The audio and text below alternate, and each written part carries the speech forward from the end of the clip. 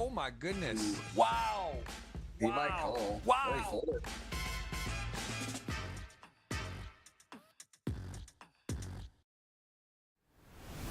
There we go. Welcome everyone. Special day, great day. We got the man to myth, Joey Ingram in the building. Poppy GTO Wizard collaboration as well as in the house, man. Joey, how are you? What's going on, man? How's it going? Let's get it. I'm excited. You know, shout out to Eva. Eva hit me up from GTO Wizard. She said that we're debuting some new. It's like a hand review sort of breakdown. I'm curious to see what they came up with. We saw a little preview before we got started, but yeah.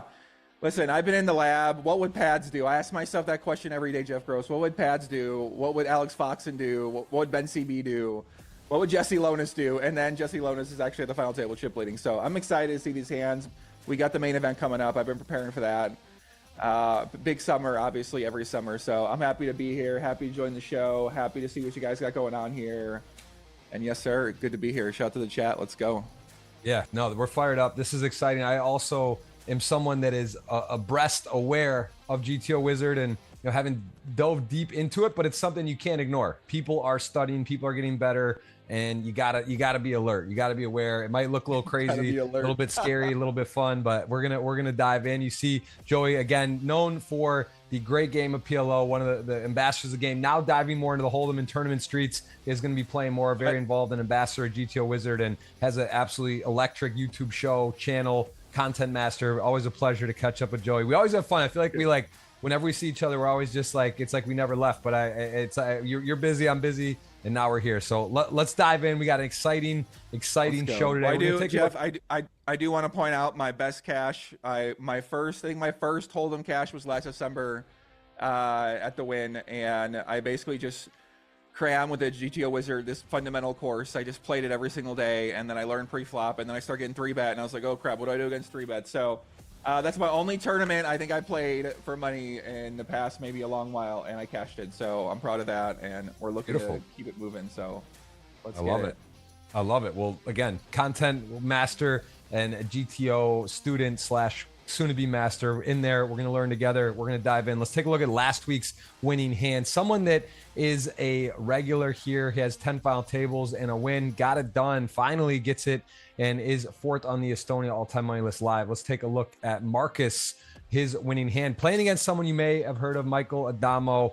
They were battling, and there is a finish. Michael Adamo, I believe, had to wait for his 9th title. Has 8 on this show, which is just astounding considering today there's only 2 players have even won 1 title before, and Adamo has 8 in this. And we've got Simon Matz, and we're going to talk about him. We're going to talk about some others, and this is not going to be his 9th title, as Adamo did end up calling here with Jack 10. I think a little bit of a testament to Marcus, a close spot with Jack 10. Didn't necessarily have to call. A little bit gambly, did get it in behind ultimately, and did not win to keep that match going. So there was a title, and Adamo is 2nd place. One of the crushers does explore some solvers and some very exciting bet sizings, but no title there. And that is a congrats to Marcus. So let's go ahead and now look at the all-time. Where does it stand? How does it stack up? We see that the list is pretty wild, with 12 titles for Artur and 8 again for Adamo. You can see that list, Joey, and who's pulled out money of the GGMillions. 10 million club for Artur, and everyone else here, again, big names,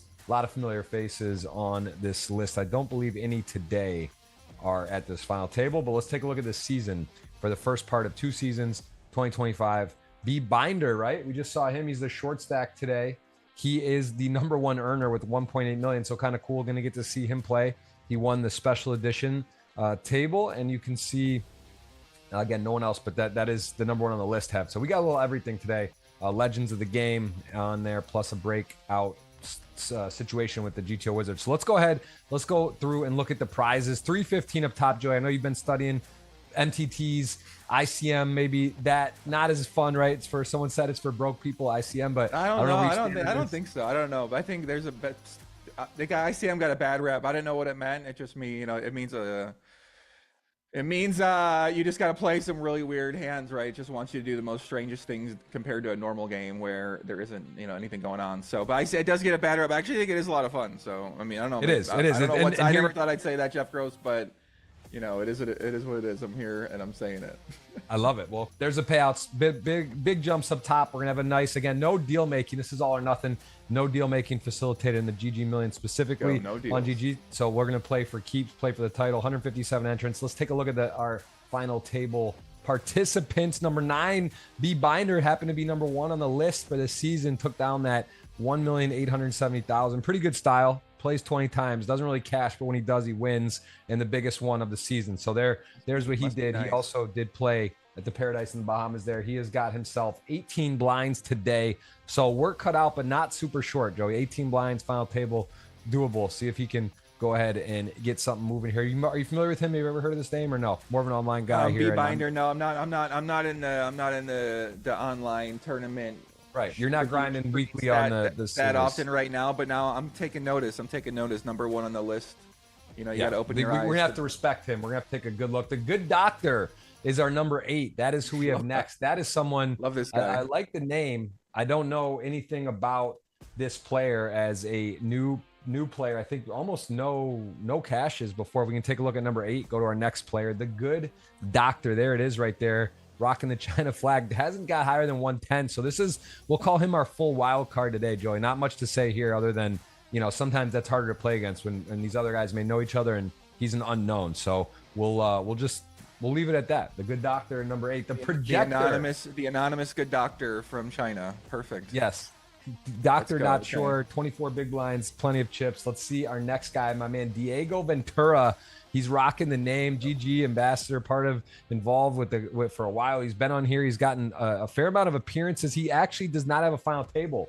So breaking his cherry today, cashed a fair amount of times, 4 million in earnings on GG. Really good guy. Been a guest on the show and just knows how to get it done. So let's see. I think he won a bracelet, if I'm not mistaken, in the last year or two. I think it was like the last event of the WSOP. He did take down a bracelet, I'm almost sure, maybe 2 years ago. So what's up to Diego? You met Diego. He's been at some of the player parties, I think, in WSOP in Vegas. Have you met Diego? Usually at any WSOP party, I've had about 3 or 4 old fashions. So at that point in time, I'm meeting so many people that I sometimes don't know. But I think I met Diego. I think he's, I'm interested to see his play. I'm excited to see how he does. So let's go. Let's get it. Davy Cola, the Brazilians, man, they are strong, they are passionate, and they are a contingent. We know that Brazil sticks together. Here he is, highest finish, bubbling the final table, only on here 5 times. So apparently cashing 3 of those, pretty strong. Also plays on GG a lot, so maybe a little bit of the smaller buy-ins. He only has 150K of his 4.5 million earnings on GG in the GG Million. 33 blinds, not a player I'm as familiar with myself. So first time we'll see him on this specific show. Davy Cola, what do you got to say about Brazil? Let's take a minute. Shout out to Brazilians. I know, Joey, you got a lot of Brazilian fans. My wife's Brazilian. I'm biased, but give me a little bit of Brazil, man, in poker. What's happening? I love it. I mean, I mainly see these South American guys during the WSOP. I see them every summer. I always get along with them. A lot of those guys love Pot Limit Omaha, the great game. So yeah, I mean, got a lot of, like you said, a lot of fans in Brazil. Very passionate. They're always really cool. I feel like I never really met a unhappy Brazilian poker player in Vegas, even when they're losing, So yeah, got a lot of love for them, and excited to see Davy play. He's got that great dog avatar, and the dog looks serious. So, we'll see what happens. See if we can run it up here and set a new record for his biggest score. That'll be exciting for him. Yeah, you don't want to sell Brazil short. They're always in the mix. Next up, we got the Marcelo Aziz Masas Neto, as we're gonna put him in it. Brazil. We're just gonna start with that. 1 appearance.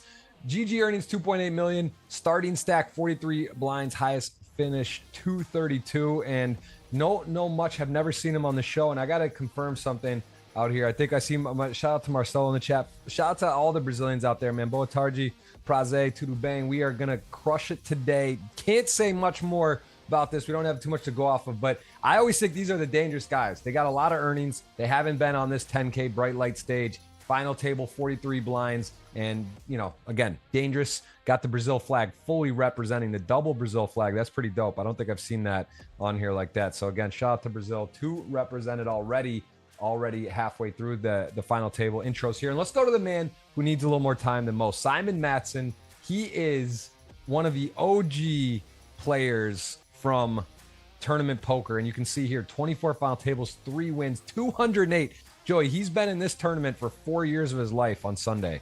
He has participated. This guy's is a sicko. Wow. Look at this. 20, is that 22 million earnings on GG total? Wow, this guy is a true legend of the site, it looks like. I mean, mad respect to that. Looks like his earnings outweigh almost everyone's combined at this final table. Actually, no, that's not true. We got a few crushers on there too. But yeah, that's pretty crazy that people have been. I get it. Listen, I've dedicated my life, plenty of hours to the online poker world. So I think it's pretty cool to see all these rankings, and I'm excited to see what Simon's got. I'm sure he's going to be a tough player, and yeah, let's see if he can pull it off. Yeah, I think he's on the Rushmore of online poker pretty unanimously. You mentioned a couple of guys at the beginning of the show, Pads, of course, and Ben CB and these guys. He is up there, one of those Nicholas Osted you could put in a short list of guys where you can really sort of cement them as been here from day one and just been doing it through and through with the times. And you can see the online 2022 main event winner just to add into his resume. So we wish him a good performance. He has had 3 titles prior, seeing if he can get his 4th. Let's go next up, man. A name not so easy to pronounce, Alexander Katschuk.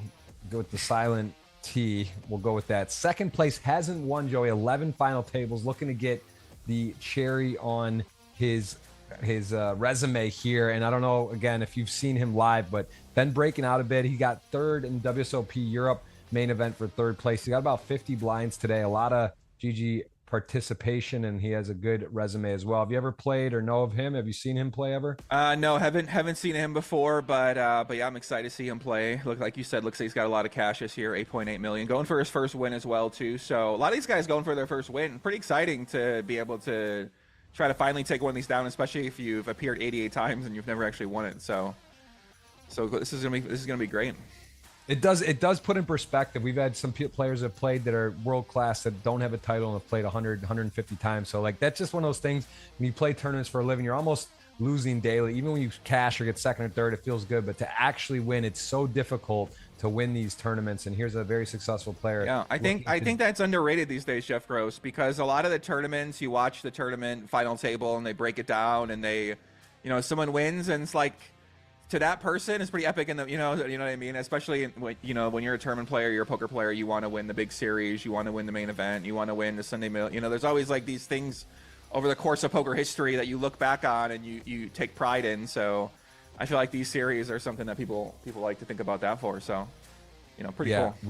We are going to go and look at a hand actually, but as we're doing that, I do want to say I kind of almost slipped. I saw the notes and the name. I had to check that. We got our super legend, Joey. You're gonna like this in the final table. This guy Masas Neto, sort of slipping, and then I had to check with the Marcelo Aziz Jr. took a free roll on GG and got 2nd for 4.6 million just now in Bahamas. I was there, interviewed him. He's been a guest on this show as well afterwards. So that is him. I can confirm that his first time here in GG Millions, and he has got himself a shot. But we're gonna play this hand out first. A6 suited going to open, flop a nut flush draw. Pretty nice board, but also connected. Joey, GTO Wizard, I'm gonna lean on you. What are we doing here? What are we thinking?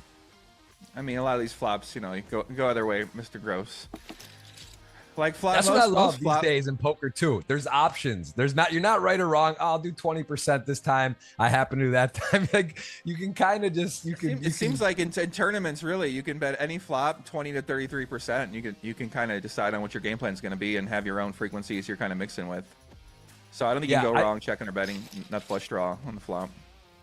Yep. Well, he does kind of back into the hard way of a straight, although not the nut straight. So you're kind of in these spots. Generally, you don't want to be betting. You want to be he's in position. You want to be, you got a nice bluff catcher hand. You actually miss the flush and make a straight. So your hand's very strong. You got to be wary of a 10. And this is interesting when they bet. You see this a lot, sort of these blocker bet that sometimes can be induces. And this is, I think, separates the men from the boys to know kind of where you're at. What are you trying to do? Is it good enough to value raise? And, this is what is so fun about poker, that the best players seem to really know exactly where they're at and what their player has and how to get the correct sizing. As we see, he doesn't go for the raise. Can't blame him, right? I think that makes sense. Big pot, happy to call, win with a straight. And that is a hand we get to see from, again, Sunday from Mr. AT, we'll call him. How would you pronounce that name? Katschuk with no silence? I'm gonna AT. I'm gonna call him AT today. AT. I'm cool with that. Yeah, we got a couple initials out there. We'll stick with that. Can't mess that up. That is our 3rd place participant, 49 big blinds, 11.8% of the chips in play. Let's go to our second. This guy, Roland Rokita, who is in there in the Austria flag. Also, Joey, almost every time on the show, Austria and Brazil represent. It's like almost a guarantee. It's like peanut butter jelly.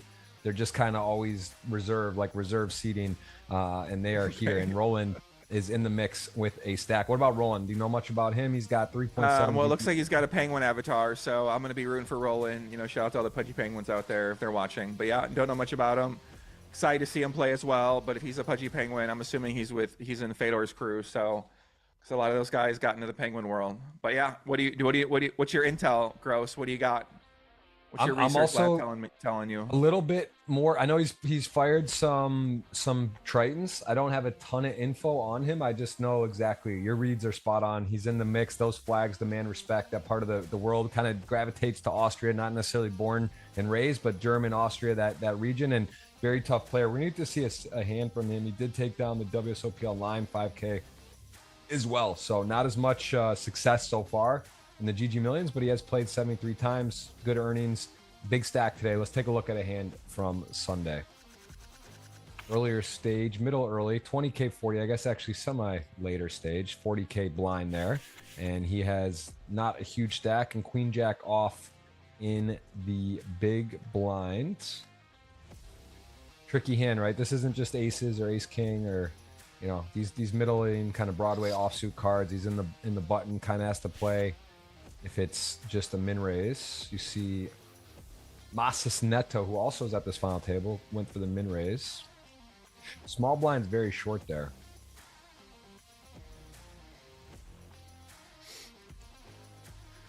I think looks like he's thinking, as we are certainly going to be playing almost any scenario here. Yeah, he's in the tank. What's going to happen in this hand, Gross? I'm suspense right now. It is. It's exciting. The whole card's up. What's gonna do? We're getting a replay before the show. What's up, Kurzovan? See a lot of familiar faces today. We got a bunch of the Legion in here, some new faces too. GTO Wizard in the building too. In there, I love to see that. Shout out to the Wizard. Shout out to the Wizard. What's up? Oh, it's an interesting hand. So you have small blind goes all in for about what 4.5 big blinds, and now Roland has Queen Jack offsuit. 12 total. I mean, I would think about folding here, but I'm curious. I'm assuming he's gonna put it in here. Maybe he's got some sort of read. Masa's opening up a little bit lighter, even though, you know, how light would the guy be opening up with the short stack in the small blind? I'm assuming he's still going to be pretty strong. This is really a lot of these like marginal hands come down to, I think, more dynamics between you and the player that you're against, and just knowing what their range is going to be, how wide it's going to be, and if they're wider, then you can go a little bit wider too. So I'm assuming he's going to call or fold here. He just calls. Interesting. So I was just making sure. Did he have the option? It was more than half. It went 20 to 40 to 80 to 100. It was more than a minute. Could he have? I thought he could. Now I'm not. I wasn't sure. Could he have? Could Masas had re-raised then? I don't think so. Yeah, he might. He might. It wasn't more than half. The action. Got it. Yeah, that's why. So okay, so that does affect things. And now, I mean, if you have Queen Jack off as played, you flop 2 overs, no flush draw board, open ended. It's a pretty strong flop for you. Yeah, I mean, this is probably one of the best flops you're looking for. 2 over cards, opening a straight draw. Once again, kind of comes down to how what you think about Masa's play and how you think he's approaching the spot. Obviously, you turn the nuts. You're 15 hard now and hoping to get all the chips in and hoping to get a nice double up. Yeah, that's about right. The turn flush draw, but pretty much nutted all the way here. You're praying, Gross. Have aces here, have kings. I mean, what else can you really expect here? Yep. You know, especially with the small blind, they can have pretty wide range. They can have some 10s and some ace highs, and now on the river, you know, you're still not loving it, but obviously got a nut straight. You could be checking back a flush draw occasionally, so you know you're always a little unsure, uneasy if you don't have the nuts. But looks like he's gonna check. Interesting. Not even block bet for value. Yeah, that is an interesting check back. He does do so. Ace king suited, fair fight, ends up winning chips, but does show that he did go for a check, likely just call on the river there as things changed, and also maybe got to let his opponent bluff certain hands. So I like that. We got to see insight onto Roland's game, and we will see how he does. And this guy, we got to reserve a block of time on the pregame for our number one, Jesse Lonis. This man, he's got the gorilla vibes going. Highest finish here, 3rd. crushing the game right now everywhere. Just seems like he's picking up, he's chip leader, winning things, playing. And I'll let you talk more about Jesse, who has just been on absolute wildfire. What do you know about his game? Yeah, I mean, there's a few American guys I follow in the tournament world, and he's definitely been one of them on my radar a lot on social media. You know, came out here battling in the Vegas events and doing a really good job in those, building a resume. It's PLO, Hold'em, and then he went to Triton. Seems like he's performing well in Triton. Seems like he's performing well online. You know, the guy talks about he wants to be one of the best players of all time. He's trying to put himself on that Mount Rushmore, and yeah, you know, this is the things you got to win. So see him with the big stack. I'm gonna be excited to see him play. Definitely on my ones to watch this year. So yeah, let's go, Jesse.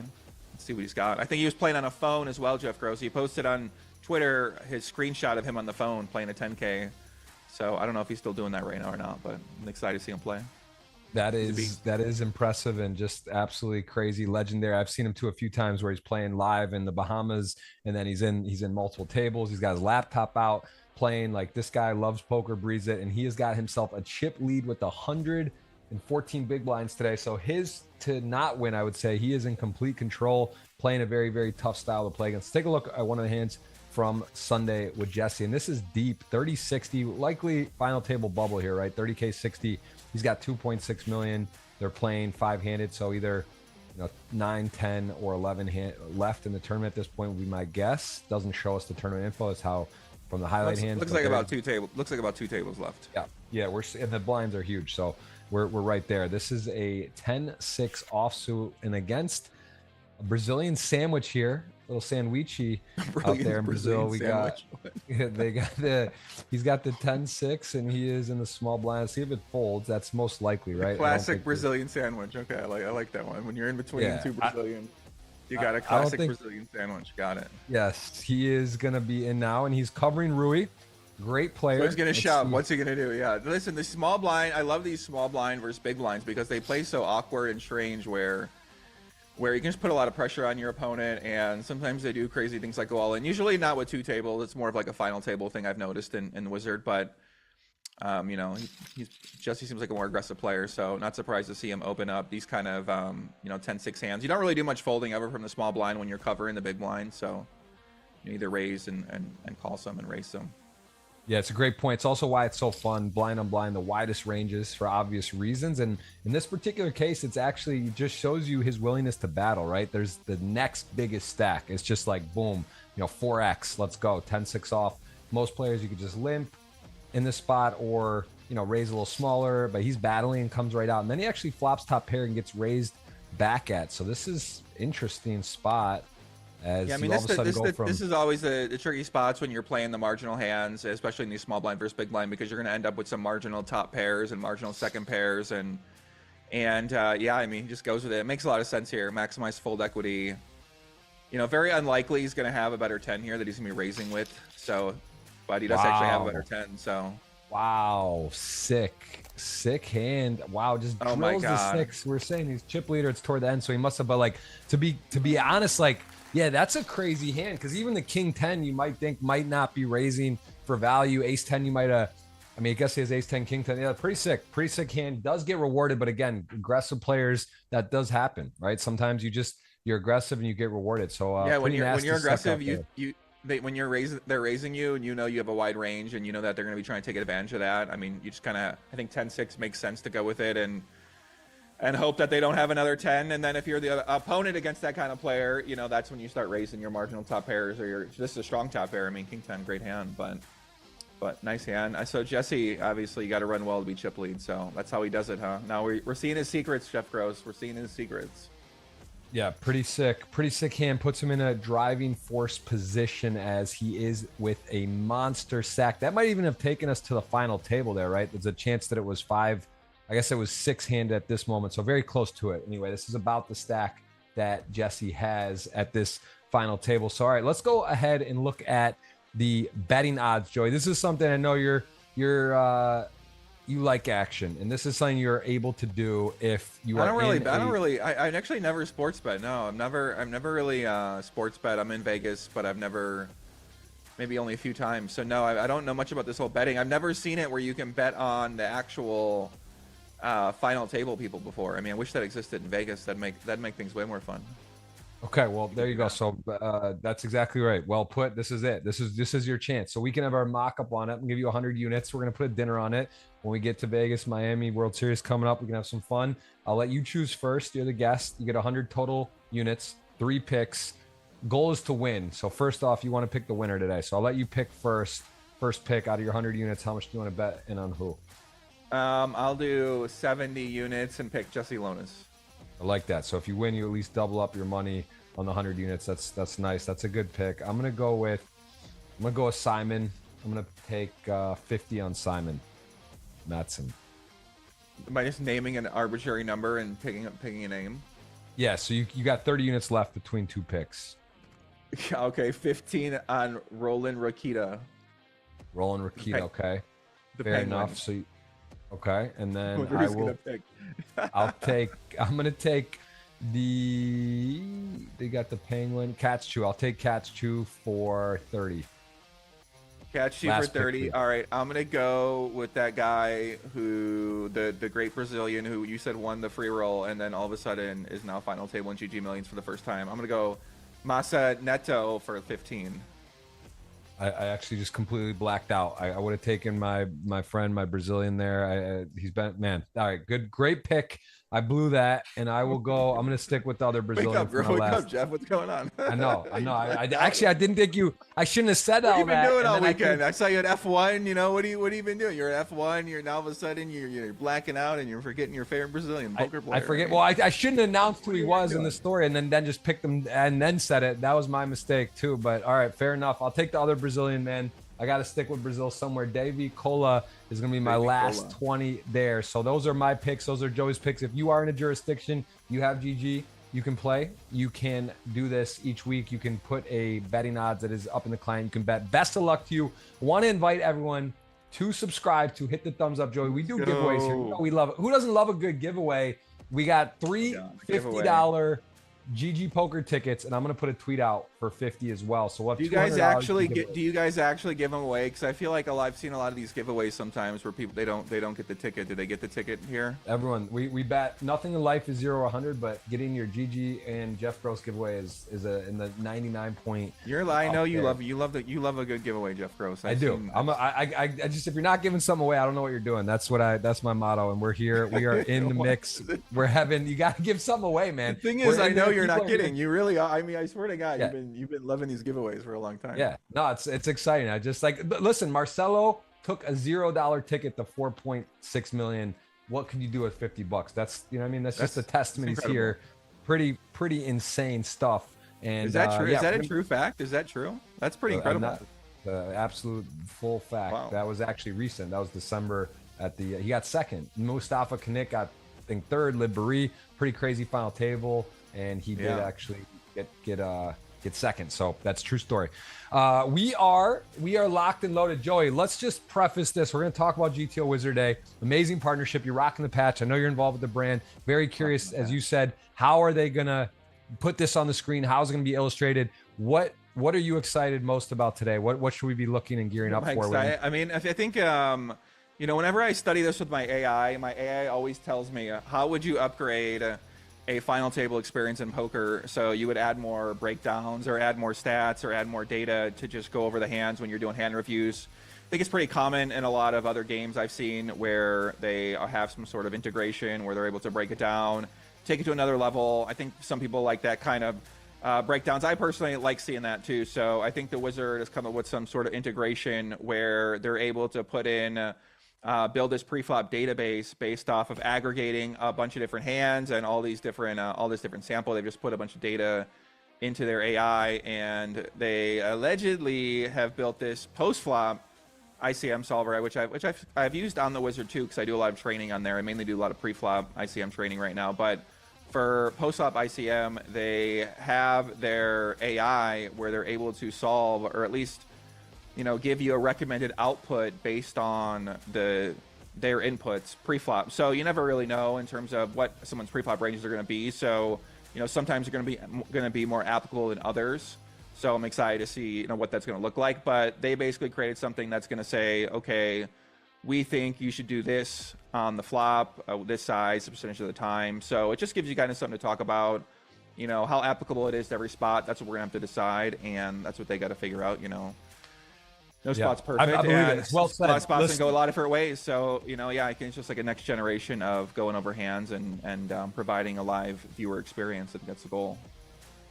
Beautiful. Listen, you said it well, Joey. Again, such a treat to have you today. I appreciate the time. We appreciate GTO Wizard. We appreciate all the viewers. Let us know where in the world you're watching from and take a quick break. We'll be back in 5 minutes. Gonna do the seat shuffling selection, and we're gonna play to a winner today. We'll see you in 5.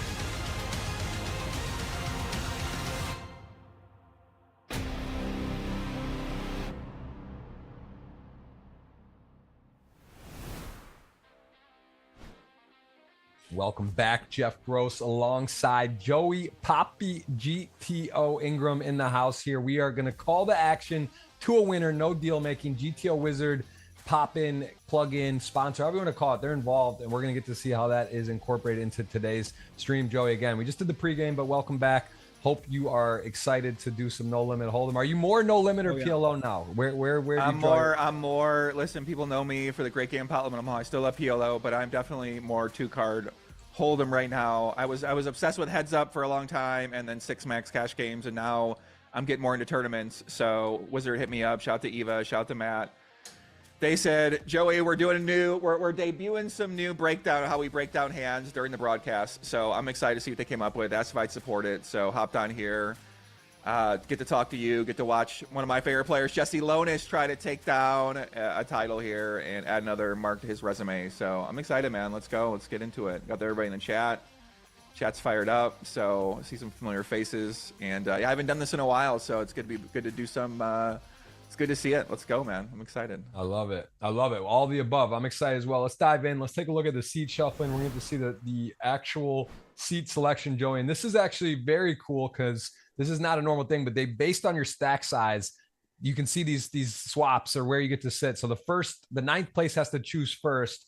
Not too much skill in that, right? Because you're at the mercy of everyone else, but there is some strategy as the top stacks pick their seat. So Jesse will get to be king of the mountain here and get to select his seat. Definitely an advantage. So you're saying, basically they get to swap. It's like Christmas when you get to steal the gift from the other person. It's kind of like that. Yes. You get to steal their seat. That's incredible. Yeah. Every final table should be like that. They do that. They do that on GG. That is a GG special, not just for the GGMillion. So yeah, it's every kind of tournament in Vegas should have it like that, where you get to steal their seat. I mean, it gives you incentive to be chip leader. It kind of explains maybe that 10-6 hand. 10-6, right? Yeah, I mean, it makes sense if you're chip lead. Now you get to, maybe there's probably a real edge in doing that. That's exciting. It's definitely worth something. We don't know. I've asked this every guest. I kind of try to see what they think, how much advantage it really is, or strategy on it. Generally, you see the big stack going to the left of the next biggest, but that's not always the case, and that button is set in position there. So that is, it matters a little, especially if you're shorter. You can try to find your way into a good spot. But again, you don't have much to do if you're short because everyone else is going to pick after you. But let's see what Jesse does in particular as we get towards the upper part of the players. Here's number 2. See if Roland wants to try to guess where Jesse will go, which might just be to his direct left. So he does go ahead and take the button and make Jesse decide if he wants to start on there in the direct left or go a little bit away. Some players keep away, and actually not a bad seat to the left of Simon either. All right, he is going to go to the left of Katsu. So that makes sense. A lot of chips there. He's got direct position on the 2 Austrian flags who have a lot of chips. So that was his seat. You can see 3 Austrian flags there, Joey. You see at the final table. I mean, it's pretty impressive. Out of the 9 seats, we got 2 Brazilians, 3 Austrian, and then the rest of the world. First hand underway in the first ever GTO Wizard plug-in or pop-up we'll see during it. I'm very curious to see, just like the mystery hands, where that goes. And my man Marcelo Aziz comes out raising king queen off under the gun +1 9-handed. Definitely a hand to consider opening and should be opening, does do that. And it looks like no one has anything. So first hand goes there to Masas as Masas Neto takes it out. So I love it. So we get to see all the hands. I mean, this is nice. Because that's the worst thing sometimes when you watch poker these days. You can't really, sometimes you don't see what they got. You always want to see what people have and kind of. I love it when you can see the hands they folded as well too, just to kind of see some different strategies and how people are playing. Absolutely. Here's Jesse. We saw what he could do with the 10-6-0. Let's see what he does with the ace jack. Oh, doesn't go so big. Covers binder and does just pick up the raise and takedown. So good start for Jesse. Now the button 4.6 million. Yeah, it looks like he's using 3.5x from the small blind. That's seems pretty normal of a small blind strategy. Yep. Yeah, we saw from the limited 2 hands we've seen. Yep. Absolutely right. And that time much different. He's covering by a crazy margin there versus B binder versus the other one was really important. That was actually a lot of chips. It was 1 and 2 at the table stacked where got that in. So that was that was a difference, but we did get a glimpse of his strategy in the other spot. But big get there. Jesse has to be the overwhelming favorite. You saw the pricing for the betting odds. He is the favorite to win. And it's kind of cool actually just to see like what you expect to win, right? The pricing of if you're chip leader at a final table, how often you expect to win or not. You can see Jesse was priced at, what was it, like 3 point something to 1. It's pretty, I mean, he's a big favorite to win today. Yeah, I don't know how to even think about that. Like I said, I don't understand the American odds sometimes. The European odds, those are even more confusing. So I know obviously everyone's sports bets these days. It seems like everyone's betting on things, and I feel like in America, poker and betting and crypto and all this stuff is just going to another level. So either gotta get in the mix, or I don't know. I just like watching. I like watching people bet on all these things, but yeah, no, it's fun. It is fun. It's fun to have a little sweat. We see 6s for B Binder. The short stack still though not super short, right? 800K, 20K, 40K. I mean, there's times where we see final tables with 4 blinds, 8 blinds. Here he's got the shortest stack with 20, 21 big blinds. So we got a lot of play today. No instant guarantee of a collision right now though. 6s to ace queen, and Binder, that's a pretty powerful hand when the chip leader's raising here. yeah, I mean, I'm curious to see how they play this one, because usually 9-handed, you're supposed to play relatively tight, especially chip leader opening is going to be opening up a lot wider than everybody else's. So obviously ace queen, you're always going to either call, 3-bet. You can 3-bet small, you can shove here. It's kind of one of those spots, 20 big blinds. I think, okay, I just like to shove, but I know Wizard likes doing more like, I think like 4.5, 4.8, something like that. So he goes with the smaller size, and then Jesse just rips it, and Binder snap calls. Jesse is going for it right away. Big shakeout for the final table. Sweaty flop, needs a Broadway card, had running diamonds, now an ace, queen, or king. 1 to come, 77% favorite. Jesse shows us how it's done. GG for your number 1 on the 2025 season. B Binder took home that $1.8 million score just not long ago, but he's gonna have to settle for 9th, and Jesse is up to 5.5. Yeah, listen, Jesse's trying to maybe make quick work for us. I said he's playing on his cell phone. He's probably got stuff going on. He's over in Monaco, looks like playing in EPTs and trying to make a quick day for everyone here. Amen. Yeah, makes sense. Makes sense from Jesse. Pocket 6s might be on the threshold of what a lot of people feel comfortable with there, but just rips it in, wins the flip, takes it down.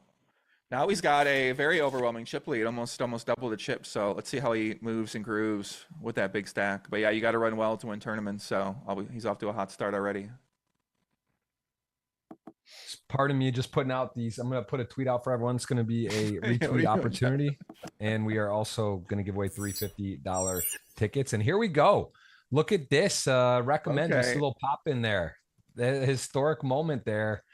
Pretty much saying check is the play here, as almost. Yeah, I mean, but check or bet pot. Normally, if you're going to go polar size here, you want to have a little different of a hand. So typically third pair is not a polarized betting size. You want to go smaller bet size. So yeah, I think that the Wizard integration is just going to give us a little idea of what it thinks that the Wizard should do, and you get to decide if you want to do it or not. So that's kind of how I take these recommendations. Like it's a recommendation. It's something you could do, but doesn't mean that you always have to do, and doesn't necessarily always mean it's the right play. No, it's exactly right. That's the cool part. This is this is just kind of breaking down again why it's important to learn, study, and know, and kind of what is supposed to be done, but then of course exploitatively. And as you'll often see, there's more than one way to play a poker hand, which actually I think takes away a little pressure too, right? There's it's not always like 100%. It's oftentimes not the case where there's multiple ways and options even suggested to play.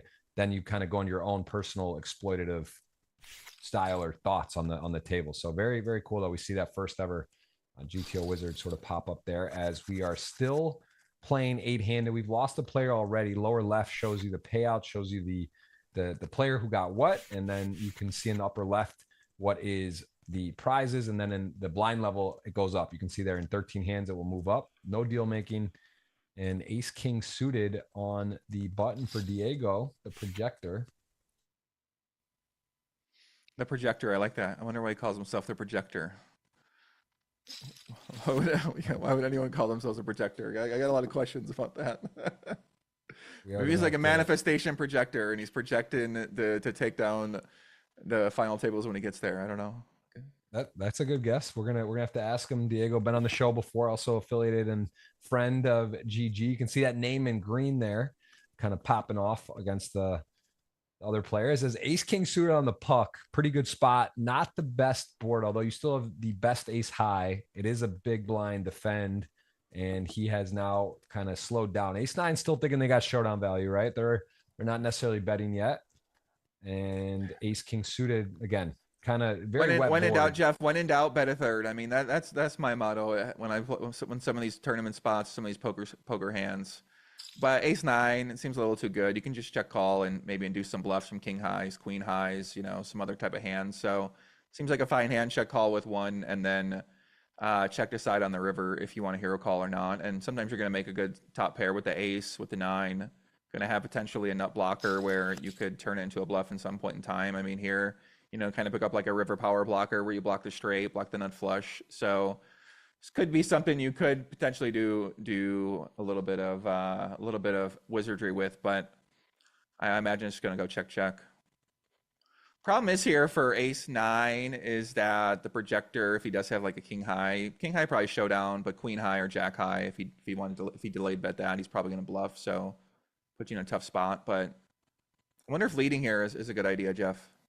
I think it would be one of those things where you might have to, if you did, you'd want to go bigger, and he does decide to check. So it's interesting if maybe a club had come off, if he tried to bluff or not, or what his plan on certain river cards is. But I think to your point, he just thought there was potentially enough showdown, and he did show it down as ace king. Very happy to get the pot there, as the board was pretty dicey versus a big blind calling range, and the projector will go ahead and chip up. And here's the spot: ace nine suited, mandatory open, but you are going to get met with at least a call, if not the raise here from the good doctor, one of our unknowns today. Ace jack off, generally maybe play as a call, but again, late position open is different than a middle late. This is like cutoff button.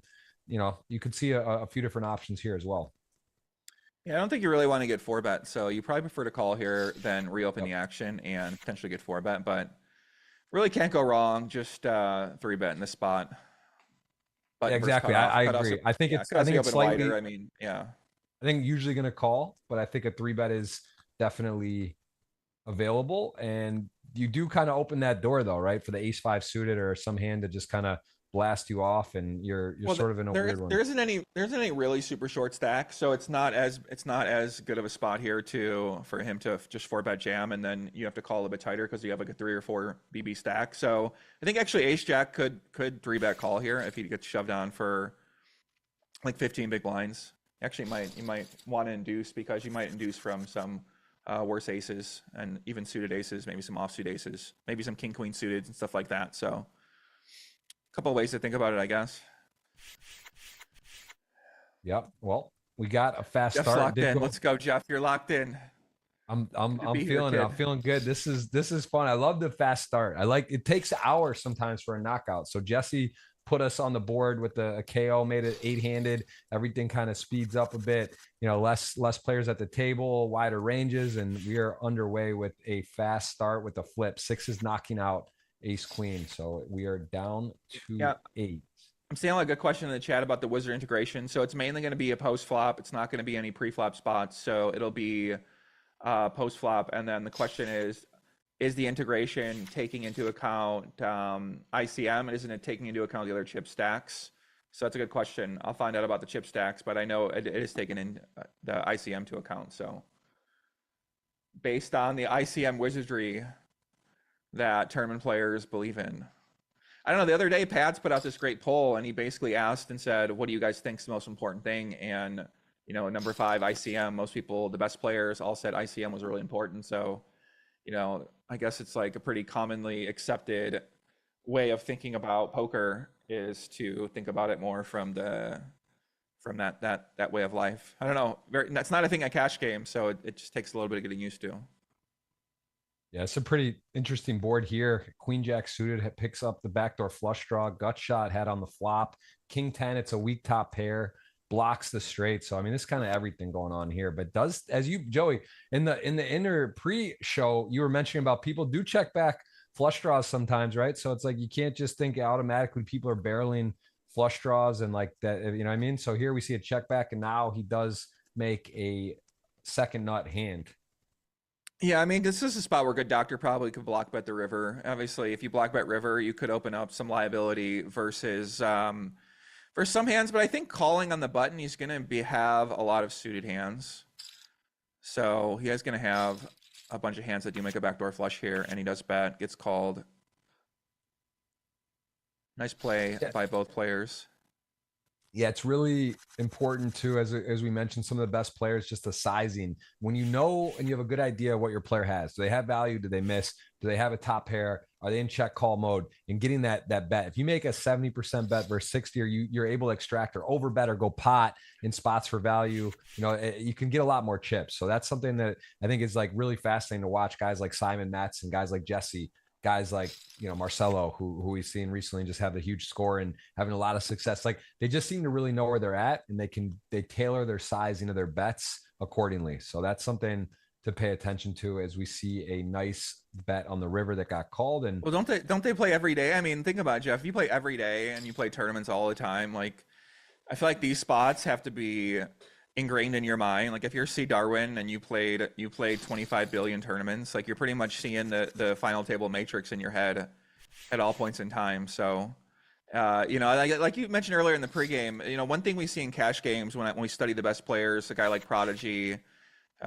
is that they are very good at using different river manipulation strategies and different sizes that not many people use. So I'm imagining that could be a thing you're going to see in these tournaments as well too, which I think is something you mentioned as well when we looked at one of the pregame hands. So that's what I'm going to be looking for from some of these great players is, where do they differ from what is accepted to be, maybe a GTO way of thinking about it.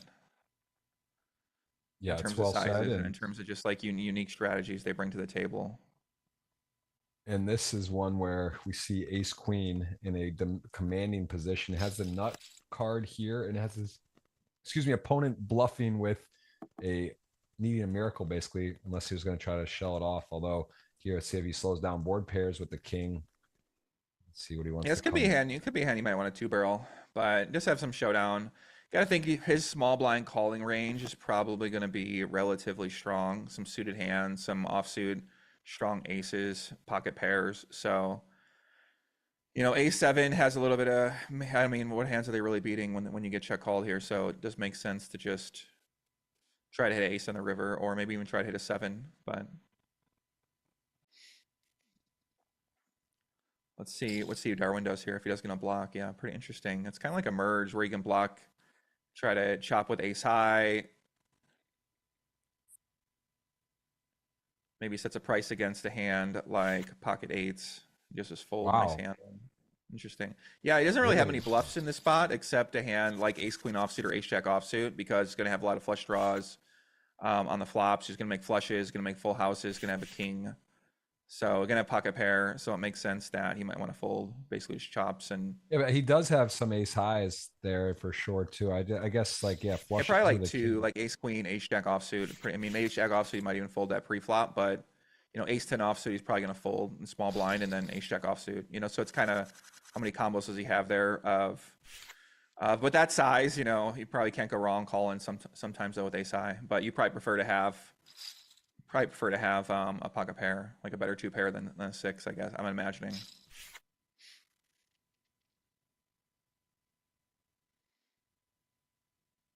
So it's a pretty interesting start here from C Darwin. He's got ace queen offsuit and a squeeze spot.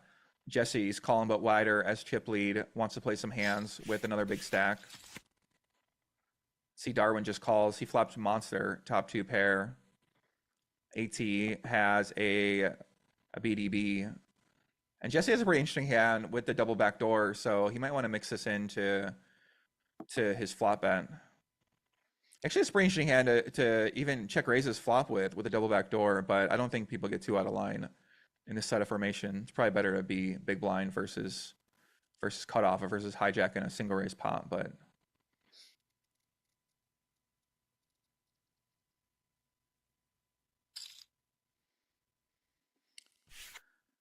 yeah, AT, very disciplined player, can already tell. Just instantly folds, and Jesse instantly folds. Nice hand. Yep, unlucky for kings, but also could have been a bit more violent. Jesse had one of those kind of cracker of big pair hand, and Simon also just got good flop there. Ace queen, pretty straightforward top two. It's a nice spot as Jesse king. How wide will he go? It's always fun to see chip leaders. That suited king, not a mandatory open, even with that stack and that spot, but Joe just goes for it. Just kind of get the impression Jesse isn't gonna when it's close. I think we know which side he's leaning towards.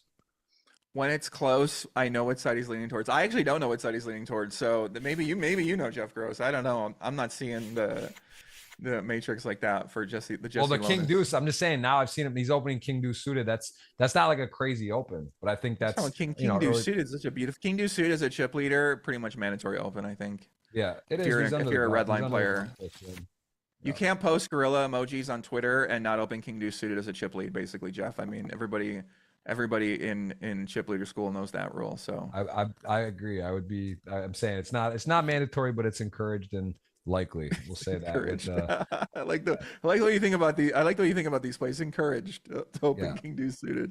That's good. He knows. He's on the bright lights. We got history today, historic day for poker and broadcasting, and of course, Joey, a treat to have on here over in the West Coast a little bit earlier in the day. This is so early. Listen, I have not been up this early, 11 a.m. in a while, to especially to record myself on camera anymore.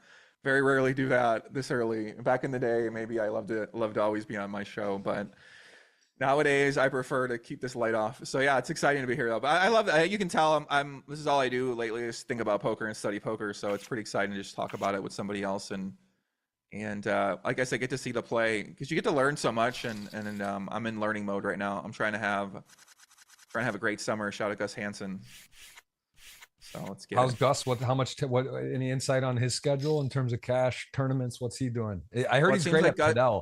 By the way, it seems like he's got a new sponsorship. He's living a good life. He's in war room meetings with other top players. And I don't know, Gus Hansen. Let's see how he does. I'm a big supporter of Gus Hansen.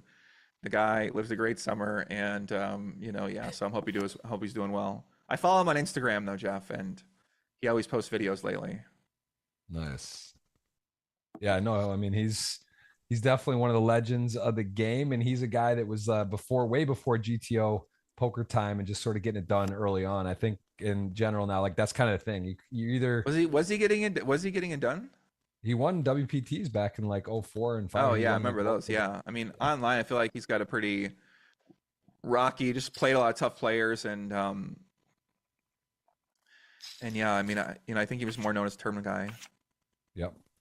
Well, that book, I mean, it's like one of those things. Like if you're going to remember the fact that he like won a major tournament while like recording every hand into a microphone, basically that book was one of the kind of all time, legendary things in poker to do that. That I forget what All Hands Revealed, maybe the title or something like that. Yeah. I still like when people label certain players like I don't know, whatever is what it is. But yeah, I like Gus Hansen. I think we all enjoyed him as a player. We all love watching him play. I like watching him play, and yeah, I had him on the show. I only got to talk to him once or twice, but he did try to take one of my glasses, I think, but it was as an honor. Listen, Gus Hansen, the GOAT, just coming on my show. It was fun to meet him. So I remember he came over and he joined my show, and then he like took the alcohol glass. I'm like, what are you doing? Where are you doing with the glass? It's in the casino, buddy. And but yeah, it was funny. So this is one I really enjoy seeing the big blind defend and how wide it is and not in different spots, especially when you're covering or not. So we do see the Jack 5 suited Simon calling. Definitely seems. Yeah, normally like with eight people left, you're playing in general tighter. From all positions, but most suited hands from the big blind versus min raise pretty much just call when you have a little bit deeper stack, 20 to 30 BB or more. And especially you can see for the an experienced guy like C. Darwin. There it is, the pop on for the GTO Wizard saying about the percentage and sizing, and he bet exactly the size. It was 57K. Recommended. Yeah, it's basically just saying it likes range betting here for the most part. Check low frequency on occasion, but high frequency bet with this type of hand, which makes sense. A sideboard in position against a wide calling range from the big blind. Yep. And then we will go ahead and you can see here now on the recommendation to check or bet the card on the turn, very connected, brings a double flush draw, and you can see the bet size if win betting what they're recommending. So Recommends all in. Interesting. All in. Okay. I wouldn't think to just go all in here. So it actually has check or all in. They're saying there's not even another consideration, which is interesting on that pie chart. So it wasn't like bet some amount. It was all in or fold. That's interesting to note. And then we see the bet sizing. No check available. What a river card here. Makes trips. Check on the turn. Effectively the nuts. Saying, do you go for all of it or do you go for a little over? Either way, though, it's more than pot, Joey. Yeah, it's kind of mixing overbet here. This makes a lot of sense. If he does have a slow played ace, hope for him to call with an ace, hope for him to call with a lower pair. And he does actually choose the exact size. Can he see this in real time? No, he can't, right? That's no. No, we're on delay, but that just shows you this is like this is probably if you were to put a GTO Wizard AI, ask AI, like Simon Matson might be one of the poster boys, as we said, in my Rushmore for poker, and just shows you how tough and interesting. I think if you're at home, Joey, what is so cool about this is because I can tell you those weren't my size options. It wasn't 470 or all in or whatever, right? Like I would have had some other sizings in there, not 330 or less even, right? So like how many of us at home include, I don't know, where are you at? I would have had other options in my mind, not just all in or that. Yeah, it makes sense. I mean, this is a pretty normal spot, just bet big and the river is out of position. And then when you're in position, maybe you exploitively fold here occasionally, but this is one of your best hands you're going to have. You beat your flush draws, you beat 9-10. Makes sense to call here sometimes, but I wouldn't be surprised to see him hero fold. But look, how cool is this? So right now, Nice circle fold. that hand. Diego's off the GTO chart. It was 97% call, 3% raise, 0 fold, and he folded and made an epic fold. So like pretty high level stuff, right? Then you're in now the exploitative chart side of things. Exactly. So, wow. I mean, you're going to see when you break down some of these spots, Jeff, you really get into the data. A lot of spots are very marginal either way. I imagine a spot like that, ace king is pretty much on the threshold. Your top pairs are on the threshold. Your reverse blocks clubs, which is nice there. And I think having the king's pretty good. I don't expect him to have, too many kings. So maybe king's a bad blocker to have there. So it makes sense to fold there sometimes in my mind. And he gets it done. I mean, nice fold. Respect to him. Well played. No, it's very cool hand though. I think again, all around like that's like the in my mind, all these, oh, here we go. Jesse. Wow. Look at Marcelo. We see a 3-bet and a Colt 4, and it would have worked out perfect, except woke up with aces. What a spot though. What a play from Masas Neto, Marcelo Zis, who was like spot on here. But just gonna makes sense to kind of go after Jesse, who's going to be 3-betting a little bit wider. Ace 6 suited, he blocks the ace, makes sense. And then C. Darwin is one of the luckiest players of all time to pick up the cold 5-bet spot with aces. And what a life, wow. Jeff Gross. I mean, is there a better feeling than seeing a raise, a 3-bet, a 4-bet, and then you have aces in the small blind? I mean, not really. Take it down. And you actually don't even have to sweat at 20% or anything. You just like got to pick up all the chips and no one even has anything. Exactly. Nice there's no flush draw on the flop. There's nothing to worry about. It's just, thank you, sir. Come again soon. I mean, what a life. Wow, pretty sick. All right. Well, I just put out. We still tweeting? Are you still, Jeff? We got to. Yeah, it took a while, Joey. I got to like get extra stuff. I got to get your profile together. This isn't just like any guess. Like I really had to bell and whistle it up for demanding respect. We're getting it up, and the tweet's not even out. That was just for Instagram. But we will have a giveaway, and we will be doing 3 $50 GG tickets and a $50 cash. So we got 200 up for grabs for the audience, and big shout out to GTO Wizard today, man. I love it. I love what's going on. I love that GTO Wizard really is just like the software. It's gotten so good now. I've seen it. I've seen the plugins. Like I'm just really impressed. Like it really is fun. It seems like I would imagine it's growing really fast. The amount of people getting on and involved in it. And you probably hear people talk about that all the time where they use it. Like people you run into and they're like, they use actually that software. It's crazy because a lot of people allegedly are using it. I mean, they have a lot of members, but I meet so many people who are learning poker that don't really even know about it. So in America, I think it's a lot more popular with more advanced players and outside of America. And then in America, most people don't even know that those type of programs exist. But I just hit my 200,000 hand mark on there. So I've been loving it. I'm always using it. I just play it every day for fun. And, it's kind of replaced needing to go to a poker site. I just like playing against my different programs I have because I got about 4 or 5 that I use. So the new modern 2025 poker, Jeff Gross. I like it. And tell me about PLO for GTO Wizard. Is that something, or was that coming? Or They say it's in the pipeline. I mean, when the great game comes back, I don't know about that, but I prefer less PLO content out there personally. But we'll see what happens. And look at this pure overbet or pure pot size bet, and Jesse does find it. Well played. This is definitely a non-intuitive spot to find the pot size bet with the king 3, but he's going to have a wide range. Who's going to put this in probably his 3-barrel range. And then Roland has second pair, open and straight draw. He likes having the 8 because you can improve to at least a better hand. But when Jesse chooses his size, it's going to be pretty polar. So he's going to have hands like, basically bottom of a range, ace king plus, ace queen plus, maybe in like ace jack. And then mix that with some flush draws. So you're not really loving this spot as Roland out of position, knowing that you're probably going to face some heat. And he does check raise. Interesting. Wow, what a play. I was going to say, I don't think he can fold, but the raise, it was not even on that wasn't in the book there. Okay, wow. Interesting. Sick hand. Man, I mean, this makes sense. If you just think Jesse's absurdly out of line, then, I mean, are you raising? I mean, this is pretty wild. Nice play. Well played. Very cool. Very nice hand from Roland there. Yeah, I think most players. Credit to Jesse for getting the exact size too, just on what was suggested.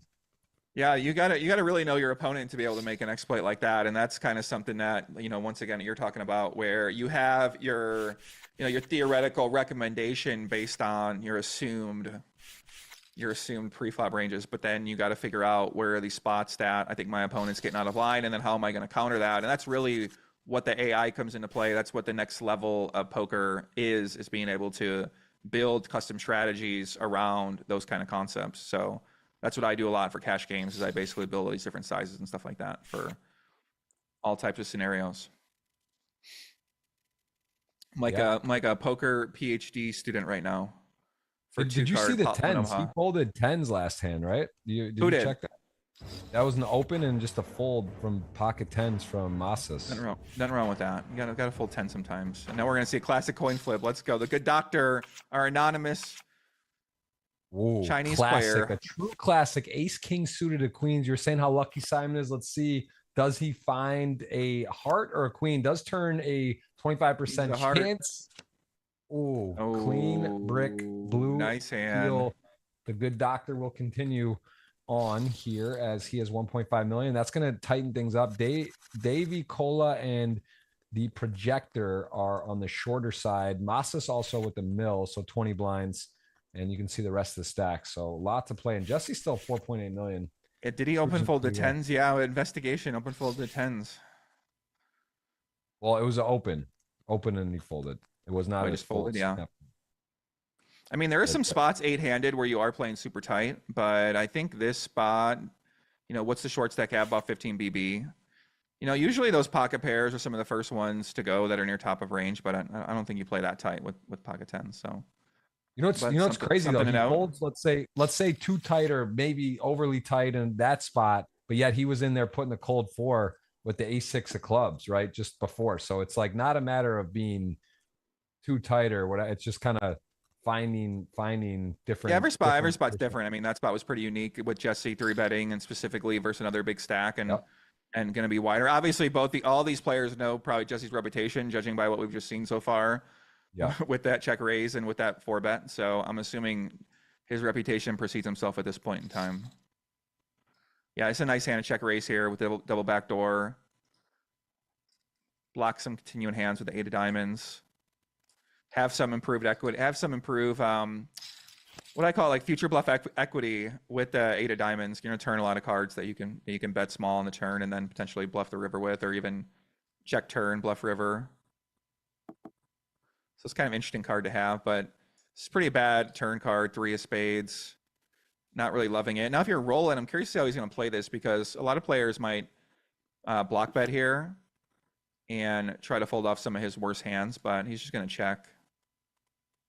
I think part of that reason he checks back too, though, is he realizes that there are some hands in there, the check raise that could complete, or maybe a 4-5 suitor, just something. It's a little weird that he check raised and doesn't bet. And so, yeah, as played, I'm also curious though if Roland, now the 10, not a good card for Roland either, right? Some of the hands he was beating 10-9, 10-8, 8-9 is there. So I think it's now I'm super curious on what he does, because this is very, very bizarre to be here. He does just decide to check back, hoping maybe somehow there was like a king 5 or some sort of, some diamond draw that just decided to check down. But as played, ace 8 does win. Nice pop from Masas there.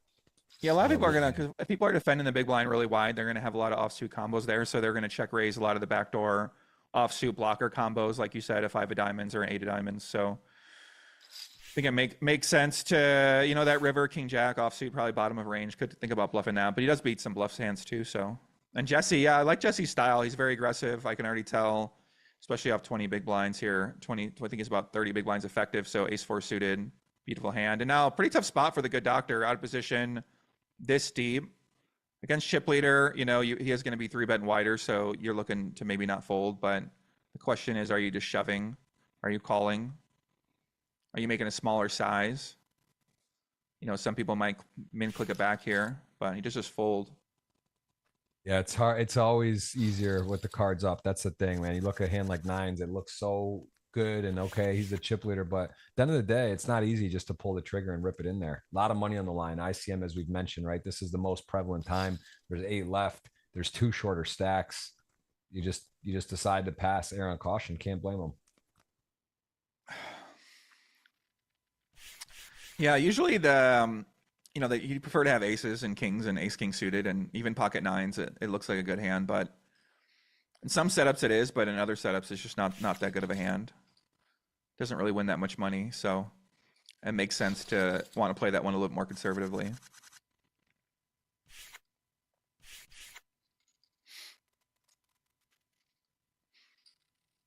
I think the one thing you learn is really don't try to get carried away with 8s, 9s, 7s.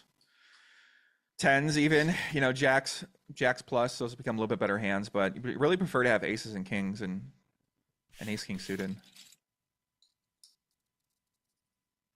Absolutely. All right, projector down to 724. Current short stack blinds are at 25K, 50K. Things going up. We've seen some pretty big pairs, big hands today, and at the moment another pair here for queens. Masas sees action in front of him.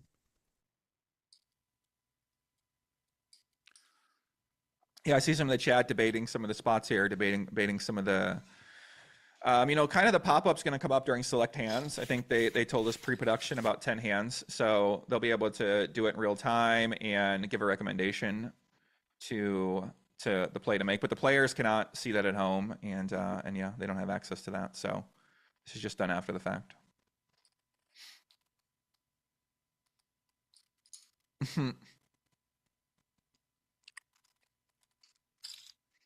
All right, top set. Yeah. That's nice place to start. Goes very, very small. I guess standard C bet there. There's a lot of draws there. Does go ahead and just pick it up. No action with the ace 8 diamonds to continue. And now king 10 suited. The interesting one so far is the 10s fold for me against the chip leader open. It was early position, but that one I would like to discuss and look at. The chat is so funny. I forgot how great the YouTube chat. Shout out to the YouTube chat. They said great insights. Aces, ace K. I mean, listen, that's what you really learn from 8-handed ICM. Go take a look. You really just prefer to have those hands, especially in spots where you have 30 big blinds. If you're putting in 30 big blinds, you really want to have a really good hand. So, I mean, unfortunately, that's how 8-handed ICM works. Yeah, and you're not wrong. Pocket nines just not a really good hand. 30 big blinds, pocket nines, pocket 8s.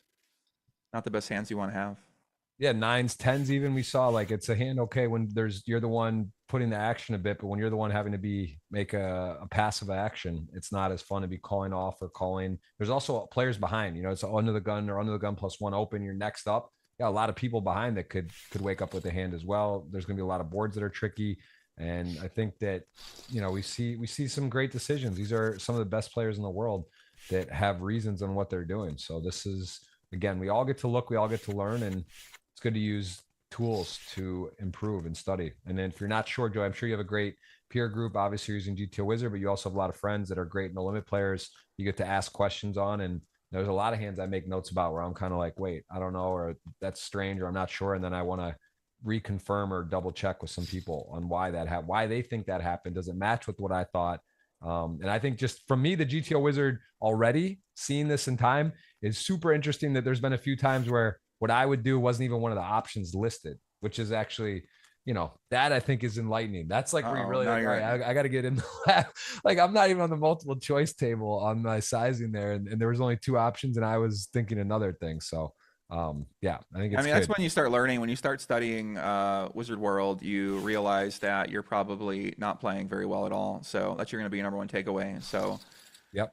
Yeah, I mean that's kind of what everybody learns when they start using it. It's a dankness. You don't have any idea what you're doing. You don't know why you're betting what you're betting. You don't understand why you're splitting your range, how you're splitting it, and you're basically that's what a lot of people start to realize. So yeah, sometimes you gotta have a tough conversation with yourself. That's true. I mean, exactly, and yeah, you learn right away with some of the trainers out there. You just get a lot of good real-time feedback, which is nice if you're training or try to predict what you think would happen.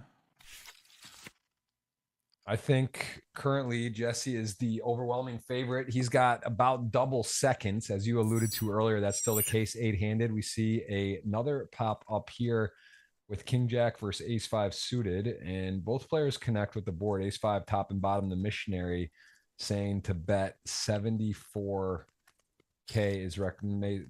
Okay, he's just, yeah, I mean, and honestly, when you see the sizes, it looks a little bit crazy, but it's really not, right? Because when they get the right size in certain pots, then especially on the flop, a lot of time it's like 20%, 25% bet, right? It's like when you see the exact number, you're like, wow, what the heck? But like that's not that uncommon. People bet those spots, right? Yeah, I mean, you can always bet small on the flop. It's a pretty normal formation to go quarter and then all in. So yep. Makes sense to me. Let's see what Projector does here if he does go all in here. I mean, is there any other option to go with the smaller size at this point in time? 2 flush draws out there. Jesse could definitely have a worse ace, could have a hand like ace 10. Gonna have some maybe what yeah, I guess what is what is good hands gonna be here? Probably 8 offsuit ace, king jack, maybe queen jack. Flush draws, king 10 suited. He does lay it down. Probably has one of the worst hands going to have there. So nice fold. Nice hand by Diego.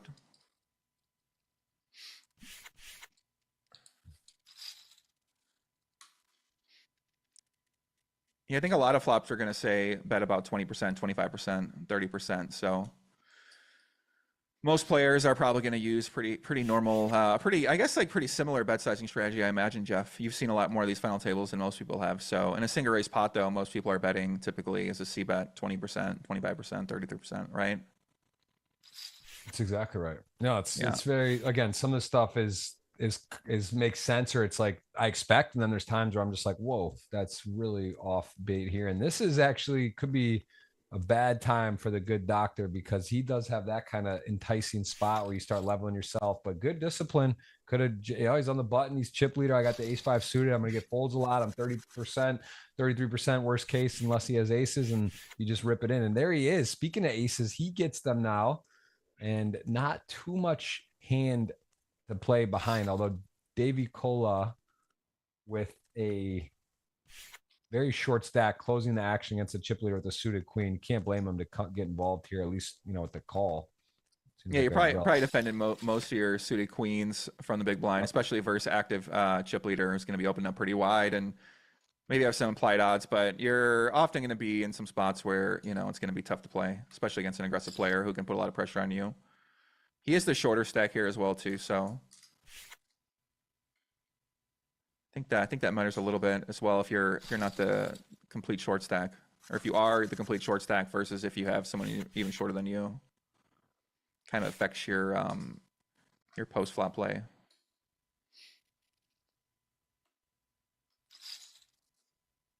Yeah, well, 9-5 suited, not going to get through here. Another queens for Marcelo Aziz Jr. Yeah, interesting to see Jesse opening up super wide. Makes sense. 5-9 suited with these specific sizes in the blinds. the players behind him have to play a little bit tighter, so they can't really 3-bet because he can kind of just jam it in their face and put them in a really tough spot. So you can see Mr. Neto just calls with the queens, and Jesse's got an interesting flop, double backdoor flush draw, backdoor straight draw. Whoa. And I say queens is not a typical trap, right? You see kings, aces definitely can flat and deuce, but with queens, you're opening up some volatility. Also, players behind. I think part of that is the reason I believe he's flatting there mostly is the two short stacks, Projector and Davy Cola, maybe deciding, he could find them with ace jack or some pair that they decide to rip in there. And as it turned out, though, he got a heads up pot in position, all undercards, a very good flop, and Jesse getting raised here. Probably not expecting to get raised too often as played, but he is facing that and just decides to get out of the way there. So I think you bring up a good point, Jeff, about having calling with queens here, and then sometimes the blinds are going to pick up a worse pocket pair, and they're just going to ship it in with their size, or they're just going to have, maybe I guess everyone's going to have a lot wider range, but I think pocket pairs are going to be a common hand that player might just go all in with like 10 to 20 big blinds. So having queens is a pretty nice play to have, be flatting, and then be able to potentially pick that up, especially with the chip leader opening. They might be reshoving a little bit wider too.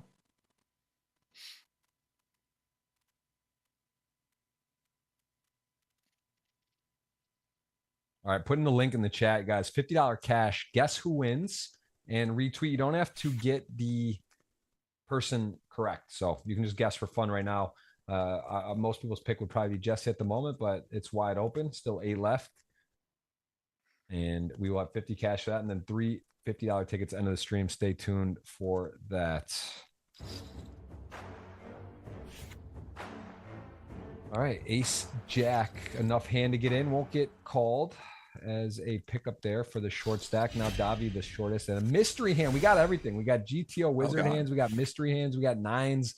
We got your man, the Pudgy Penguin with nines in the big blind. Joey, we're going to let you play this mystery hand. Wizard be fun. Jesse versus Roland. Is it? Pocket nines against chip lead. Oh, boy. This is what they're going to give us. Nope. Okay. We love a good mystery hand, Jeff Gross. It's fun. It is. It's a little, that's nice. I like that. With it's, you get to see whole cards up, but not everyone's. So there it is. A Simon versus Roland on a Jack 8 deuce monotone all spade board. Not loving it, but probably against small bet. Probably call at least one street. And the problem is when you hit a 9 of spades, you're often not going to be good. And when you hit, against small bet though, I'll probably just call one street and see a turn and see what happens. Now, I just didn't know how crazy we're getting today. I thought there could be a GTO Wizard combo pack. Ooh. Mystery hand. I don't know if we'll get that crazy today, but so far we're on the mystery hand. We've done several GTO. How crazy are we getting, Jeff Gross? You're asking the questions. This is a nice card. Questions. That is quite a card to hit. Yeah, I mean, this gets you a little bit. This gets you going a little bit. Obviously, you're going to be losing to some flushes, but for the most part, Queen 10 also you could be losing to that too. But you're still pretty happy about it. I'm curious to see how happy he'll get if an actual check raise. I imagine just check call here, see the river, maybe fill up, maybe induce something. If he's got a flush, he's probably not going anywhere. I'd probably just check call. But Roland, we did see Roland play that earlier hand pretty aggressive against Jesse Lonis. So you might want to try. He was like merging. He was like semi-bluffing, and there's a scary card. Oh, no. This is not good. Yeah, this is not good. Now you're praying your opponent checks. Please don't bet. Please don't bet. Well, it's a mystery hand. I got a feeling we're seeing something here on the river, and that's the problem because Simon has king queen off with the spade. He's got these type of hands that continues, and like the likelihood is that he does have a spade. That's just very likely based on how he's playing, and then continuing even on a semi bluff with the big cards and one spade. So let's see what happens here. And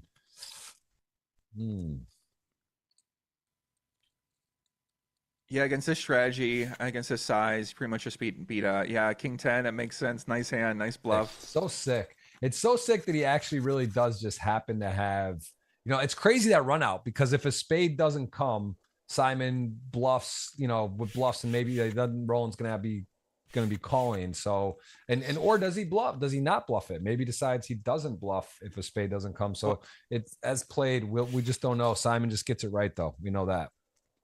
Yeah, nice hand. Well played with the king 10. It's a pretty tough spot. Pocket nines. He's going to have a lot of flushes. Going to have some offsuit, a lot of one card offsuit hands, and he bet a size where he's going to bet a little bit wider. He didn't choose a real polar size, so. But for the most part, there, yeah. I mean, you're hoping your opponent's going to have like king queen, king 10, maybe like ace 10. You know, kind of a 10 that turn, open and straight draw, and then decided to blast off on the river. So he decided to lay it down. Nice hand. And I think that's one of those post flop spots where your opponent has to be calling even a little bit tighter than normal because of the other stack sizes. So that could have been something that Roland took into consideration. And now good doctor. Wow, I mean that's a crazy fold. That is a crazy fold. That is a crazy fold against the short stack ace queen offsuit. Wow, what is going on? I've never seen that. That's interesting. Then again, don't play a lot, so maybe ace queen offsuit, just overrating that hand. But I would think versus short stack open ace queen offsuit, typically a hand most players are going to want to at least call or reshove with. But Wow. So it's saying just go all in. Yeah, it's a good hand. Yeah, I would not be thinking check raise all in. Let's see if Jesse finds the check raise all in here. And he does. And Davey with a double backdoor straight draw, backdoor flush draw, 2 overcards. Recommends 100% call. Let's see if he does find the call.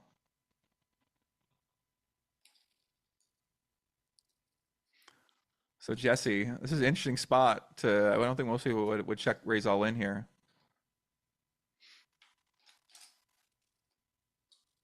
They bet correct. It is true. Yeah, he's thinking about it. Yeah, Davey, I mean, what do you do here? Ace king, you know Jesse could be check raising wider. You know, how wide is he going to get? Is he going to have king queen? Is he going to have king 10? I don't know. I probably lay it down here, Jeff, but what do you think? Ace queen, ace king against a chip leader. It's such a weird hand, although like with the deuces, it's saying, yeah, you check raise all in, but it's like, what hands does he have that he doesn't have a 4, a jack? He wouldn't check raise all in though. So like, what does he actually have that's worse that he plays? Yeah, like I mean, this? would he just check jam all his like double backdoor draws, his hands that have Right. double backdoor diamonds? Yeah, does he have 8, 9 of clubs or something or whatever? Jack, Yeah, queen, maybe. or queen, king off or something. Like, I don't know. Like what are, Yeah, would he just check burning raise some king clock. queen offsuit here? I mean, yeah, right. That'd be pretty bizarre. But Well, let's see. yeah, Davey's in the tank. Yeah, he's in the tank right now. He's got his 9-minute time bank. yeah, he's using some of that chess clock. Everyone there with chess clock pretty healthy. We've seen a lot of players recently hit zeros. So, you know, right now pretty healthy early in the tournament though, with 8 remaining, not wanting to use all of it as he is going to fold and continue. But also ace king suited. I mean, he's not super behind. A jack would win it for him. As you mentioned, got the double back door plus an ace or king good. So if he calls, he's not smoked here. He's behind, but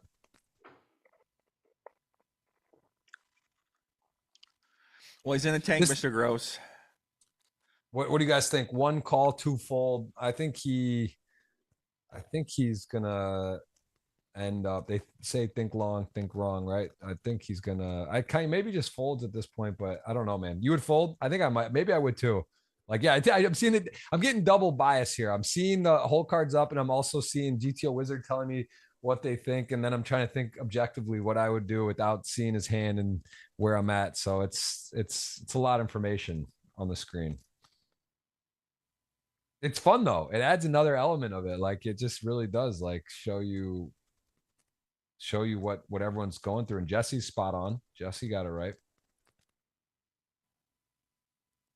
So Colin, who's a regular on the show, asking about why are we promoting solvers? I mean, I would look at this as more a tool. It's for to better your game and it's mathematical solutions. So it's, you know, it's It's like, man, listen, the information's out there. This isn't 2004. Started playing online poker. People know there's opening ranges. There's things you can learn. People are studying. I think that's kind of the problem. There was a period of time, Joey, where it was overwhelming to take a hand and go and study it and plug it in. Now it's like, if you want to learn, if you want to do the work, you know what I mean? You can do it, right? Okay. What?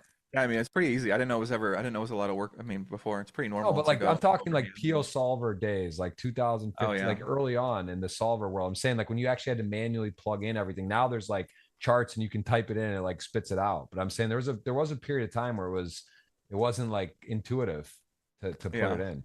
Yeah, what is he taking so long for? What's this guy doing? What's going on with this guy? What's he thinking about? I mean, he is going to call no rabbit cam at that. It makes sense. I mean, it is, at WSOP, that'd be a very short tank if you got ace king there, because you really got to take your time. I think in online poker world, you're used to people just acting very quickly. So we're all a little surprised, but he did lay it down. So he didn't follow the recommendation. He did fold. Nice fold.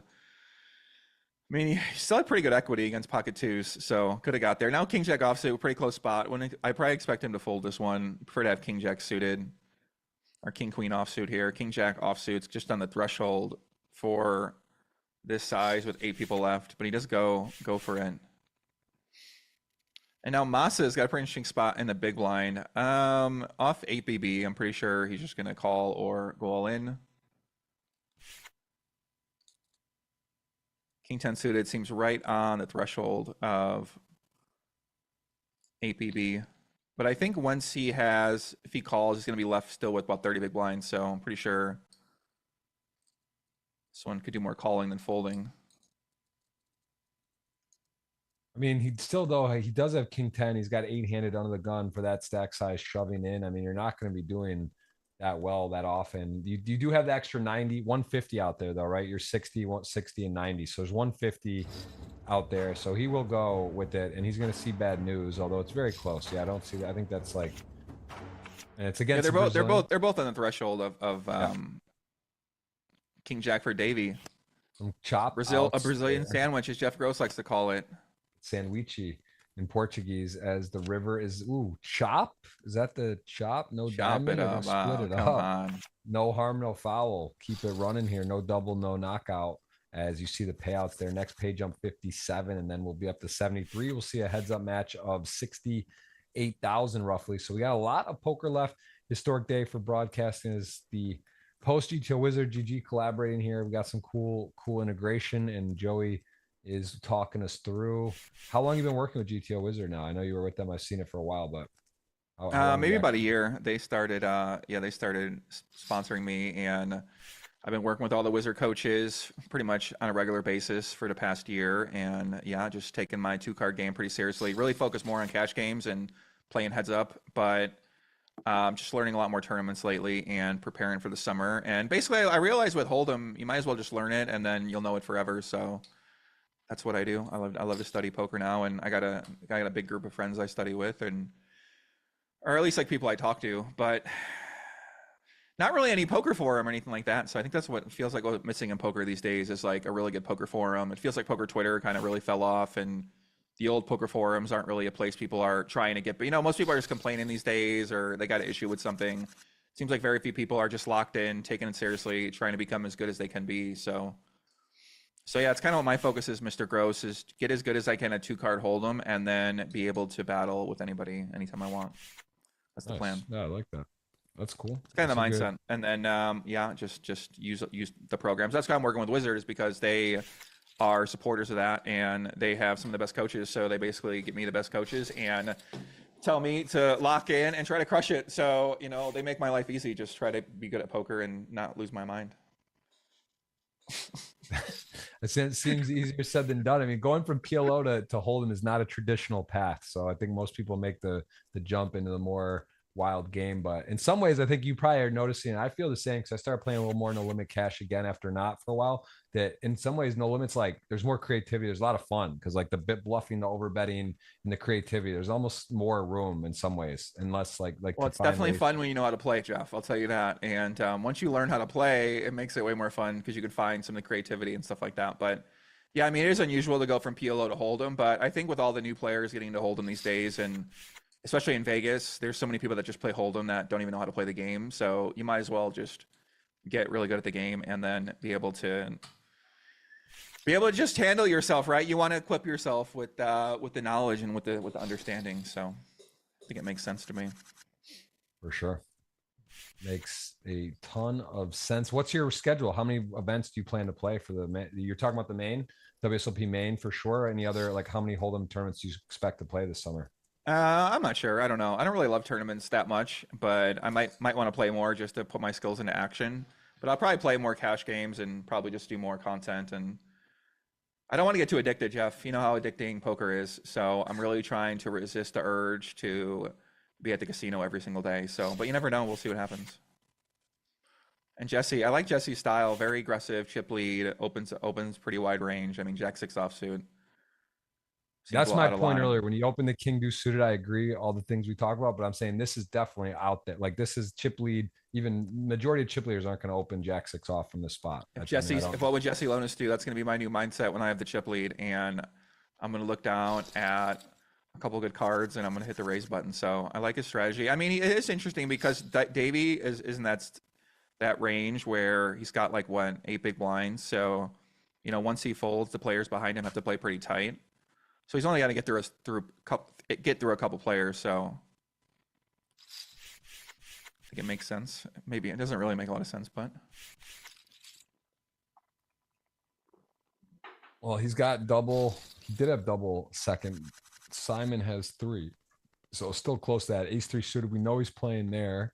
A couple nice hands around the table. Suited kings, 3 other players, and then a Broadway queen jack. But not good positioning for most of those. King 9 suited, the good doctor, not going to want to be tangoing versus under the gun open. So King 10 suited, also a difficult position to play a small blind. As I say that, he's tanking. He does fold.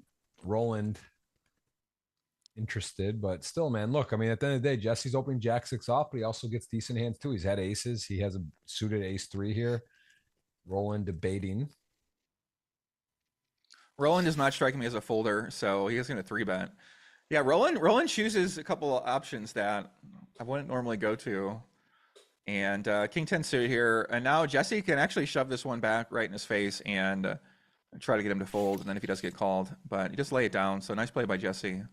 It's kind of one of those spots where you could potentially think about putting more pressure back on your opponent. And if you think you might be a little overactive, but small blind versus under the gun, typically you're going to be 3-betting pretty tight. So yeah, and it works the other way there too, where there's 3 shorter stacks, 1 super short stack. So maybe Roland gets a little more credit too for going ahead and sticking his neck out, as we see a queen 10 suited. Simon, also a big stack, the second biggest, but queen 10 suited just gets out of the way. And Jesse now with a suited king 4, closing the action, covering, certainly playing.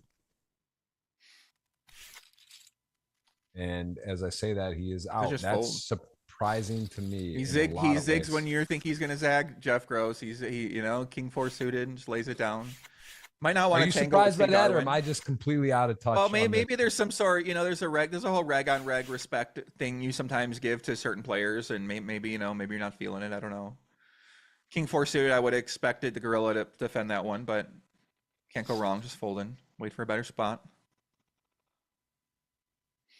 No, I mean, that does give a little insight into Jesse too, his mind. I think that's it is, yeah, very competent player. Also the second stack, just decides not to like give up some chips loosely there. Although of course he could win a big pop, but does get out of the way. And now here he goes, ace 7 suited. He is ahead of 4-5 of hearts. Both players missing completely. Ace high in the lead. Yeah, Jesse's going to get some bottom range folds there. So nice bet by him. Takes it down. Goes with a very small size. Interesting. Yeah, about less than 20. I think about 20% or less there. Yeah, I hope everyone's enjoying. Tweet is out. Joey, hope you get that out there to the Legion. We got Joey Ingram. What tweet is out? What did you tweet? Did you do a giveaway? It is. It's a personal giveaway. It's for people that are present in the chat. I didn't even put the wording as that, but I will give away 50 cash. If you guys retweet, guess who wins? That is there. We got 1,600 watching currently. We got a long way to go. Full day of poker here today. and we are going to be. What are you giving away? I don't know. I mean, I'm wary about giveaways these days, Jeff. In 2025, $50 cash. It's just for those in the chat because I'm not even putting it out there to people. There's no wording. Oh, I see what you did. You know what I mean, it's just like a pure no giveaway. Just good old fashioned GTO Wizard and GG Poker and Joe Ingram. And if you're here and you see it, you can retweet, guess who wins, and pick you at the end of the show. $50 times 3 at the end. We're doing for you here. The problem with giveaways is like they're oftentimes not clear, and like there's no rules, and there's no like it's hard to know what's happening. So I'm like wary about these giveaways. 2025. I don't know about giveaways. They scare me. That's why I like to put myself in the podium of the giveaways. Not going to hear any complaints from here, and I get it, man. How do you do the retweet? You just go to Twitter. The link was above. Jeff Gross Poker. You can hit retweet and guess who wins. That's it. After I'll PM whoever wins, and I'll announce it in the main Twitter streets. Joe, you didn't do that? You didn't win you never won like a free roll, or didn't you? What was your poker start? Did you deposit, or did you win free rolls, or just like how did you get your actual never win a giveaway? I don't think I've ever won a giveaway, but I got my start on back in the day, playing in like 2007, 2006. I put a bunch of money on over a few different sites for a while and lost all my money. And then, started playing and learned about bankroll management, started playing 5 cent, 10 cent, found the poker forums, got a good study group, and basically just dedicated my life to poker every day for a few years. And that was how I got started back in the day when I was like 21. Now I'm old and we're here. So let's get it. There you go. Yeah, well, I started when I was very young. How old were you? Like 18. Ace 10 suited jamming, Jack 8 suited, pretty looking hand. Understands that Simon could have literally any 2 here. That's part of his problem. He happens to be behind, although Jack 8 suited is fairly live. What would be your first thought on what to call with here? Usually like you can call some Jack suited here, but you prefer to have like Jack 10 suited. So I think Jack 8 suited is right on the cusp, but probably can't go wrong just folding. Prefer to have like a high card, like an ace or a king, versus a jack. Typically more short stacks about high card than, and you just lay it down. Yep.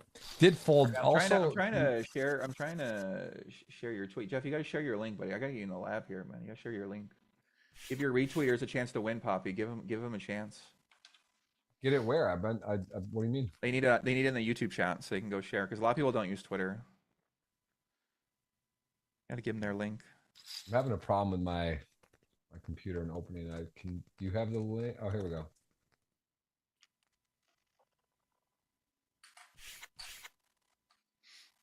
Where are you most active, Joey? I mean, I follow you on all this stuff. Would you say you're more Instagram? I don't know. I don't really post a lot lately, but I like Instagram and Twitter, and that's what I like to use. I'm trying to stay out of the drama right now, share none of my opinions, and keep to myself. So that's my plan right now. Head down, moving forward. I'm with you. There it is. The link is there. There is a king 9 suited, ace jack, jack high flop.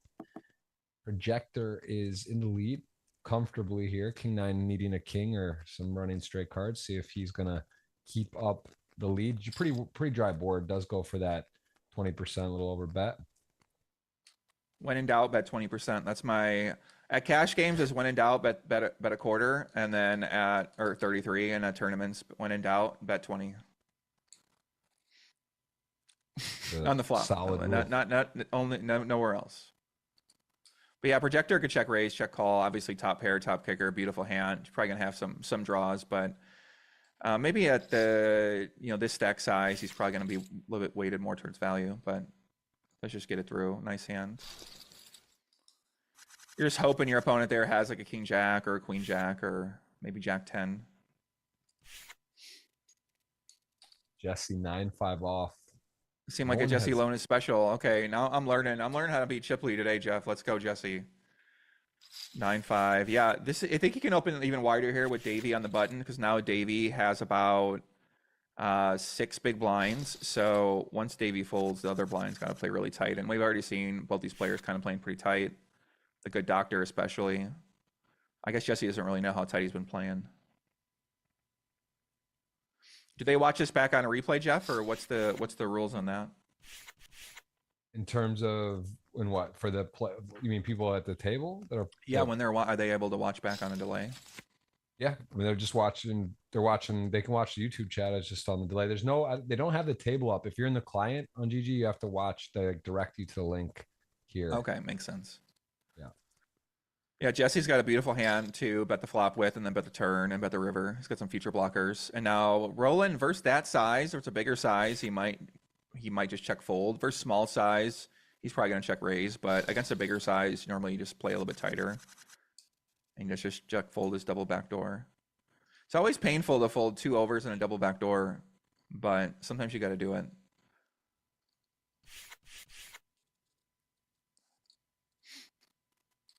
Yeah, you learn, Jeff, in the wizard world, it's all about having double backdoors and future blockers. Those are the hands that wizard loves to do things that you wouldn't normally do with them. So. Yeah, not just in PLO. Backdoors are real, and this is a really spicy flop. Backdoors Maybe are the most real. spicy of the day. We got a trips versus nut flush draw. A6 suited allowed to check back. You can see now here what GTO Wizard would recommend on a Nice mix strategy. Small better check. I think that makes a lot of sense. Gonna have some check raises here. Withdraw is gonna have some check raises with your nuts. I think it makes sense to put your nuts into split strategy.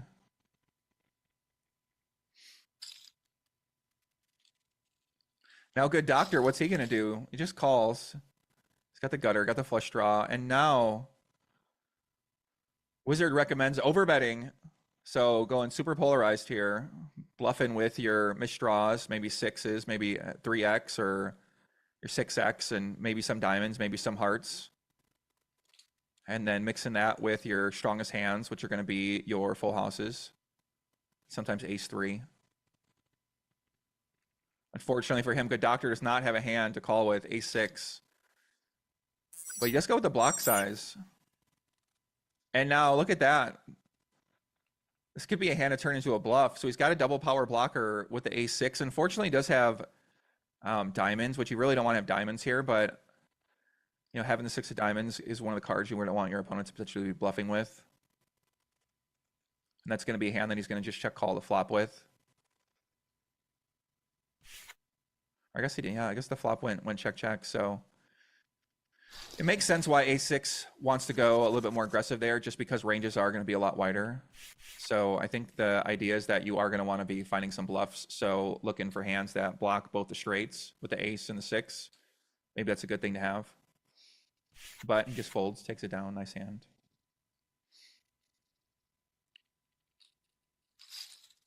They said that, so basically how they're coming up with the calculations is they built a neural network where they're able to aggregate amongst what they believe are the strategies people are commonly using pre-flop, and then build out post-flop ICM solutions based on other stack sizes. And yeah, that's how they come to those conclusions, I believe. And Jesse with a squeeze, nice play by him with a 3-bet. Ace-4 Jesse's offsuit. played spot on today. I mean, we saw the hand he ran well to get into the final table. He won a flip to start, but he's been in control, chipped up 6 mil. Also, Simon got great timing with the aces, but also showed us a really nice bluff with the king 10 off, and the ace queen also got to fold the chop, played it nicely. So we're seeing a mix of class and a bit of run good. Davey Cola now super short. The good doctor also short projector at 1 million, less than 20 blinds. So we are seeing a bit of a merge, things taking form with the chips, right? Some of the bigger stacks. Then we got a really short stack. So things are going to open up here on this next blind level as we see Jesse over the 6 million mark, where he started the day. He's chipped up he had 4.5. So pretty nice chip up for him so far. Yeah, it looks like Jesse's going with a 3.5 strategy from almost all his small blinds so far. And once again, uses that small size, takes it down. Looks like he's just range betting small size on that board. We haven't really seen enough boards to know, but kind of see how your opponent adjusts.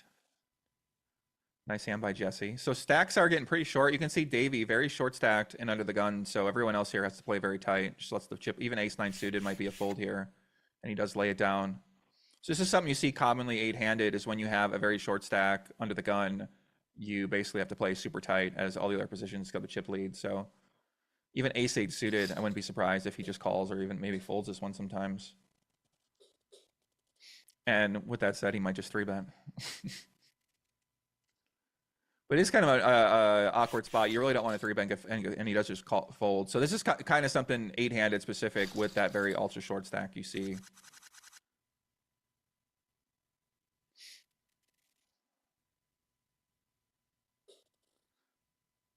Once again, you're going to find this. Everyone's got to play super tight here because Davey only has a few big blinds left. So I wouldn't be surprised we see almost all these hands except ace-10 offsuit fold. And then Jesse probably going to 3-bet ace-4 offsuit. But king-queen opens under the gun. Interesting. Let's see if Jesse... This could be a spot where he just thinks this guy is playing tighter than average. And but I wouldn't be surprised to see him 3-bet.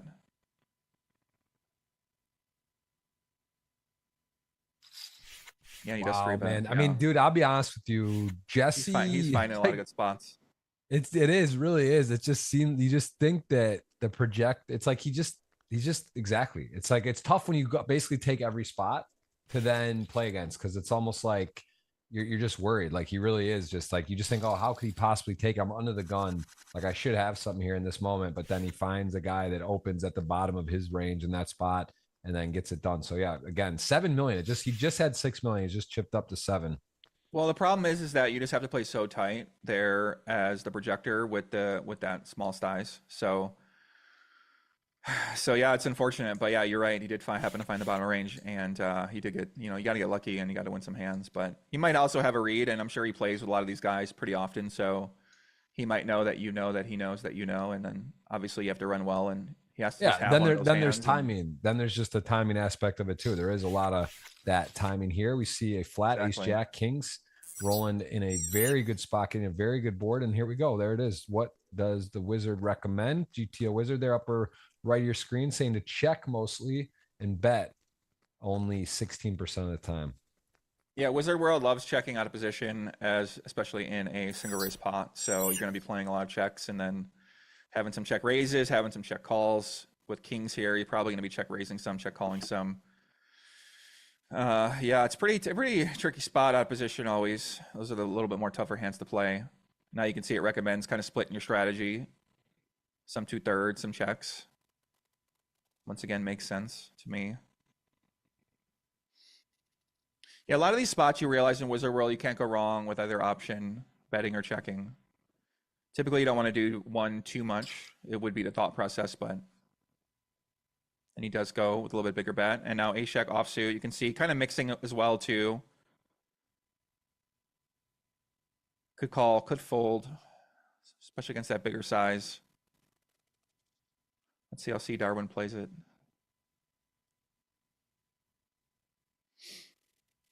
Wouldn't be surprised to see him just lay this one down. He does call though, and now river is a 4.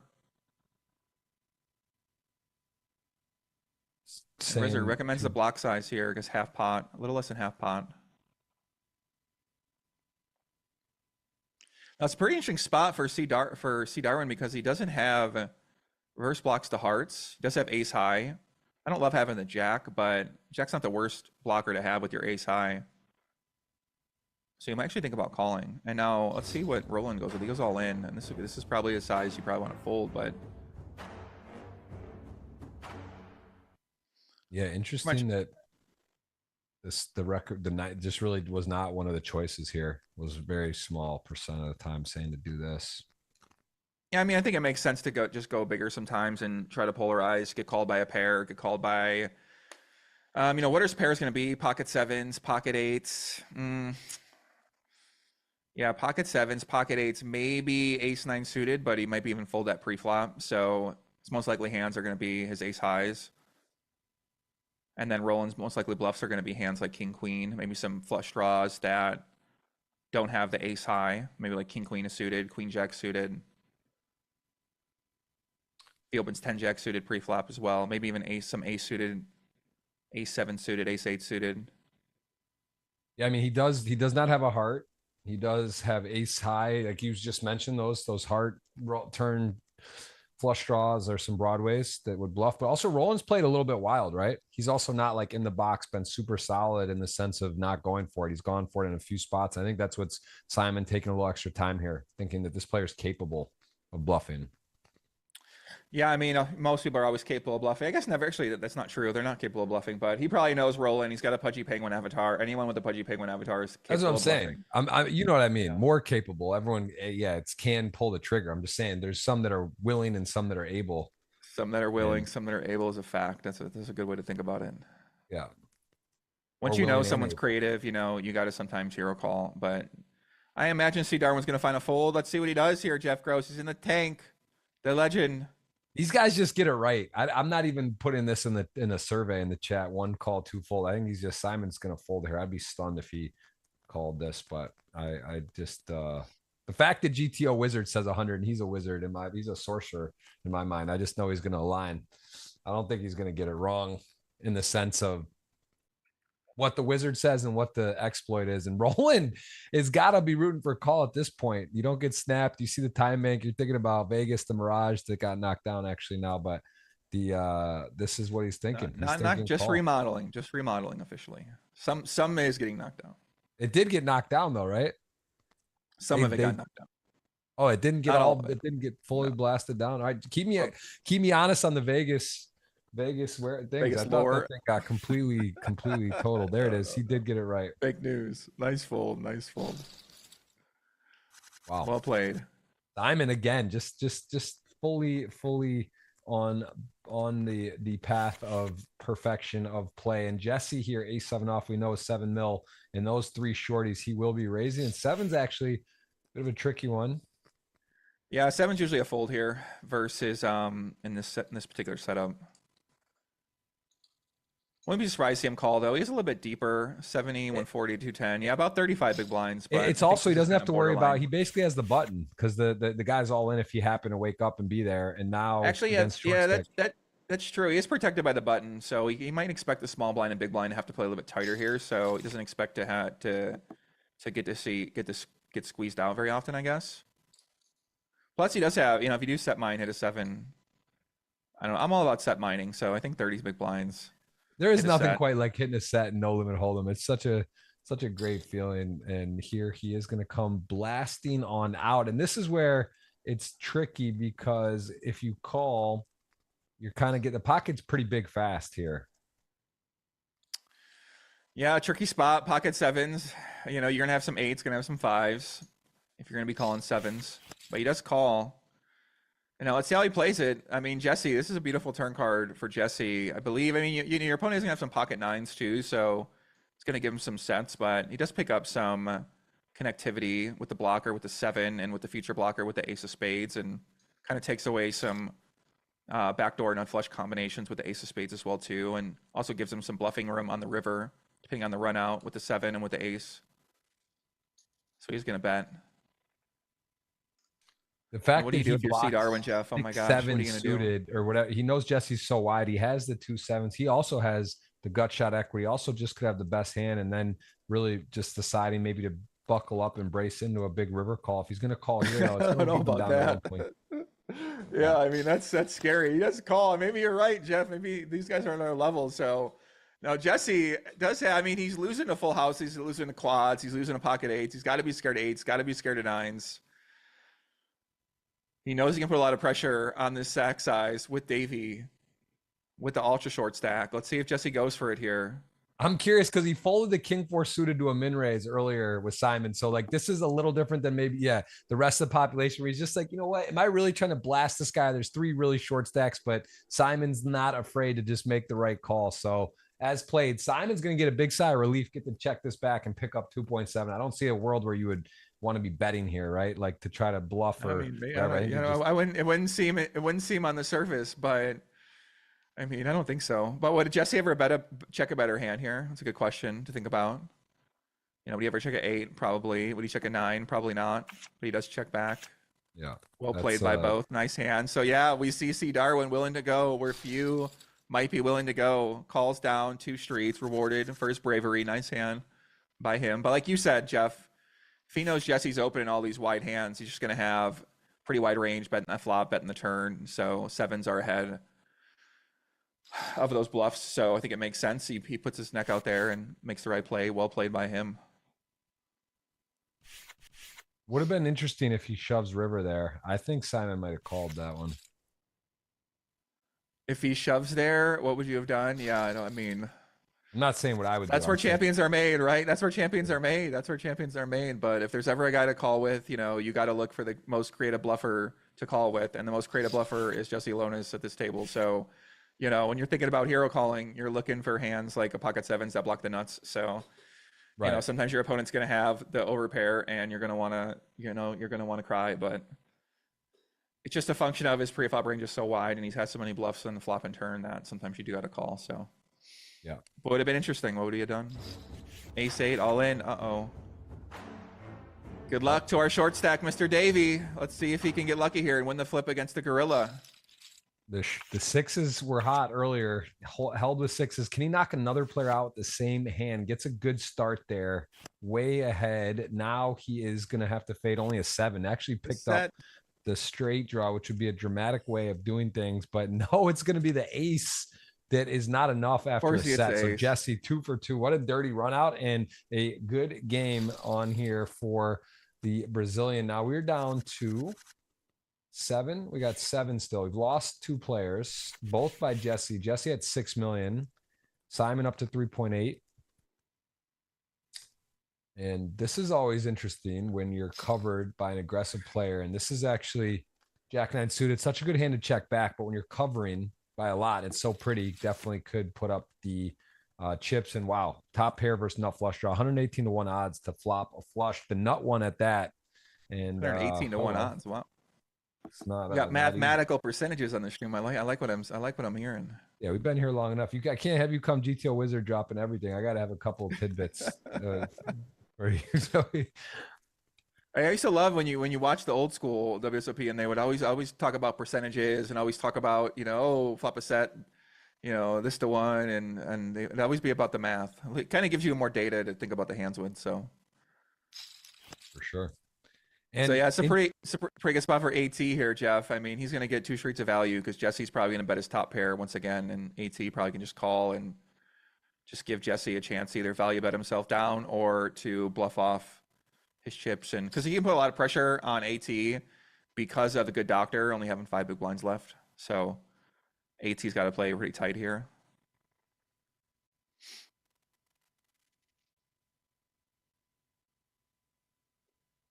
So let's see how he plays it.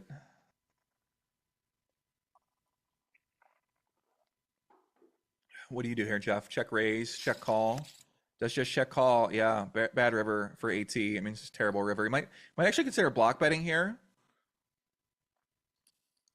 And hope to get value from, you know, maybe represent a hand like Queen 9, King Queen, maybe 8-9. But that's just check. Yeah. Yeah, I think Jesse was going to check most likely on the river, most rivers other than a jack or a 9, but yeah, I mean, you're kind of hoping your opponent to value cut themselves with the Queen of Spades, the King of Spades, and maybe they just blasted up the whole thing off there, and you know, maybe they bluff as well too, blast it off. So I think it makes sense to have a nut flush draw, bet sometimes, check sometimes. Let's see if Jesse's pretty much playing any 2 cards from the small blind, just putting a lot of max pressure on Massis, and Massis has already made a couple good plays so far. So I expect him to probably fold here. He does fold, nice fold. Yeah, you still have 2 really short stacks, extremely short and moderately short, like 11 blinds and 5 blinds. So yeah, with this setup, what do we got? We have 7 people left. With 7 people left, you just have to play really, really tight. And AT actually wakes up one of the hands, the ace king that you want to have here. So I expect him to just call. But with ace king offsuit, you kind of like to go more all in than call. Just want to take advantage of your fold equity, but he does just call. So this is something I've noticed with these stack sizes, is sometimes there's some like induction value behind where and you kind of want to protect your other hands, and he just call. So good doctor's going to be all in, Jeff. Can he get lucky? The guy needs a 5. He's been tight so far. He's been waiting for his moment. Did he hit a 5? 3 outs, 1 to come, 7% roughly. Not going to be the case. Going to see him. The good like doctor started in 8th, goes out 7th. We are down to 6. Everyone guaranteed 6 figures into a mystery hand, and we see good doctor. Jacks. Who doesn't love jacks in a mystery hand? I mean, that's That is a fun, one of the more famous no limit poker hands here in the small blind. One of the best. See how he plays them. Are we, Joey? Do we get a mystery hand GTO wizard combo, or is that overkill on the first day? That might be too much. A GTO wizard combo. What does that Like mean? with the mystery hand, like we're in a mystery hand and seeing what GTO. Oh yeah, wizard and we do get a with combo. Yeah, I mean, I wonder if they could do that. That's a good question. All right, so far so good. Checks, calls the jacks. Two big stacks. Two of the more the second and third stack tangling here. So 7-6-3, very connected board. Small blind going to have pairs and suited broadways a lot. One of the stronger hands that he'll flat there, but does have jacks. Likely starting out with a check, but leading also available. Does that.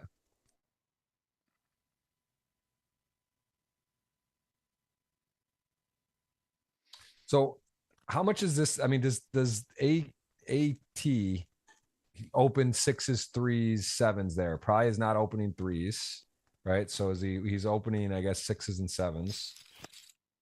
And Simon now, maybe. That depends how tight he's playing. yeah, Simon now had led flop. Will he bet turn or check? The queen, not a fantastic card. Yeah, Checks. tough spot. Pocket jacks. Just checks. Tough spot here, Jeff. What are you going to do? If your opponent bets, probably call one street. And then if your opponent bets the river, you probably are not loving your life. Yep. See size-wise, 645 in the middle.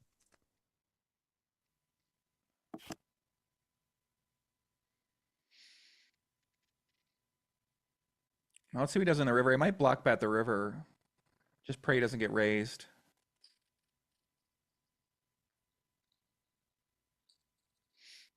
It's kind of one of those awkward spots, small blind.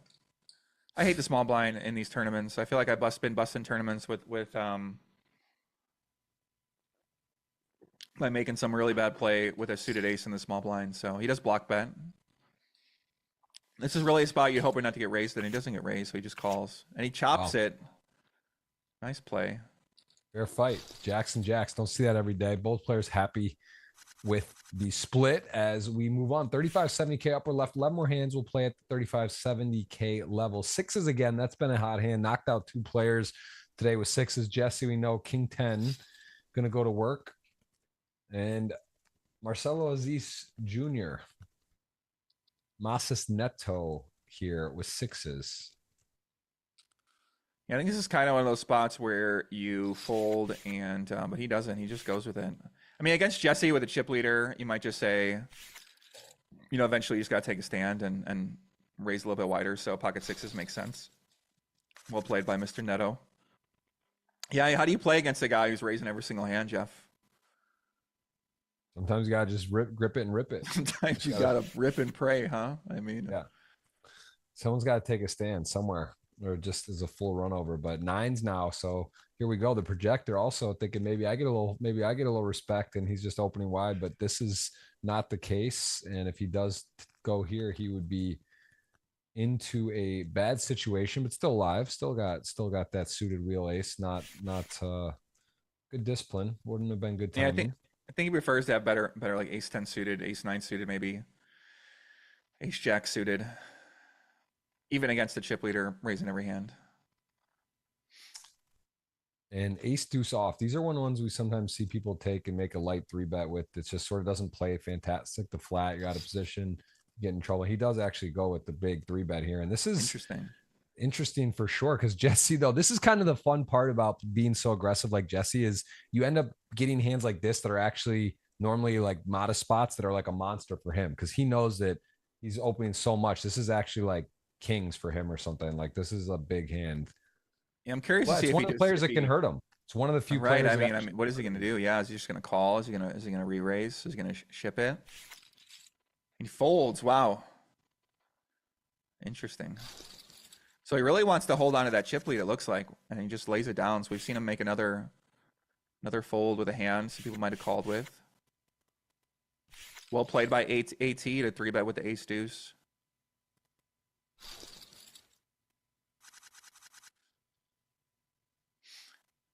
Yeah, these what's it now? Six-handed. Yeah, six-handed. This is one that's a little bit harder to find all the spots with that you want to bluff, because like you said, ace deuce offsuit, not typically a spot you're going to think about bluffing with from the big blind versus early position raise. But once you get 6-handed and 5 and 4 and 3-handed, you can start doing some things that look a little bit unusual.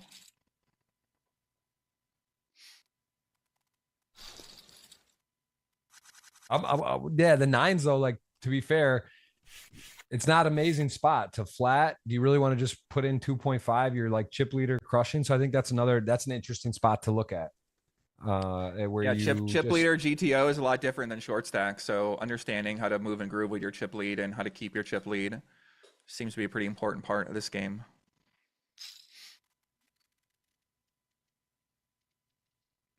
So Simon, ace jack suited, probably going to always raise this.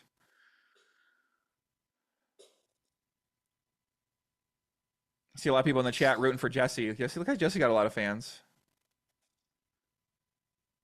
You have somebody you're rooting for? Are you rooting for, who are you rooting for here, Jeff Gross? I think Marcelo Aziz, I met him in person right when he hit that score. His story's incredible. Super nice guy. I was a guest on the show. Brazil, I got the love for. But yeah, I mean, Simon, I always respect his game. Don't know him well. Jesse, I know a little bit too. Really like him, like what he's about, like his persona, and don't know him very well. So I like him too. But I would say, and actually, Diego, really nice guy. So I'd say Diego and Marcelo, people I actually have spent a little time with, and both have been guests on the show. So yeah, room for them. How well do you know Jesse? Did you make a pick? I don't think you made a pick. You said you liked 5 guys and you didn't make a pick. That's my nature, Joey. I'm neutral. You're for all 5 guys. All right, I'm gonna root for. I'll go with Marcelo, man. Even though I don't think he needs the money, just won 4.6 from 0, but I'll go for Brazil. Yeah, go for Brazil. All right, shout out to Brazil. Yeah, I'm gonna go for USA and support Jesse today, but I wouldn't be surprised if any of these guys took it down. Seemed like a lot of tough players, a lot of accomplished players. You know, C. Darwin, one of the GOATs. To be fair, we made our picks, right? We have our dinner wager in order. So I guess actually the answer is Simon for monetary. I know you like your sushi, like your high class meals, Joey. You're an expensive date, man. I gotta go for the not really. I eat the same thing. I eat the same thing all the time. I just get. The only thing that costs money is if you're drinking in Vegas. That's what costs money. But the food, I mean, you know, it's pretty much all. I don't know. Okay, so we got a weak top pair here. It says check 700 in the middle. Jesse going with 360. Was also 50% pot was the other option. And eights now putting in a little Let's see bit. Yeah, we saw C. Darwin hero call down with that pair earlier, but this is a little different situation with the king and the queen out there. Jesse's going to have plenty of kings, plenty of queens. Now he does call, and now let's see if Jesse, is he going to value bet this? Looks like Wizard recommends the block size. So I don't know if that's just what they chose based on what he already bet, or if there is, you know, what this recommendation is coming from based on every bet size or how they came to be. So maybe we'll find that out, get some clarification. It is interesting to note that the turn was a split for Simon, literally 50-50. So then you kind of go into the player dependency, right? Where he's like, okay, I realize it's very close, but Jesse, I'm going to look up. And then Jesse nails the river size. Yeah, and C. Darwin has him calling versus this very small size. You know, basically, I guess what are you hoping for? Your opponent has ace jack, ace 10. Could have just some random bluffs as well, too. Jesse's been playing a lot of hands, so he does call. Well played by Jesse. Gets some value with the king 7. Very nice hand. So Database Review in the chat says they only run it with the sizes the players used. So these are seen. This isn't like they're choosing the perfect size every time. It's they already ran these numbers with the specific sizes that they used or check or overbet. Nice hand. But yeah, Equity Jam said he has to call 11%. Yeah, versus that very small size, you're pretty much calling most of your hands and praying to God that you win sometimes. But most times expecting to lose.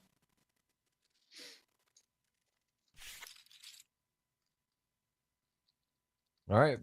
Masas Neto there takes it down, staying around 2 million. Pretty competitive across the board. We got one big stack, one small stack. And then we have about even-ish between 3 million and 1.5 sort of spread. So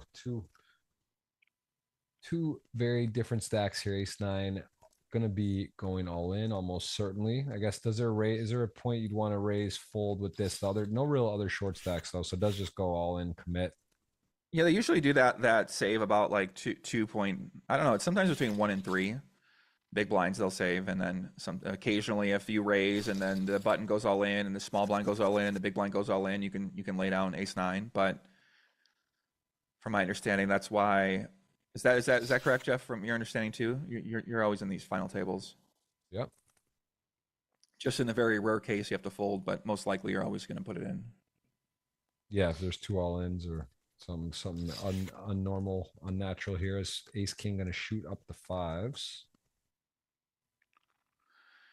Yeah, Roland's gonna be playing pretty tight here for the most part. Ace king offsuit, nice hand to have. See Darwin, expect him to fold with his pocket fives.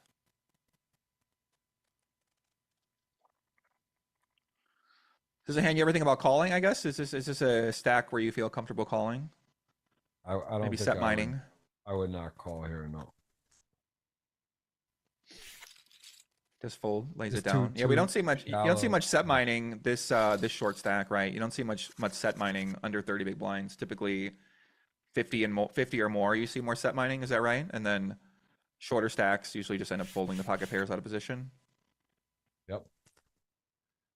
Yep. No, that was this just the implied odds too, not there out of position, and he's not going for a set mine there, as we see two very nice suited hands. This is quite a PLO hand, Joey. Put this together. We are ready to play for some money. Queen 10, Jack 9 suited, and there is a gut shot, but nothing else. And Jesse, though, with 400K in the middle, Jack high. Some good turn cards here. He's going to bet. Yeah, Jesse's got a beautiful hand to bet the flop, bet the turn, bet the river. Let's see what he does in this turn. Has proximity blockers and the flush draw.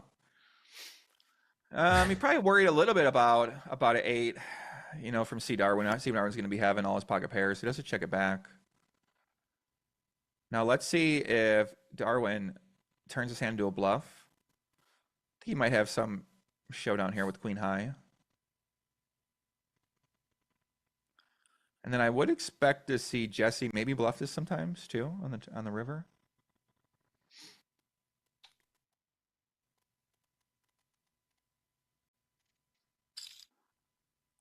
Big bet. Nice play, well played. Polarizes range, goes to overbet. Yeah, I guess he doesn't have many bluffs there, so his only bluffs are going to be missed straight draws. So I guess it makes sense to have to turn that into a bluff and balance that with an 8. So well played. I don't think a lot of people would have found that bluff. Nice hand. Yeah, big size too. Goes for a big size. Got the job done. Happen to have the best hand. Didn't know it. Yeah, I guess he's not. When he check calls that flop, he just isn't going to have many bluffs. So you got to get creative to find bluffs. Yeah, chat says, how come everyone using their real name except the projector? That's true. Why is the projector? The projector got a special green name. He is a friend of GG Ambassador. That's Diego Ventura. He's even got his picture there. So he just used it. They gave him a choice, but everyone knows. Shouldn't say everybody because as people are asking, but that's it's listed, I think, on the site. You can search it, and that color in green indicates that, so you can search that and see. As Jacks versus Ace-6 suited all in. Feels dangerous. 6s come. Backdoor diamonds. The diamond relevant river card. Ace-6 or Jack. Oh my gosh. Projector. Diamond, not Jack. Jack is not good. GG. Golfer claps out. Greg goes all in, claps out. And the diamond came. That is a big hand for Marcelo. He is going to get a knockout 5-handed. We're going to queue up the giveaways at 4-handed. So I'll get that done. The first one. We'll get up there for the first. How much did this guy win? What did they win, Jeff? Do we got a total for these? For how much everybody won? How many did he win? 93K for that place. Yeah. What did he get? 93K. What's the payouts? Lower left just flashed off the screen, but that was 109 or 93 for 6th. 6th place 93,627. Next is going to be 119,000. So next 119. Wow. Next will be 12 buy-ins. Yeah, unlucky there for Diego. Pretty much had to go all in. Pocket jacks, ace 8. Our Brazilian playing well, running well, so putting on a show. Well, nice hand by for Neto. Yeah, really got there. 3 mil, 3 mil, 3 mil, 5.6. Everyone here fairly healthy. 1.5. Roll on your short stack. Shout out to Io over in the UK. I see some familiar faces. Please, guys, say hello. Get the retweet out. We're gonna queue up the first giveaway here and get you a shout out. I'm gonna tell you what it's gonna be. It's gonna be keyword GTO Wizard. So be ready for that. Got to be subscribed. Must hit the thumbs up. See a lot of emojis in the chat. Let us know where in the world you're watching from. We got West Coast, East Coast here, calling it to a winner, Joey. No deal making. See, people ask that a lot. There's no deals today. What do you think of that? You like your main event, your big score? You think you should have the option?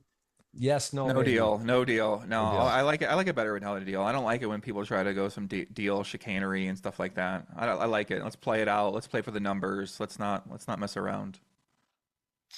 I don't like that. I don't like the whole deal. But I don't know. You know, everyone's got their own opinion, I guess, about that. What do you like? You like the deals?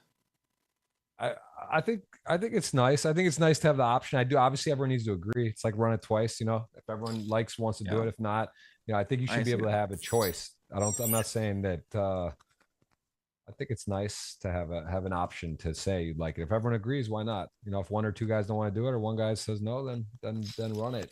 As we see a call 100% with the jacks. 6-10. This was a famous hand to start the show. How Jesse got a big pot, put him in a pole position here. It's saying to check. Yeah, basically checker bet half pot. He does go half pot, so gonna put the pressure on Neto. But Neto slow played pre-flop with jacks, calls the flop, easy call on the turn. Only losing to a 9, losing to some overpairs. Jesse's going to have some bluffs, plenty of bluffs, straight draws, going to have some backdoor flush draws, going to have some random 2 cards. We've already seen Jesse opening up pretty much every small blind. So this is interesting on the river. So Jesse has reverse blockers. Does block 6-7, which I guess isn't that relevant with how the hand played out. Reverse blocks ace high, reverse blocks king high. And Wizard recommends going all in here.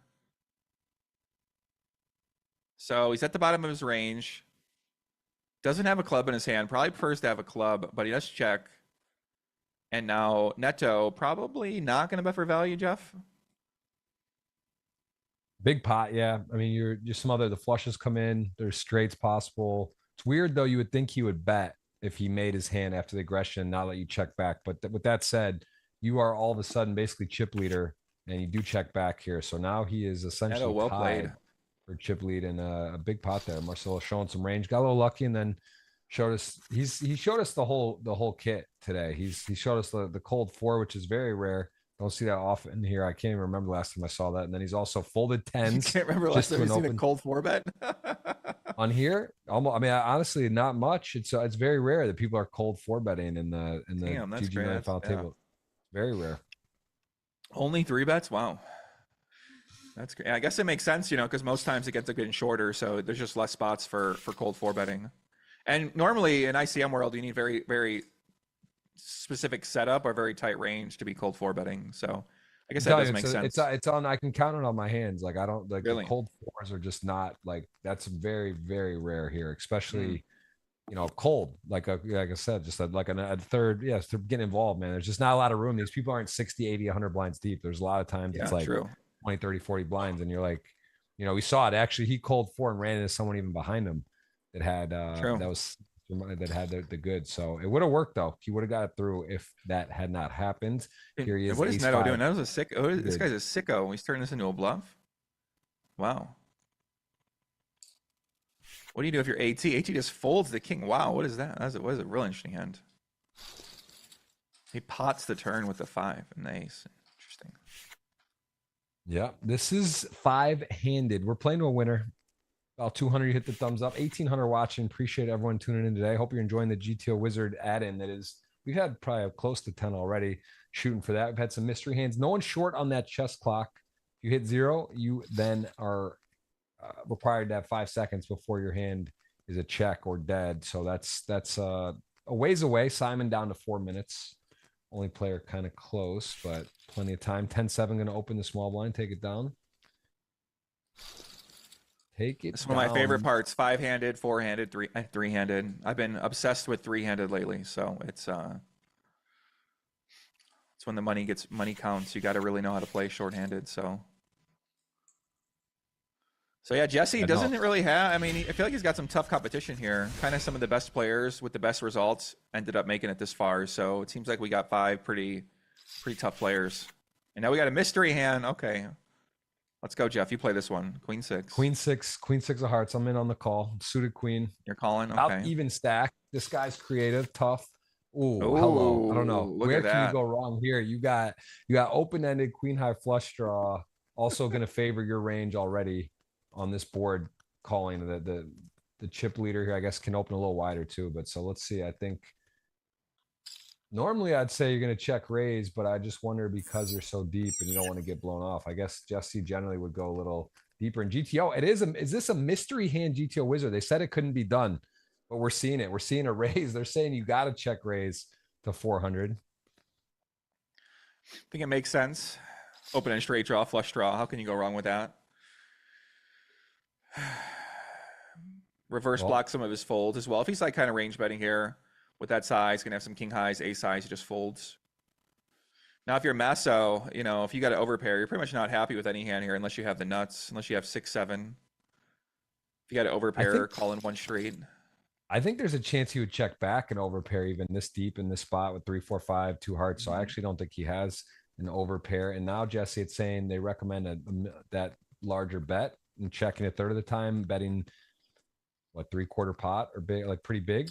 For once again, kind of a spot where you can mix and do some checking, do some betting, probably do some check raising, do some check calling, and then do some betting yourself. He does go with a bet. If you're a Masses, what do? You have an overpair. Maybe you have a hand like ace jack. Maybe you have a hand like ace 5. Maybe you have a hand like pocket 10s, pocket 9s. Probably just calling here one more street and he goes all in. Oh my god. Wow. Now he has to fold that. Maybe Masses has like. Could he ever have ace jack of hearts? Would he play like that? No, he would just call if he had to hit the jack. Who knows? This guy's a sicko. He's probably going to show down like a bluff. Let's see what he's got. Ace 4. What? No way. What? What just happened? That's an insane hand. My man Marcelo Aziz.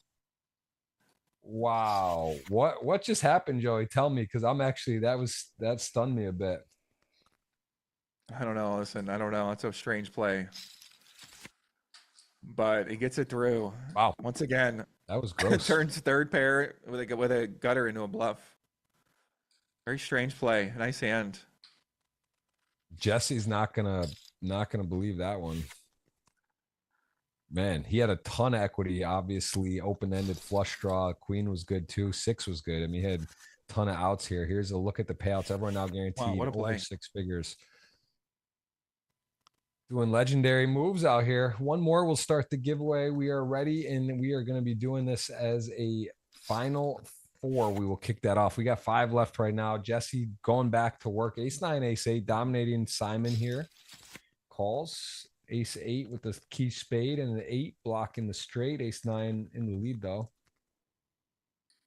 Wow, what a play. Still talking about that play. That was a sick play. I mean, if you know your opponent's over bluffing the flop and then maybe over bluffing the turn, it makes sense to go all in, but wow. What a play. What a read. Nice hand. Very, very sick.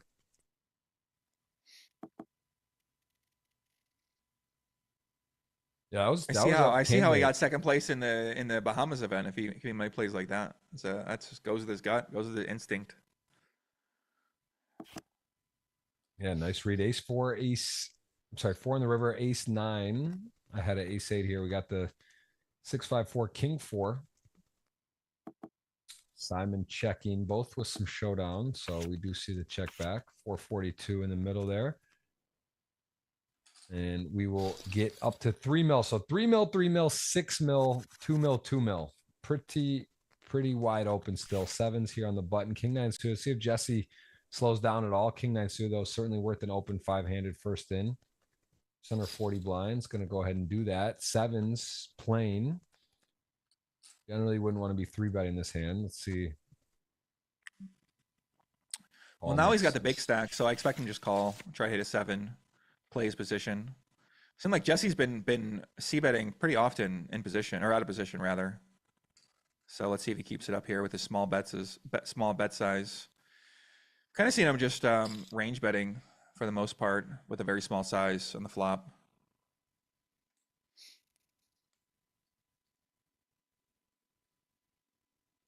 So Massa probably going to call at least one straight. Has some implied odds with a 7. And he does raise. Wow. Interesting. I mean, talk about a gear shift. Maybe a little, post F1. Brazil loves F1. This guy's he's speeding, man. He just kicked it up a notch in a few spots. The ace-4 hand is a candidate for one of the more wild hands. And if anyone else has a 4-bet hand they remember specifically, I can't even remember a cold 4, honestly. That's how crazy, like how out of pocket that was to me. But this has been a treat to watch. We've seen a lot of action. This is going to be an interesting shakeout down the stretch here as we see both players pair 9, and queen 9 makes top 2 actually. So queen 9 dominating here. No one's afraid, Joey. This group's not been afraid. There's been a lot of people clicking buttons and checking temperatures. Masses is definitely not afraid. No, yeah, that guy's taking it to Mr. Lonis right now. This could be a little tough spot for Roland. Probably not going to lose too much more unless he hits a jack. But AT top 2 pair, loving his life right now. Roland picks up a gutter, but probably going to check call one more street. Shout to Philip in the chat. What's up, Philip? How's it going? What's up, chat? Thanks everybody tuning in live, watching with me and Mr. Jeff Gross on this beautiful Tuesday. Jeff, do you host these a lot? Or you're always hosting these, right? I feel like I've seen you host every one. Yeah. Yep. Tuesday. It's been about 3 years doing it. So I've done every Tuesday for 3 years. Wow. Yeah. And there's once in a while, there's a week or two off, or there's a part, but yeah, probably like 45 a year for 2-3 years. So enjoying it. And like I said, you get to the final table. It's not easy to get to a final table, but if you do, this is definitely a good way to get locked in. And what a run out that is. Unreal. Jack gonna make the straight. You have queen 9 versus jack 9. You look pretty safe on that flop. Like, it's hard for things to go awry. As it turns out, he's going to get slipped over to a check, and it's going to likely just get the check back, of course. I mean, you could think of value betting, but it got scary, and rightfully so. Checks back, and Roland hits lightning in a bottle. What a run out, man. Wow. Scary game, man. You think PLO is scary? No limit, also, things can happen. Do I think, yeah, no limit so scary compared to PLO. I don't know about that. Tournaments are scary just because you go all in and you lose and you win. So, but yeah, I mean, these big pressure spots with a lot of money up top and, big fluctuation and jump and the chance to win. So yeah, that's just a different kind of pain or different kind of sweat here. Jesse, look at that. Jesse's attacking with the 8-9 offsuit. Then King Jack suited. This could be a hand Roland just reships back into Jesse. Definitely in solver world, this is one of those powerful ones that just kind of can't go wrong to Rippy. Flats even now, and whoa, we got ourselves a pot. Top pair jack kicker versus 8-9. He does hit the board, but now, I mean, listen, it's easy to click that initial 3-bet, but now what do you do? This is dicey waters for Jesse. Probably going to start with a range bet and then go from there. Let's see what he does. But he checks. Yeah, pretty awkward spot. 1.2 million in the pot. He's got 2 million behind. You definitely don't want to bet and check call, but I mean, I don't know what you do here. This is a pretty tricky spot you find yourself in sometimes when you're 3-betting a little bit wider. Now Roland probably just going to go small bet. He does go small bet. Makes sense. Goes about a quarter. And this is kind of why you might want to bet in Jesse's spot versus being where you have to check call. So I'm not really sure what you do here. He might even just check fold, especially with no diamond.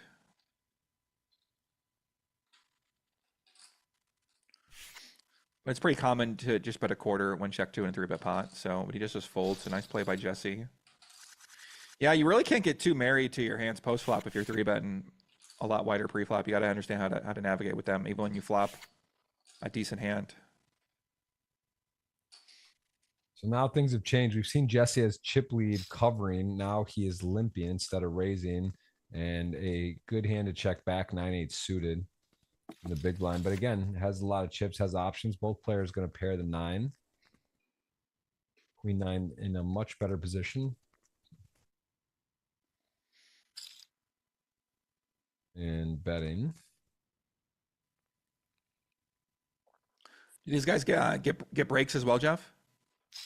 So they do their regular hour break on when they're playing, right? Which we have like a 35, 40-minute delay, and then they cut the breaks out for us and the viewers, but the players take their break during play on an hour, like a regular 55 minutes after the hour. Okay, But cool. if you need to use a restroom or pop up at any point, take a few. I like this. I like how casual this is. This is not very casual. So I just go to the bathroom. I just get up and go. Is that how it works? No, You're definitely allowed. We'll miss you, but you'll be back soon, and we can do that. We will cover it up. I like the casual. We got two high energy guys that we're allowed to cover each other. If it's like sometimes maybe I tell a guest can't leave, but yeah, you're able to. Ooh, I'm excited. I don't know. I haven't got to talk about poker tournaments with anybody in a little bit. So I study these things every day and all pre-flop. So it's fun to see what these guys do and how aggressive they play. Yo, let's not go down a tangent, but human interaction is in trouble down the stretch. I had actually one of my close friends who I got two little kids. I'm not keeping up with everyone all the time, but a friend of mine literally like shocked me. I don't want to name names, reached out to me. He's like, I just need to talk to someone. He's like, I've been talking to ChatGPT so much lately. And like, I'm just like, hey bro, if you ever need me, give me a call. But like, that's, Yeah. The world's getting wild, man. I mean, I prefer playing poker with my AI now. If I'm playing online, I prefer to just play with one of my programs too. Listen, decade from now, who knows what's happening? Yeah, especially with chatbots. I mean, I use my chatbots a lot too. So, I mean, the thing about a great chatbot is it knows what you're talking about, knows how to talk to you. It has some context as well too, versus, a lot of people, you might not be able to find that. So I can see why a lot of people find comfort in talking to your AI.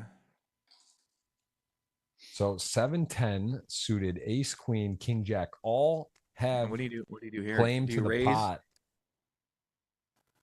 Do you want to raise here and fire your hand? Like, it's tricky, I guess, man. I don't know that. I think this is tough. Yeah, it seems might be a little bit too weak to raise. Maybe just call, and you just call. But everyone's connected around this board, and the king jack of clubs looks pretty sweet here, although ace queen still has a gut shot, has a key card to the nuts, and 7-10 got to be feeling a little bit dicey here. Things got a little bit weird, and now Mr. Aziz going to come out betting. I mean, he's got a perfect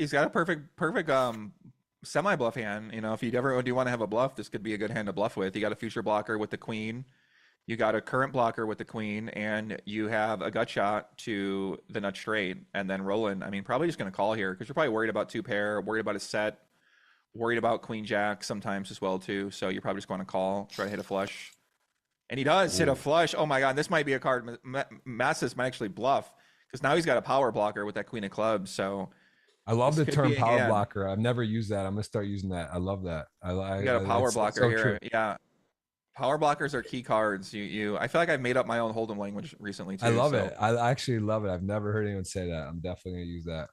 Well, typically if you have a power blocker, you want to bluff more than check. So this might be his one spot where he's going to lose some chips. We've seen this guy running and gunning. Is this all Aziz? Oh, the whole enchilada. Oh no, the whole enchilada. And the second nuts with the back door, that is going to be a call. Rolling, not folding, 7 mil. Marcelo, can't blame him. Went for it. Power. That's a hashtag power blocker gone wrong. I mean, right blocker into the gone goods. wrong. Ay, puppy. Big pot. No one has rolling. This could be a wash for dinner. Jesse picking up some kings. Simon still hovering. No one has rolling. No one bet rolling today. The pudgy penguin. No, I bet. Didn't I bet him? The pudgy. Yeah, I bet him. I bet penguin. I bet Jesse. You got a lot going on. You got a good thing here. Yeah. Wait, do you have all three? You got Masas, Neto, you got Roland, and you got Jesse? Yeah, exactly. It's dicey for me. Power punt. Simon's holding it down. He's not over yet. Power punts. I wouldn't call that a punt. It's never a punt, right? Can you qualify that in the chat? You're not actually punting it if you're using a power blocker. You're actually using a relevant situation. That's not a punt, is it? Exactly. Power punt. That's very different than the power blocker. Punt. Oh, I saw Dr. GTO in the chat. What's up, my guy, Dr. GTO, Dylan Weissman, one of the PLO goats. Oh man, the Crusher himself. Listen, he came to tournaments. They said he was only a cash game player. Came to tournaments, dominated the PLO tournaments. Even winning some Hold'em tournaments, making final. Actually, I don't know if he's been winning them, but he's been making final tables. So shout out to the doctor. Love that guy. Yeah, Dylan's Shout out cool, to man. Jersey Joe, Double J. What's up, JJ? Good to see you guys. Yeah, we got some new faces on here. 1,700, got 200 thumbs up. Appreciate that. Getting people. I Let's feel get like it. sometimes some giveaway hunters come in around this time though, Joey. I don't know. Some of the new Oh, names. I don't know if Dylan. giveaway hunters. You have hunters Yeah. for your giveaways. Oh Oh god. yeah, of course. Okay. This is the time. They Go. know 4 or 5 handed. This is where we start unleashing them, man. Nice. We start putting them out here. This is Ace Queen Queen Start Deuce. unleashing them. I didn't know there was AT is going for a little bit of spice right here, man. The Love this. 410. Listen, Jeff, double back doors. That's what you want to look for in Wizard World. Double back door. You got to be creative with your double back doors. But let's see Darwin. I don't know. This is not the guy I'd want to be pushing around. He's got that ace queen. He's got a backdoor straight draw, 2 overcards. He's actually got a double backdoor straight draw, very hidden double backdoor straight draw. So those are typically hands you want to look to continue with, but he does fold, gives him respect. Well played by AT. Nice play from your Austrian boy, Jeff Gross's. I think you took Jeff Gross, right? Who'd you take? You took C. Darwin and you took AT, or who are your 3, Jeff? I believe. Well, so one is out for sure. Let's see. I had no one took Roland. I think I took AT, and I had Davey Cola who busted for sure, the Brazilian. Okay. And then I believe Nice hand. Well played. AT. Yeah, Andy Actually, B said any positive. pods. I got a lot of pods recorded, but I just haven't posted them in a while. I got Prodigy, I got Vinny VD on there. I did one with Frankie C. I did one with Jeremy Becker. Did one with Rampage. Have one with Venetian Tournament Director. I think I have a couple other ones too, actually. Yeah, I got a bunch of stuff recorded. I just haven't been posting. I've been working on some other stuff that I'm focused on right now. So we'll see. What are you Jeff, got enjoying the pods most? coming out? I know you've been pod grinding for a while. You have any pods coming out? You gonna get the all in bros back on to see what they've been up to, or what do you got going on? Yeah, I recorded a couple. I actually have 2 I'm recording tomorrow. I've got some interesting ones. I'm not doing as much either. Like I'll do them like sporadically. I don't have a set schedule. I'll do 3 or 4 in a row and then won't do them for a while. But I enjoy it. I built a studio in Miami now, so I try to do them live. I'm like almost only doing them live when it works instead of like just on Zooms. Yeah, or, it makes sense. Trying to, but yeah, it's fun. What the fuck? It is a lot of work. People, I think it's this thing. It's so like much work, yeah. to get it up, to get it out, to edit it, to do the stuff. It's like it's fun, but it's not just like a flick on and go. So yeah, that's why I tell people so much work. Cause I did my show for so long, pretty much, hundreds of episodes for many years, and it's just so much work, so much energy, so much time. You have to do all these different things now if you want people to watch it and it succeed. So I've kind of been the same, where if I get back into it, I want to make sure that I can go full throttle, but just takes up so much time if you want to do it well. So I kind of like what you're doing, sporadic, once in a while, get guests you really want on there. And yeah, and I like doing it live. I just think it's better. Like when I can, I'll do it live, and if not, then I try not to do it. But yeah, man. No, it's good. That's it's important. I feel like you're also doing more of that. You're kind of sticking, doing 1 or 2 things well, like you're really locked in and immersed, and that's hard to do. I feel like you're a bit like me. I like to do a little everything, and that's hard, right? At some point, you got to fix in. Like right now, you're studying, you're playing No Limit, doing GTO Wizard. That's a lot of hands. You mentioned 200,000 hands. That's crazy. Yeah, I think I got like maybe like last year. I think I played like a little over 500K, 500, 600K, something like that. Mainly cash games though. So tournaments still pretty new. So I got my own way. I've been training for them, but nice. It's going pretty well because a lot of it's focused on pre-flop. So you just got to learn all these different spots because they're so important as you go down the stretch.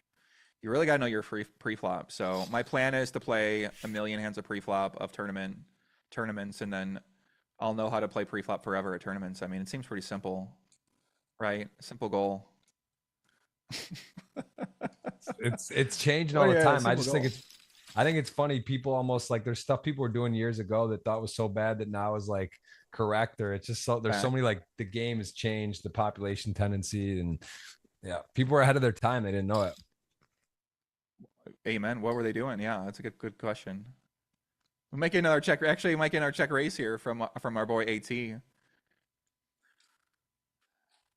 gonna be a pretty interesting hand. Just check call though. Queen 9, King 9 in a check is recommended here. from the wizard, GTO wizard. Yeah, we get our wizard recommendation here. Check out a position makes a lot of sense with queen 9. I guess for a small bet, maybe you could consider leading here sometimes too, but wizard doesn't like to lead, just likes to check. Shout out Conrad in the chat. What's up, Conrad? Good to see you. Hope you're doing well. Missing your show. A lot of people were enjoying your show a lot. I've been watching it a lot for the poker stuff as I've been getting down the rabbit hole. I actually watched it before I had my one tournament score that I played, my bigger buy-in. I was watching the pod and got some good insight. And we do see a lead here from AT. So AT going to do low frequency lead with the queen 9. I think this makes sense versus range bet. Simon's going to have a lot of hands just going to fold. And AT is going to have some jacks and have some kings, going to have some straight draws. And now he picks up a 9. So, I mean, does he want to turn this into a bluff? I don't think so. Does he want to bet for value? I don't think so. Does he want to check and pray? You get the showdown and win, I guess, versus ace 10, ace queen. Yeah, improved. Doesn't seem like a hand to bet. And king 9 also here on this board. Flushes, better kings, jack. You're just going to check and take your million. Yeah, wizard recommends checking. Let's see if he does find the lighter value bet. Does check it back. Nice hand. Well played. Well played. I got a coaching MTT database that hit me up for tournament coaching. I'm down for that. Actually, all my coaches are all heads up, either heads up cash games or live cash games or 6-max cash or just wizard dairy coaches. Shout out Tombas, the GOAT. Yeah, they've been really good about giving me the best coaches, and all these online wizards who are grinding to be the GOATs, they basically are my backers and for coaching. So it makes it a lot easier to get better when you have guys like that. You can just ask questions too, and they're preparing lessons for you. And I mean, it's pretty incredible. So perk of the job, Jeff. Maybe you should get. Is that something you ever want to get into? More training? Yeah, I know you've been playing forever. I mean, I feel like you've been having your routine for a long time. I would love to. Tag me in, man. Tag me in, Poppy. I see GTO Wizard in the chat. Let me know. I know this is the creme de la creme. I'm in. You want to do some review sessions, or you ever do stuff? Let me know. I'd love to. Tournaments are fun. They're fun, but it's you got to do a bit of work out there. Well, the program's made a lot easier just to train them, and if you have ADHD, it's easy to just go. It's like robot mode. You know, it's just you keep clicking the button and. I mean, it's you don't. I don't want to put you on the spot. Maybe since GTO Wizard is in the chat, legitimately, they could drop a couple different like what it is, like what the. And also, I want to ask them about PLO. I'm going to put them on the spot. Is there a PLO course coming out, and what is the current like pricing? I hope not. Yeah, give me the just basic pricing. I'd love to let the audience know what they're talking about here as we see a historic day for broadcasting, as you've seen those pop-ups with GTO Wizard. Been fun. I like it. I think it's been very cool. That one, the first one was actually one of my favorites, where the overbet, the sizings were there, and I wasn't even considering. I had definitely two other options, and there was two. I was just like, all right, yeah, I need to take a look at this and what's happening out there. Yeah, I would definitely study river spots out of position when you're going to go a polarized bet size strategy. That's something that you can specifically train to play. So you can kind of set up spots, custom spots, and train that specific one. Whereas if you just play real time, you might never see that hand. So that's kind of the benefit of just doing it 1,000 times or something like that. Let's see Darwin's in the tank here with ace 3. It's cold 4-bet. Wow, what a sicko. What a play. Okay, this is definitely next level. Ace 3 offsuit. Cold 4-bet takes it down. What a play. There's not enough cold fours. Now we've seen twice in a show. How about this? If someone can cite me a 2 cold 4-bet and 1 GGMillion show, I don't know. I'd be shocked because I can't remember it, and it's so rare for me. But now, then again, here we go. We just see it come out again. Great spot, great pickup from Mr. Matson there. Ace 3 off, good candidate, good timing. Chip leader involved again, sort of a theme, right? We see when the chip leader's involved and people are 3-betting them. That seems like a good place to start to go after it. Wow, what a play. I mean, yeah, that's especially, I mean, against the shorter stack. Wow, yeah. What a play. Do you know the logic behind that play, Mr. Gross? Why he does it with the ace low card offsuit? I mean, yeah, for I guess more so the chip leader involved, and then just it's a good selection. It looks super strong out of the small, and I think just understanding that he just looks so strong there, and the chip leader is going to be opening so wide. And then again, there's a bit of variance on the AT, right? Does he happen? Is he, what is he going to go with? What does AT actually go with there? I think is the question. Yeah, probably. That's really the question. I don't think he had much fold equity. I guess I have to see the specific sizes there, but I think he had about what, 16 big blinds, 17 big blinds. Yeah, I really need to see the specific stack sizes there, but yeah, one blocker, one unblocker. Yeah, makes sense, but just what a play. And now this is pretty close. 11 BBs for Jesse, 10 jack suited. This feels like it's on the threshold, but I wouldn't be surprised to see him fold, and he does. Lays it down. Nice hand. Darwin doing Darwin things. One blocker, one unblocker. Okay. Well played by Darwin. Darwin, I mean, picked up that spot. The guy is the legend for a reason, so.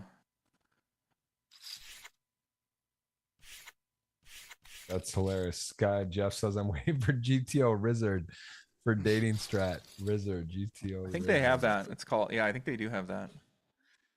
You could ask your Claude about that and just say, hey, I'm going on a hot date. What am I gonna do? How should I think about it?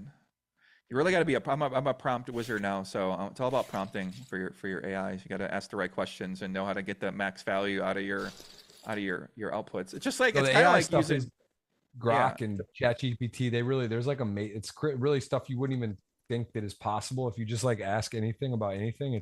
I've heard there's been some really crazy stories about what's happening. That's what I'm saying. It's getting weird. Yeah, I mean, it's really revolutionized my business. So it's been, wow, total game changer for everything. So you can learn anything, and you can, you can test yourself and test your knowledge, and yeah, it's mind blowing. So let's see what happens here. Roland has a big chip lead, has king queen suited, might just ship it in here, might just call. Sometimes king queen just calls out of position, and they do just call. Now you can potentially lead this board, 8-6-5, backdoor flush draw, reverse blocks ace high. Let's see if he does. He checks it. Kind of awkward spot for AT with this stack size. He doesn't really want to get check raised off his hand. Kind of just wants to hit an ace or hit a 10.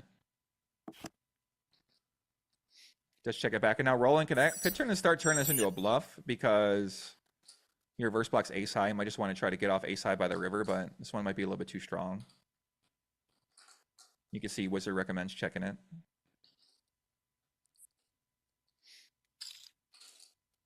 But he just block bet. This makes sense.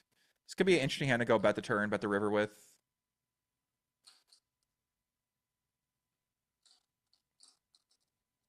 Now, what's AT gonna do, Jeff? Is he gonna call? Is he gonna fold?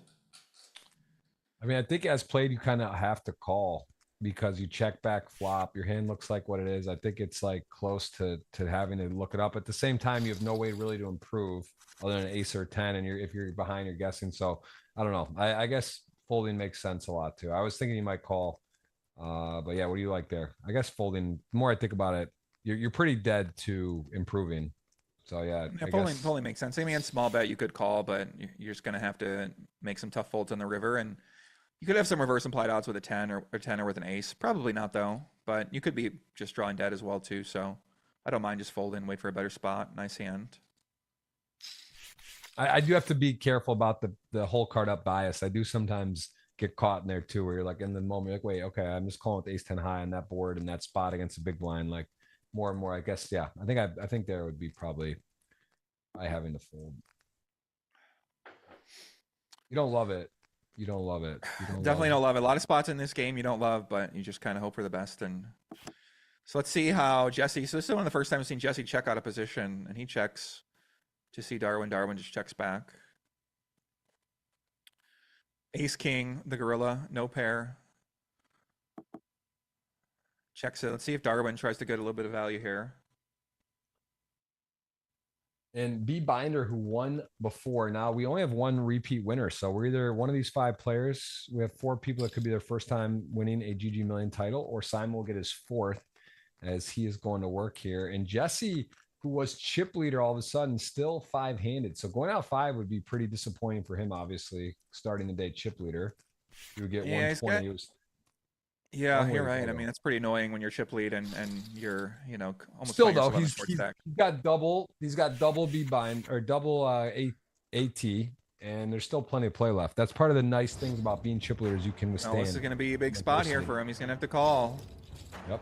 Ace So nine. decided here, Mr. Gross. Can Jesse's run good all in continue? Ace 9 suited. He's an Not the ace or a game 9 start. or a Needs queen. help. A queen He's would an do it ace, as a 9 or a well. queen. Otherwise, he's going to be a short stack. It's a 7. Ay, ay, ay, Jesse. AT. Now the short stack down to 10 big blinds. Goes from our chip leader to last in chips. 5 people left. Not what you expected to see from Mr. Lonis, and now he's going to be all in with ace 8. Yep. He's going to take this down. I mean, Massas just had 6 million as well. So chips are moving. They're rotating. Chips are Simon moving. sort of quietly Facts. in second, healthy second, 4.7 million. Chips are Over moving, there. Mr. Gross. This is how these tournament goes. You got to stay composed. You got to be flexible. You got to be ready. And now King 6 suited. This could be another hand Jesse just ships it in with. But he goes small size. And now Darwin has pocket 5s. He might just reshove this. And now Jesse's going to have to fold King 6 if he does get reshoved on. And I expect Darwin just to ship it in. And he does. This is kind of maybe why you might want to shove in Jesse's spot. 'Cause he's going to unfortunately have one of the hands he might want to fold. Probably prefer to have a hand like King 10 suited or King Jack suited. He does lay it down. So Jesse down to 9.5 big blinds. The gorilla. Gonna need some run good. Gonna need some big pot energy. Can he do it, Mr. Gross? What do you think? Can Jesse? I think he's going to get back in it. I think he's going to get back to 3 mil at least, then see what happens. I don't think he's just going out. I don't think he's going down like this. There's plenty of time left. Plenty of time. There's 900K. 900K stack, 9 blinds. Queen 4 suited, not going to be this one. Yeah, I mean, there are some setups he could still potentially min raise and get away from the hand, and then he somehow finds it. Queen 4 suited. Look at that. Oh boy. Okay, interesting. So Queen 4 suited, raises under the gun. Let's see that AT. Your Austrian friend probably going to defend here. I mean, typically if you min raise under the gun off this, you're kind of polarized between, really good hands and then some like really bad hands that have an ace in it, but he's mixing in the Queen 4. And look at that, he flops a flush draw. So yeah, he's gonna find way to pick up chips. Not only he wins the blinds and Annie nice hand. plus the 100 extra, so up to a big difference there. Now taking the big blind with 1.1 still. Again, we've gotten to see a pretty good insight into Jesse's game today, right? We see him sometimes poker go or final tables, but like online, we got to even see the 6-10 hand from Sunday, the start of the show on the pregame. So we've gotten a little bit of an in-depth look at his game today as we see the shove from Roland. Going to be good enough to take that down. This is a unique spot for a chip leader where they get to just go crazy on the button because the small blind's got to play really tight with the shorter stack in the big blind, so the button can go basically like animal and just go. There's some spots, 5-handed, 4-handed, 3-handed, I'm sure you know, Jeff, where you just get to really go crazy with the chip lead and play almost every one of your hands. Well played by Jesse. Yeah, he's got a good seat at the moment. Direct left to Simon, 1 and 2 stacked. And we're kind of getting to that point where a lot of guys have 10, 20 big blinds, and at the 5-handed, 4-handed, when it folds the small blind, you're just going to see a lot of all-ins or limps.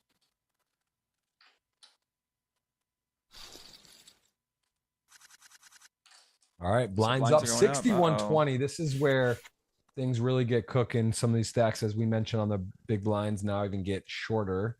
King Queen versus Jack 7, the 2 big stacks. Going to start with a limp. Jack 7, certainly a hand wouldn't mind checking back. Got good playability. King Queen just going to smoke top pair and starts with a check.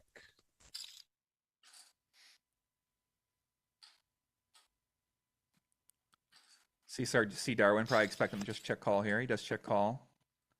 Roland picks up some equity.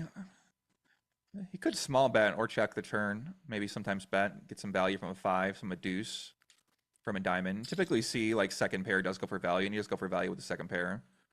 Unfortunately, see Darwin does have top pair, so he's probably just going to check call this, being this steep. And then Roland's going to free showdown. And if he hits 2 pair, oh my God. Oh my God. Now he gets to make a really big bet. Oh boy. This is absurd This hand. is absurd. This is crazy. He's going to go big. Jeff, how big's he going to go? I'd say he goes at least 2 million here. Maybe even Yeah, bigger. Just goes totally maybe polar. Tries to get 1.4. called by a king. Exactly. Might go all in. No. He might go all in. No, I don't think he's. I mean, he could go all in. No. Because 1.4. Darwin's gonna have some sevens, some weaker sevens. And if he has a hand like King Queen or Ace King or King Jack, he goes pot. Okay, didn't get too greedy. I mean, does Darwin ever fold this? You would think no, but because it's him, so. you got to give him. It's possible, but yeah, it's does fold. That board just bricks out. It's blind on blind. That's a pretty gnarly run out. As look at this stack size, Joey. Wow. 8.5, 1.5, 1.2, 1.8. Simon's still at 3, but he did ensure getting called. No, you can play crazy in the small blind here, but deuce 6 is one of the hands you fold, and he is going to raise deuce 6. But yeah, well, I mean, see, Darwin, what can you do there? You basically have king queen, you have top pair. There, like Jeff said, all the draws missed. I mean, there's so many natural bluffs there. There's so many missed straight draws. There's a lot of missed flush draws, a lot of backdoor straight draws that turn the backdoor straight draw. So, really unfortunate spot. The queen is a pretty not that good of a blocker, but because you block some queen 9s, queen 10s, but yeah, no, just unlucky there. Nice run out for Roland. Well played. Also, good selection. Certain thing to look at, chip leader. You don't just shove every hand. You see some like the worst, like 6 deuces raising, but then not all in. If you got like a king 6 suited or queen 10, you can jam spots like here, even jack 5 off. Like you cover both, but just because you're chip leader doesn't mean you just go all in. It's not just like, all right, let me shove every 2 here. So he does fold. Shove it all. No, we're going all in, Jeff. Come on. Yeah, and one thing I found interesting in ICM world is these hands like 3-4. These are usually going to be limps, but typically you don't want to go all in with these hands because you want to have more high card the shorter you go, but he's going to go all in. Now Jesse, unfortunately, can't really call. Yeah, it's so wild, Jeff. I find it so uncomfortable how aggressive you play in the small blind. Where some spots you just go all in almost any hand you have. I'm like, I don't 3-4 suited. I mean, play 3 days, you got to go all in with 3-4 suited. You know what I'm saying? It just doesn't really make a lot of sense to me. It seems kind of backwards. So now this could be it for Jesse. This might not, oh, he does lay it down. Nice fold. That could have been it for Mr. Lonas. Yep. The 10-4 does pass. Queen's getting around right now as the jack 10 is going to find a shove. And I'll tell you what, who's not afraid, C's going to love to see the jack high. He knows, though, that he's putting on the line against some like King X, Ace X for a bit of a gamble, but hey, we'll take that and no overs. Although Jack 10 suited, let's see if we get a little sweat. Okay. No, has the queen in his hands. Queen only, 2 outs, 1 to come, about 5%, 4.5%. Not the case. Nice hand. Gonna tighten us up a little bit again, make it a little more fair of a fight as Roland gives up 2 mil there. All right. See, that's what I was alluding to earlier. Sometimes, like aces. Sometimes you just want to have queens. You want to have aces. You want to have kings. I mean, that's just the name of the game. So, what lucky spot there for Masses. And now he's got aces. Oh my gosh, he's loving life right now. Now Roland's rolling on tilt a little bit. He just calls, flops a pair. Not good for him. Yeah, heart, backdoor heart covered. Check, though, decides to pot control with aces. Board gets really, really wet here. This is like straights, 2 flush draws. I mean, this is a lot going on. Check again. It could be a spot Massa just checks back the turn as well, too. I'm going to be surprised to see him go double check. He does go double check back. That makes sense. Sometimes when you do put this in a check line on the flop, you can just check back turn and keep it for your very safe river call. And now I think Roland might block bet here. Try to call by a 5, a 7, a jack. Yeah, he does go block bet. And now Massis is going to be able to raise or call. Probably mix here a little bit. Call some, raise some, maybe call more than raise. You just really don't want to reopen the action. I think as played with the small bet on the river, I think he can raise this to 500-600. I just think it's like good enough. It's like he also blocks ace 10, which he wouldn't check the turn probably, but like he gets to go big here. I think it just looks too weak in the spot. Yeah, he's never going to have to raise. Makes sense. That makes sense. Yeah, those are some of the trickier spots when you face block bet. You have to think how uncomfortable you want to go and how thin you want to go and reopening the action.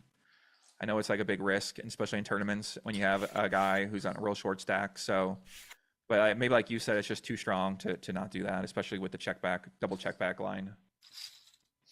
Yeah, now if he bets half pot there or 2/3, 3/4, like yeah, he's just gonna call. But that was Right, open that makes invitation, sense. and he just kept it in control. Jack 9 suited 8/4. Both players connect. Jack 9 with a much better situation. Best hand, best draw, best position. It's a good check marks to have in the spot, and he is covered though. Best hand, best draw, best position. Facts. That's a good point. Good start at least. No guarantees. Let's see what AT is going to do. AT, Austrian. What do you call two Austrians in a hand? You had a Brazilian sandwich earlier. What do you call two Austrians in a hand? I don't have that name. I don't got that one yet, but that should, because it's a common thing here. There's a lot of, again, the most common country flags would be Brazil and Austria, I think, on here by Really? far. Wow. Yeah, makes sense. It's a pretty interesting hand. Oh. What do you got? You got something to fire it? Look like you're ready to fire over there.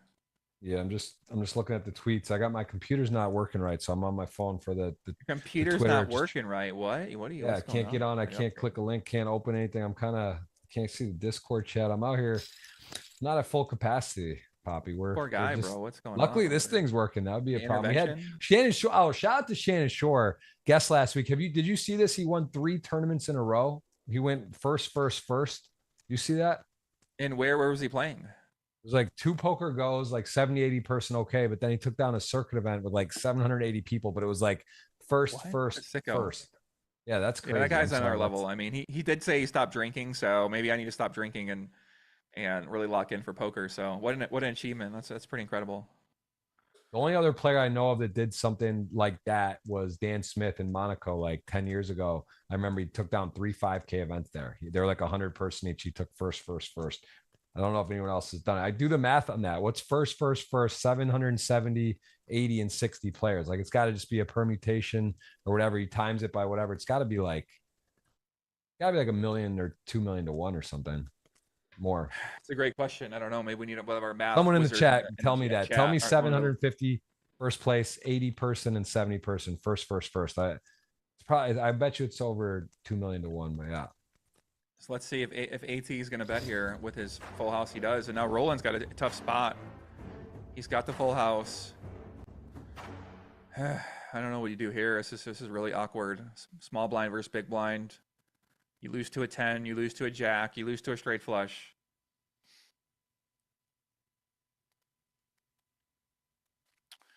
I'm not loving it if I'm rolling. I don't know what I would do. What would you do, chat? If you call and lose, you still have some chips left. You still got about 25, 30 big blinds. He does fold. Nice fold by Roland. Well played.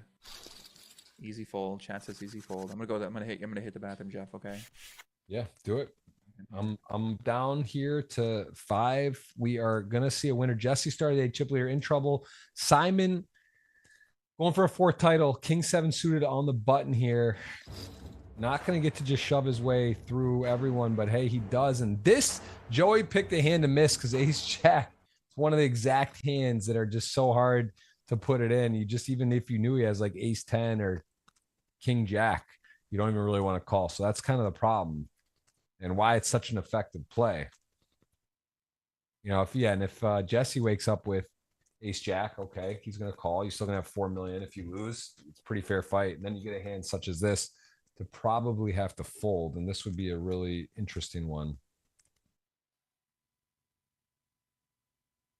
What do you think? 1 call, 2 fold? I think he's just gonna have to fold. The book would say fold, but maybe some at home would just take a stand. Nice hand, Roland's getting your tweets. I'm getting them out. Just Twitter.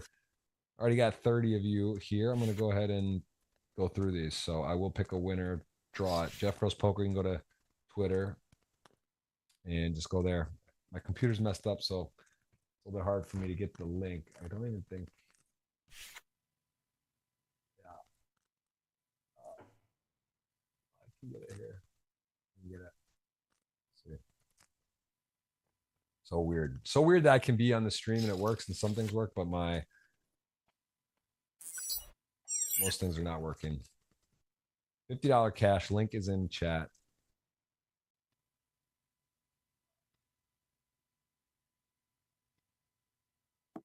There it is. GTO recommended play 9-10 of hearts. GTO wizard 7-7-5 2 hearts. Good board coverage here. Let's see what it says. It's saying to re-raise, check raise. They're deep though. These are the two of the biggest stacks, 1 and 2 to be exact. Saying to make it 380K. Just calls. Picks up a key card as well because now an 8 would make a straight. And 8-9 would have maybe check raised. GTO is saying to bet here when you have a jack high and you pick up equity. The camera froze me, huh? You were off there for a second. We saw an interesting hand here.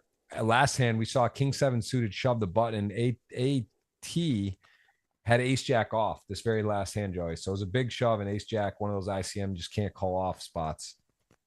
Look at this spot from the wizard. Some raise and some call. And this is one of those really weird spots where sometimes you can fold, sometimes you can call, sometimes you can raise. He defines the raise. Wow. Masa, this guy's pretty good. This guy's found a lot of really good spots and some spots where you wouldn't expect everyone to find. I mean, he's definitely finding a lot of bluffs that are above average. So well played by him. Nice hand.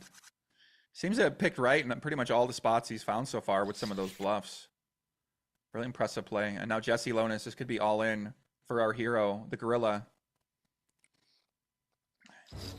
One of Jeff Gross's picks to win. Actually, it's my pick to win, but let's see what happens. I think Roland might have to fold here, but he has call. Can't really fold. Ace-2 suited, he's at risk. Uh-oh, Jeff.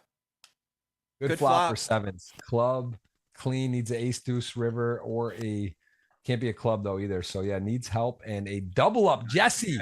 From the depths, down and short, 5-handed. He is officially back to 1.7 and in the mix. In the mix. Wow. Oh, nice dirty hand here though. Oh no, this is gonna be could be another all in here. Ace-10 suited for Jesse, just like that. You're back in the mix, but you're back in the fire. He's all in. Kings. Oh no. Masa's already been a big beneficiary of a few really big pocket pairs where he just has to click the call button. So pocket kings, 15 poker hard right now. Big pot energy, lock in. This is going to be a big spot for Jesse Lonis. Wow. 3.7. Our chip leaders start the day. Can he find a ace or a deuce now or running hearts? Running heart possible. Chop, 6 chops. Lot happening. Too many outs are just enough. Oh, the gorilla on the river. He takes it down from just literally chip leader out the door, 5-handed to back to tied for chip lead. You got all the drama. Little D-Negs, hello, little welcome back, hello or never left. You tell us. That'll wake you up. Oh my gosh, that will wake you up at home. Wow, the 7 turn was just too much spice. What a play, all in. I mean, what can you do? Ace-10 suited. Barry G shoves baby. It in. Let's go, out the gorilla. He's probably in like a 50K rebuy high roller in Monaco on his phone. Just jumped out of his chair. I guess it's on. We'll be on delay, but that was a very exciting moment for everyone involved. Wow, let's go. Nice hand, well played, Jesse. I mean, like you said, Jeff, come back from the dead. Wow. Wins 2 all-ins in a row. That's priced in. That's priced in to being chip leader. You can take adversity. If he wasn't, he would have been out. He was down to 700. He had the extra chips. It leaves you just a little extra oomph. We've seen it. I remember Ben CB here was chip leader. He was almost out in 8th, was flipping, and then came back and won it or got second. I mean, you're just not out until you're out. What about how about that guy Ben CB? Who loves a poker tournament more than Ben CB? I like lately he's like I don't know, these guys on Twitter, they're so crazy on Twitter, the things they say with like their marketing. They just no press is bad press. I've been in every spot, thousands of times. I've been down, I've been out, I've been losing, I've been winning, but I staying in there. And you can too if you don't give up. Don't be fucking scared. He always includes some sort of like something like that in his messaging, and he's basically kind of like roasting you, but then we always got a link to a great video or a course at the end. So I don't know. He's got a, and then he always wins. I mean, the guy, what an impressive guy. The guy literally streams his play. Anyone that streams their play for 10 years and is still winning is one of the most impressive players of all time. So, shout He to just NCB. took down like 150 for, one of the main, like a huge guarantee, 150 buying like 11,000 players. It's like, bro, stick to the big, come on, man. Stay up in the 1K. I mean, plus range. it's really impressive. The guys that just pump out a video, one video a day, and are still battling high stakes. I mean, what a feat.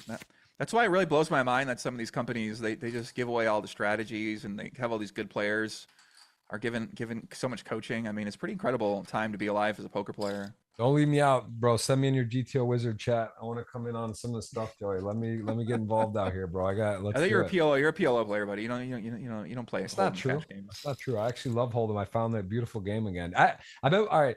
So I've been playing this. I think it's probably just called something else, and they do it a different way. But it's like a Miami thing where have you ever done like the Hot Wheel game in a cash game where if you win a hand, you get like a car or a chip. If you win a second, you then get another one, and you get a bonus from everyone.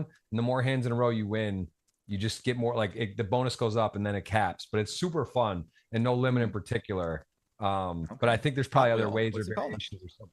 What's that? What's it? Hot Wheel? I'm gonna write You like a Hot Wheel car. Wheel? Like you actually have Hot Wheel cars on the table. You could do it with anything, just use a chip or something. But yeah, just wondering if you've played that before where you like get bonus by winning multiple hands in a row. Because it makes it like at some point, let's say it's like a quarter for the first hand, 50 for the second, 100 for the third, 200 for the fourth. You cap it like that, or maybe 300. But at some point, if you're playing like a quarter, and all of a sudden you've won 6 in a row, you just start like shove. You get small blind, big blind. You're like, I'm all in for whatever because you're gonna win like 2,400 if everyone folds. You know what I mean? So like it just kind of adds another dynamic. But I'm just curious if that's been like televised. Some games have done, or have you ever played that or seen that where you get like I think you're calling about progressive squid game. So I think that's the game you're talking about. Yeah, I think it's a variation of squid. Yeah. Okay. Yeah. So basically, everyone's got whoever wins, you get a certain bonus the more hands you win. Yeah, that's a big trend lately is like more jackpots. And stuff but Squid Game, if I'm not mistaken, I thought it was like the stand-up game where where if you lose, the last player pays a fine. It's a little bit just a different way of doing it, right? It's like in a row winning. I guess that's stand-up game. Something like that. Progressive is more like you get a bounty for how many points you get to. Got it. Okay. Yeah, there's a bounty system as well. Queens are getting passed out. Jesse all of a sudden with 4, he's chip leader. 4.5. That's a wild ride. You asked me, I said he's back, Joe. He's not going, and Jesse was not leaving. He got back over 3s at 4.5. He's chip leader, and he's just clicking again. 6-8 opening. Got out of the way, and 4.5 million, Queen 7 suited. Gonna go ahead and open. So 5-handed here for a while. This is definitely one of the spots I like to focus on a lot. Is 3-handed, 4-handed, 5-handed, because these are the times where it just kind of you do get a little bit deeper, and you just have to make a lot of tight folds and really have to have your pre-flop down, because most players are going to have their pre-flop pretty down. I mean, people have been making tournament final tables now for 10 years or more. You got to figure if you play a million final tables or play. Some of these players have played hundreds of thousands of final tables, so you really got to know your pre-flop if you really want to compete against guys like C. Darwin and guys like Jesse. So it seems like a lot of these players are playing pretty well. Haven't seen anything too out of the ordinary. It's actually a pretty insane shakeout, Joey. We had like 7 or 8 million for rolling. Everyone was short. Now everyone has like 2 million plus. So it really just got more even by a big margin. Very rare you see the run over where a player just totally takes over and everyone's super short folding, but we almost had that. Well, we got a cooler here. So top pair versus top pair, Masses on the right side of it. And this could be a spot where they both want to get all in, especially with about a little over 20 big blinds. Maybe not. You kind of prefer to have a little bit stronger hand or a stronger draw to put a lot of money in on this flop, but Masses could check raise this, but he does just check back. Interesting. And now I expect Masses to bet this turn, and Wizard says he could better check. So here they're giving us 2 sizes, but I'm sure that Masses could go smaller bet, could make a bigger bet, could go block size. You know, maybe he might want to go closer to pot, but not really. It's just typically not a hand you want to go. You want to be a little bit more polarized if you go to pot, meaning you want to have a little bit stronger hand or a bit weaker hand. It's just kind of one of those middling hands where you kind of want to size down. And then king 10, you can see king 10 checks back a little bit more than betting. But now he goes polar and he's going to size up. And now Masas isn't really loving it, but you can see he's never folding. You know, now you're worried about 5-6, you're worried about 6-10, you're worried about 10 jack. You block one of the 10 jacks, but you got to be worried about 2 pair. But typically 2 pair wouldn't take this big polar size. So typically you're going to be against nuts or air. And look at that, the river. Oh my God. The only thing I agree with everything you just said. You did say prefers slightly more. On the bet there from Cat AT, it said 97%. I think. Oh, check first bet. Yeah, it was like yeah, it said check more than bet. Yeah, I mean, I expected him to check there too, but he did go with that big size, so got rewarded right away. No waiting. River 6 hits the straight, and this is not a good board now for the King Jack. Yeah, I mean, now you're pretty much ready to die if you get bet into here. And if you look at the size, it prefers to go very small. Interesting.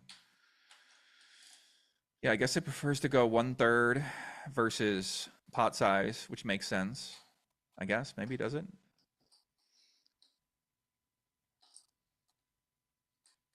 Yeah, I'm trying to. What do you do here if you're Masas? You got King Jack, you have top pair, you block 10 Jack, you lose to a 10, you lose to a 5. Saying you have to call. Or strongly. Yeah, I don't love it. I mean, you have a diamonds. Like what bluffs is there? Make a lot of hands just check back to have some showdown. I don't know. This is yeah, when he goes that big size on the turn, I mean, he could have some bluffs on the river that include a jack specifically, but you have a jack, so it's a pretty bad card to have. You know, maybe like a queen jack. Yeah, I don't mean maybe, yeah, even like 10x, 5x, both made straights. You know, he might be bluffing with a hand like 6x. I highly doubt he's going to bet a 9, like a hand like 9 jack on the turn or queen 9 on the turn with that size. So he doesn't have many bluffs. That's what Masas might be going through here. He might be saying, what is he bluffing? I don't need to be right often, but you know, you want to look at your side cards, and having a king is, I guess that's good. Having a jack, not the best card to have. You do block some 10 jack, but you block one of the key bluffing combos you want him to have. What would you do here, Jeff? He folds. Nice fold. Nice fold. Nice read. I'm surprised it says that 99% call there with that board. It's saying recommend almost always call. I guess just as played with top pair, that you're getting bluffed too much maybe, but with the diamonds missing too. I don't know. Yeah, it just needs to find some creative bluffs there, and but yeah, they basically, so when these hands, they have it's on a delay, so they have put some of these hands in. They're choosing to show us the most interesting hands, and then they're able to give us 2 options that they might choose. So they already know the size that they're going to choose, so they either give us the size, they give us 2 options, one size they choose, one size they don't choose.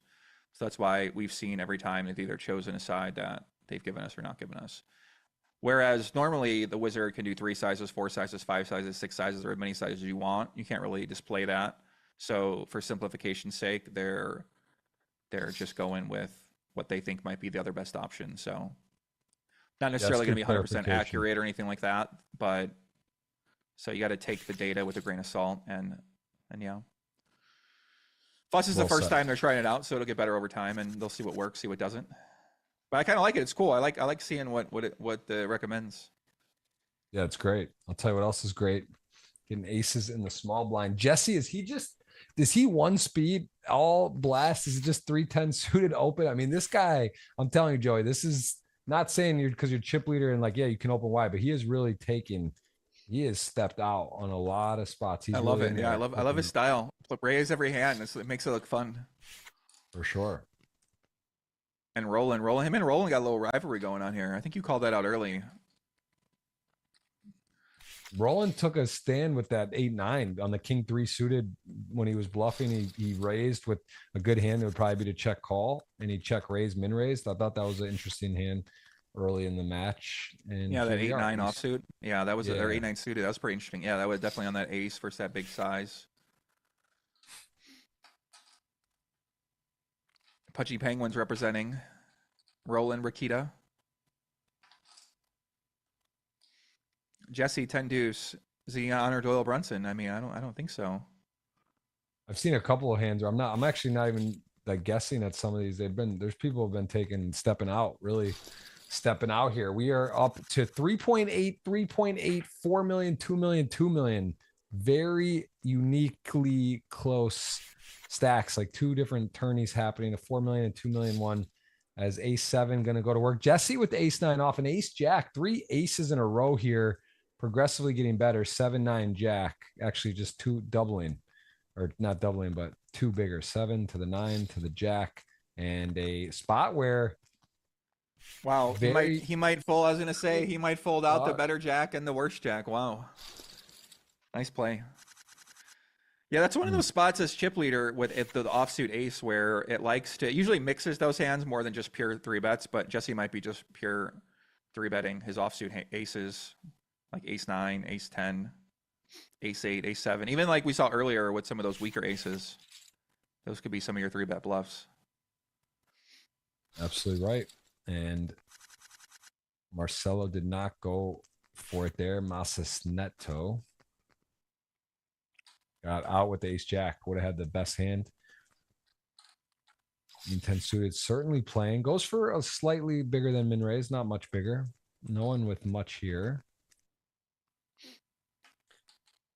Have you talked to some of the coaches and people you work with, Joey? What would you say is the ideal current day recommended tables to play at a time if you're playing tournaments? Do you think that play really sacrifices at a, oh, here's a nice three, What like the hell? 3-bet. Do you have, when you play tournaments, if you're practicing? For number of tables, yeah, it's a personal choice. Yeah, you got to play at your own risk if you play more than one, but gotta be careful. King 6 offsuit. What's going on with that? King 6 offsuit. I know King 6 does some weird things, but King 6 offsuit, the 3-bet, the small blind. I mean, it's pretty interesting. There's definitely a bit of respect. Jesse respects Simon for sure, because the King 4 suited fold to me was crazy. Mm-hmm. Oh, hello. Oh god. Oh, flop goods here. Probably not no big pot energy here, but AT does have a hidden backdoor, double backdoor, so he does have a backdoor straight draw and a backdoor flush draw, but doesn't utilize it.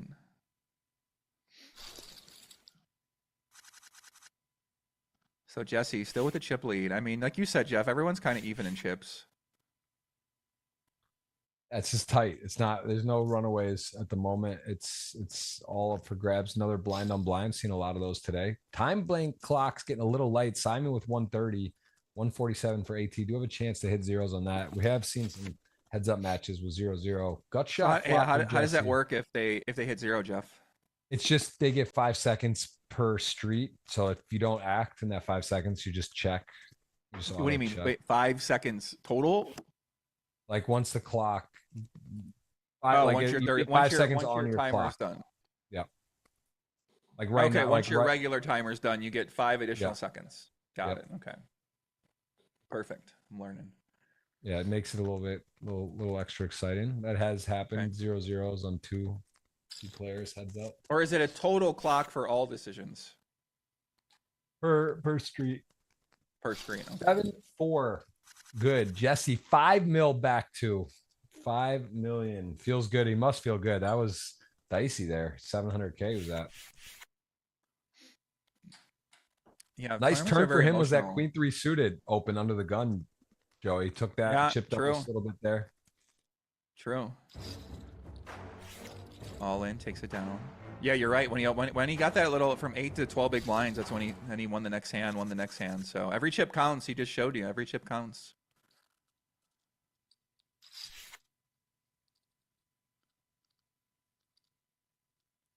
So we're gonna see an all in here from Mussis. Uh-oh, Jesse. Oh boy, he might have, if he 3-bets, he might call this off. I don't know. Okay, he's not that out of line. Massa seems like got a pretty easy shove here. Kind of just trading chips back and forth right now between the players. See Darwin being pretty consistent. Nice hand.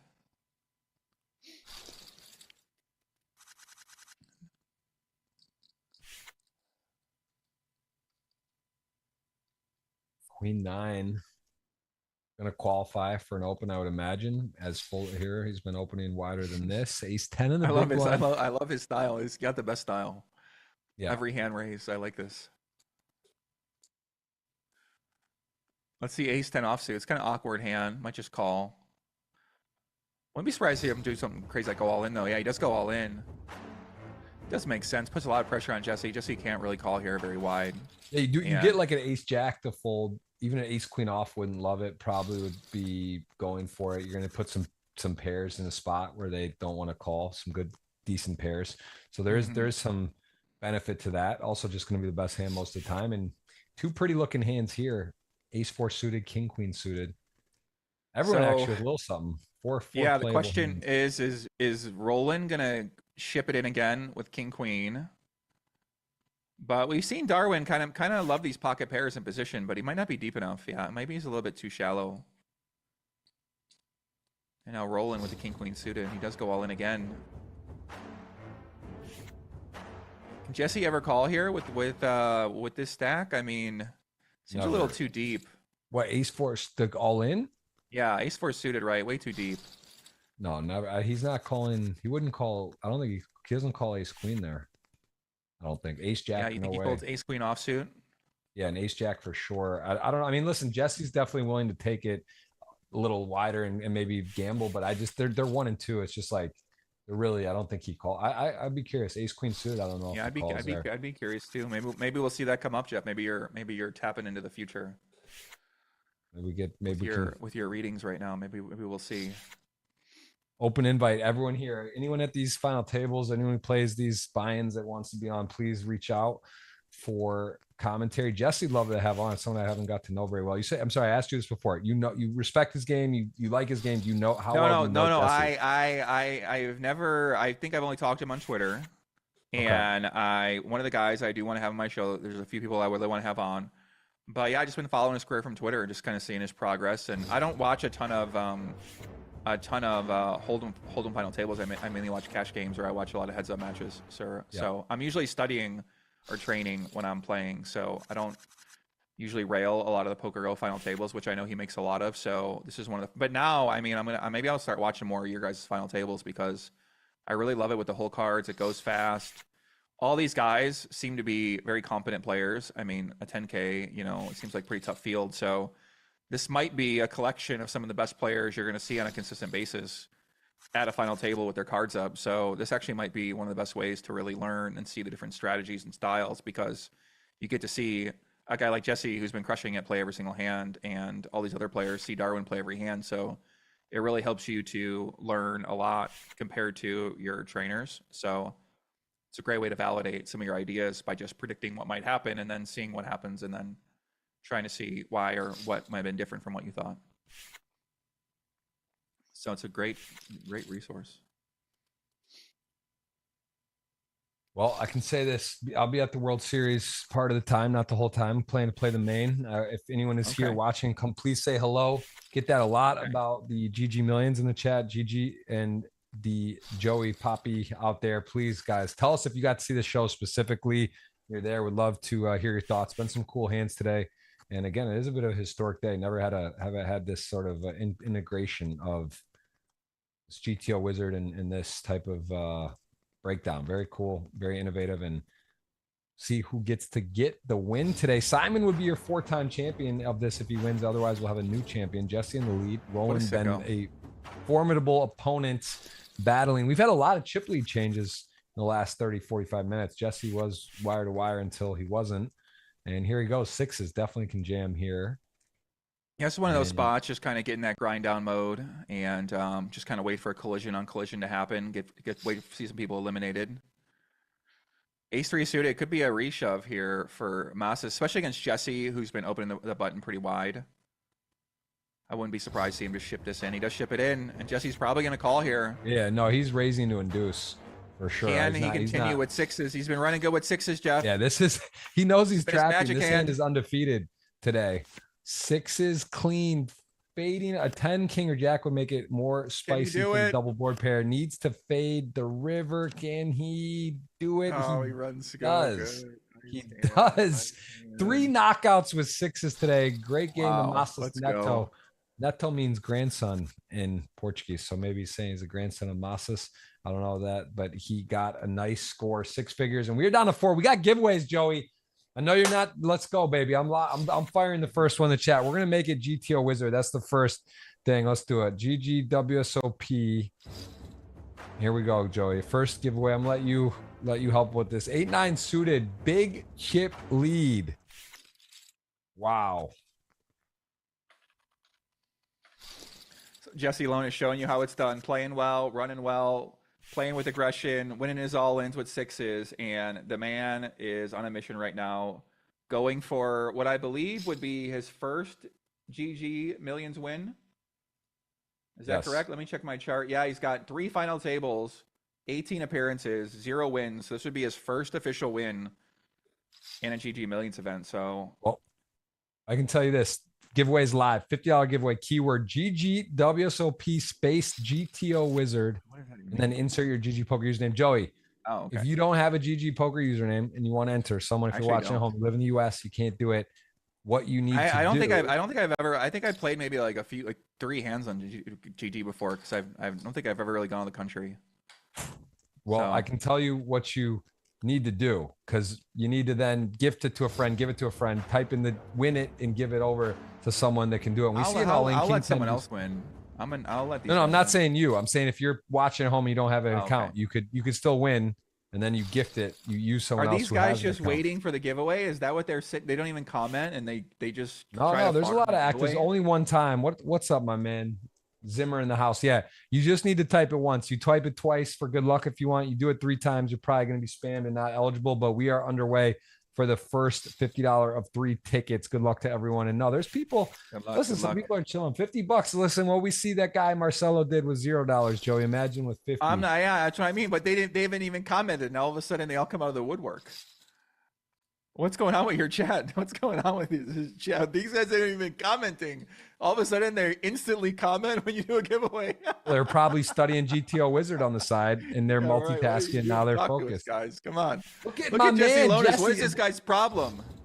Oh, 410. He just ships in him. He says, no. Look at this hand. Wow, man. Just stuffing it. Stuffing it in. Nice hand. Nice hand. Nice hand. Very nice hand. AT. Nice hand. Oh, Jesse Lones. I love this guy. 410 AT says, not today, sir. What a play. Someone said there's one person with 10 accounts in your chat. Is that true? People say anything, Joey. Don't get sucked into the giveaway hype. People just have, like, we're here. We're doing it. We're picking it up. We're going to see a winner. We're going to see 3 winners in the chat. There's as a well. bot ring in the chat to win the giveaways. What planet am I on right now? Is this really what life's come to? We're in there, man. People are here. People are here. We're historic. I like the new overlay, the graphic. They got like a spaceship table. We had a new intro today. A lot of new things today. 6-7 betting. Look at 6-7. This guy doesn't care. This doesn't the man's care. On a mission. Gross. He is firing, man. This guy's for sure going for it. He's got to be the favorite. It's shorthanded, aggression level high. He's dominating Queen Jack 10. Check back or raise. I guess this hand plays well to check back. He does cover though. It's gonna raise. Not today. One Not gear today, go. Joey. 1900 watching. Queen Jack best hand. Neither player loving the flop. Yeah, Jesse just gets to win this hand. I've seen Jesse high frequency c-bet these ace high boards, especially in position, and he takes it down. Nice hand.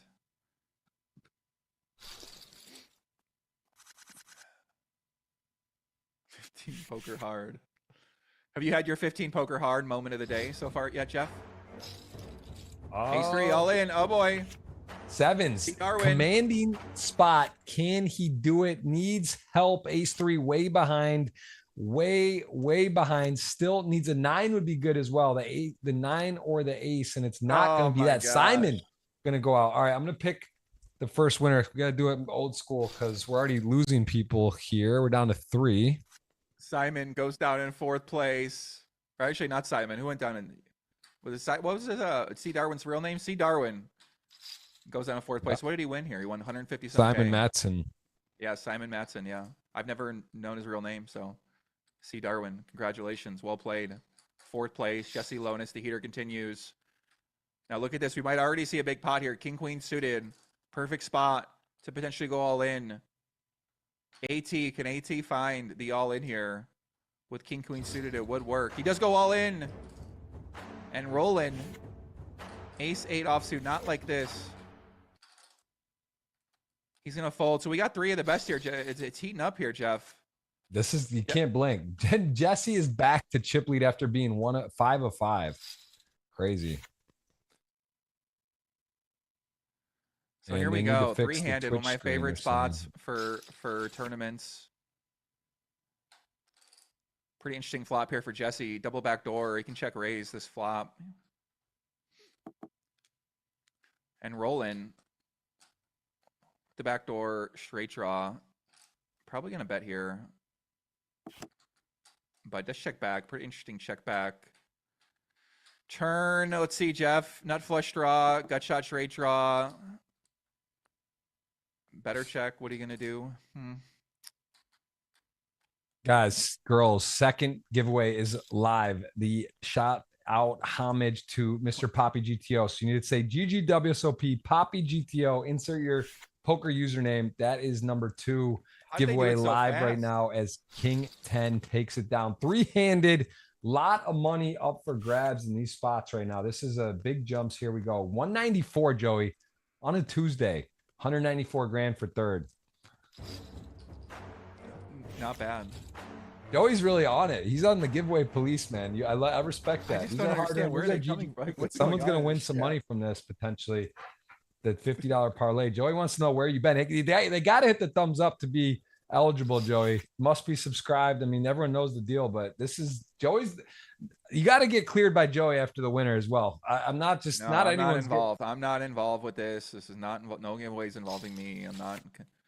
This is not. We're super GTO Wizard. We're all locked in today. This is a true first on streaming history with the Wizard as Queen Deuce just betting, man. Jesse, is anyone stopping him, Joey? I don't know. It doesn't appear so. The man is a man on a mission. I think he's putting on a masterclass in winning your flips, playing with aggression, and putting yourself in position to win. And I mean, this goes to show you exactly if you ever wondered what is his style, how is he making chips, how's he getting chip lead, how's he winning events. I think we're seeing exactly what he does.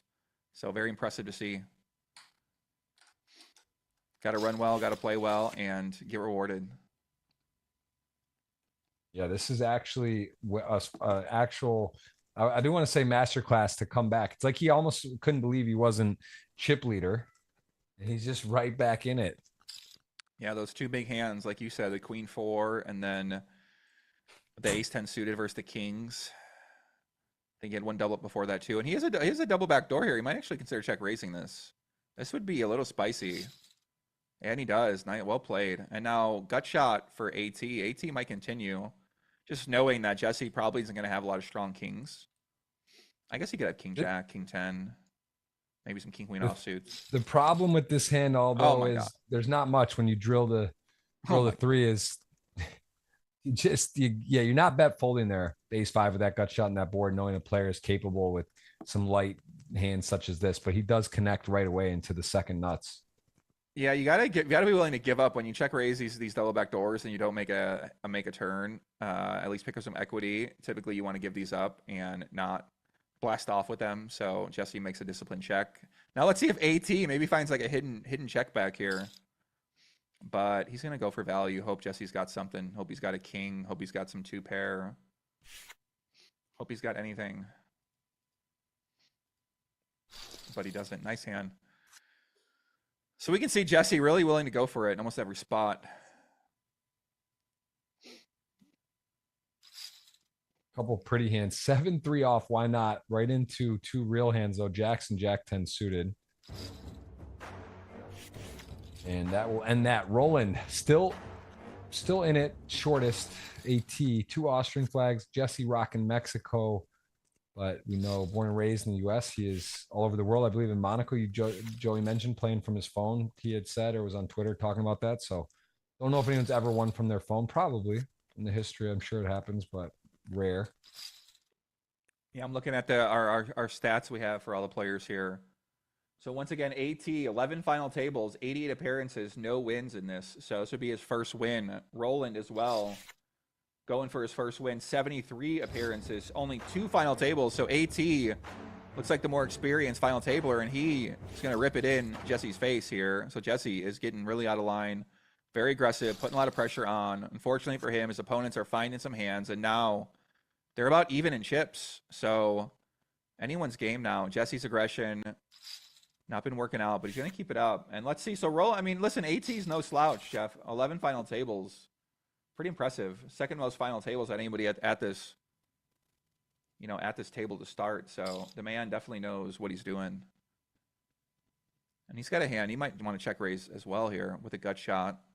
May prefer to have at least 1 diamond. So he just check calls. And now this is a beautiful hand for Jesse to keep betting. Reverse blocks ace high. You really don't want to have that 4 though, because you want to have him to be able to fold some 4s, like 3-4, ace 4. And then on the river, he kind of has a hand he could bluff the river with now. Especially if your opponent checks, you might want to put this as a hand you're going to bluff the river with. But AT might want to bluff himself, kind of take away the initiative, and he does go for it. So nicely played by him. Sometimes it's hard to find the ace high bluffs, so you got to dig deep and really find them. And now Jesse, Jesse might think about raising here. He's got a blocker with a king. He has a 4, which is kind of nice because it takes away one of the bluffing combos. And he does raise. Wow, what a play.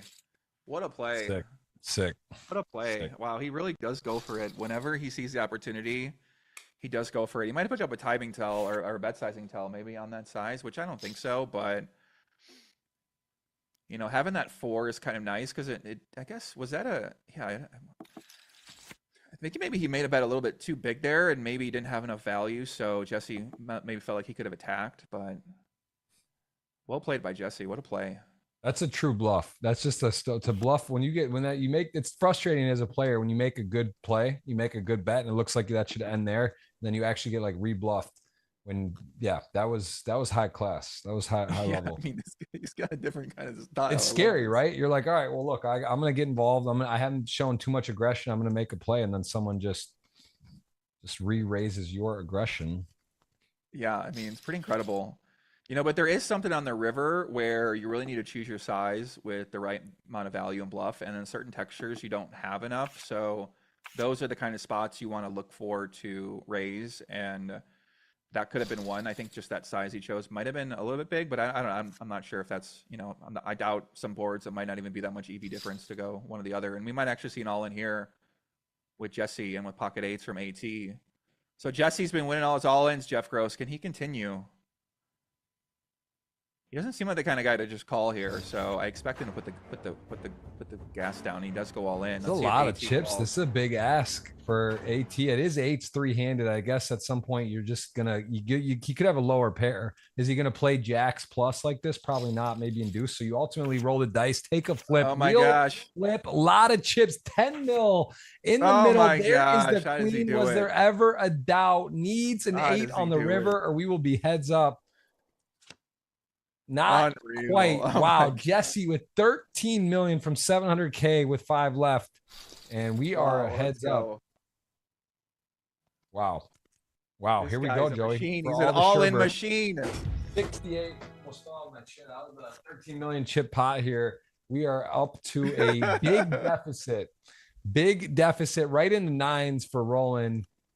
Good luck, my friend. All right. May know each other. So sick. This is really going to be, and you got it locked up for dinner, right? You got it. At least you're free rolling.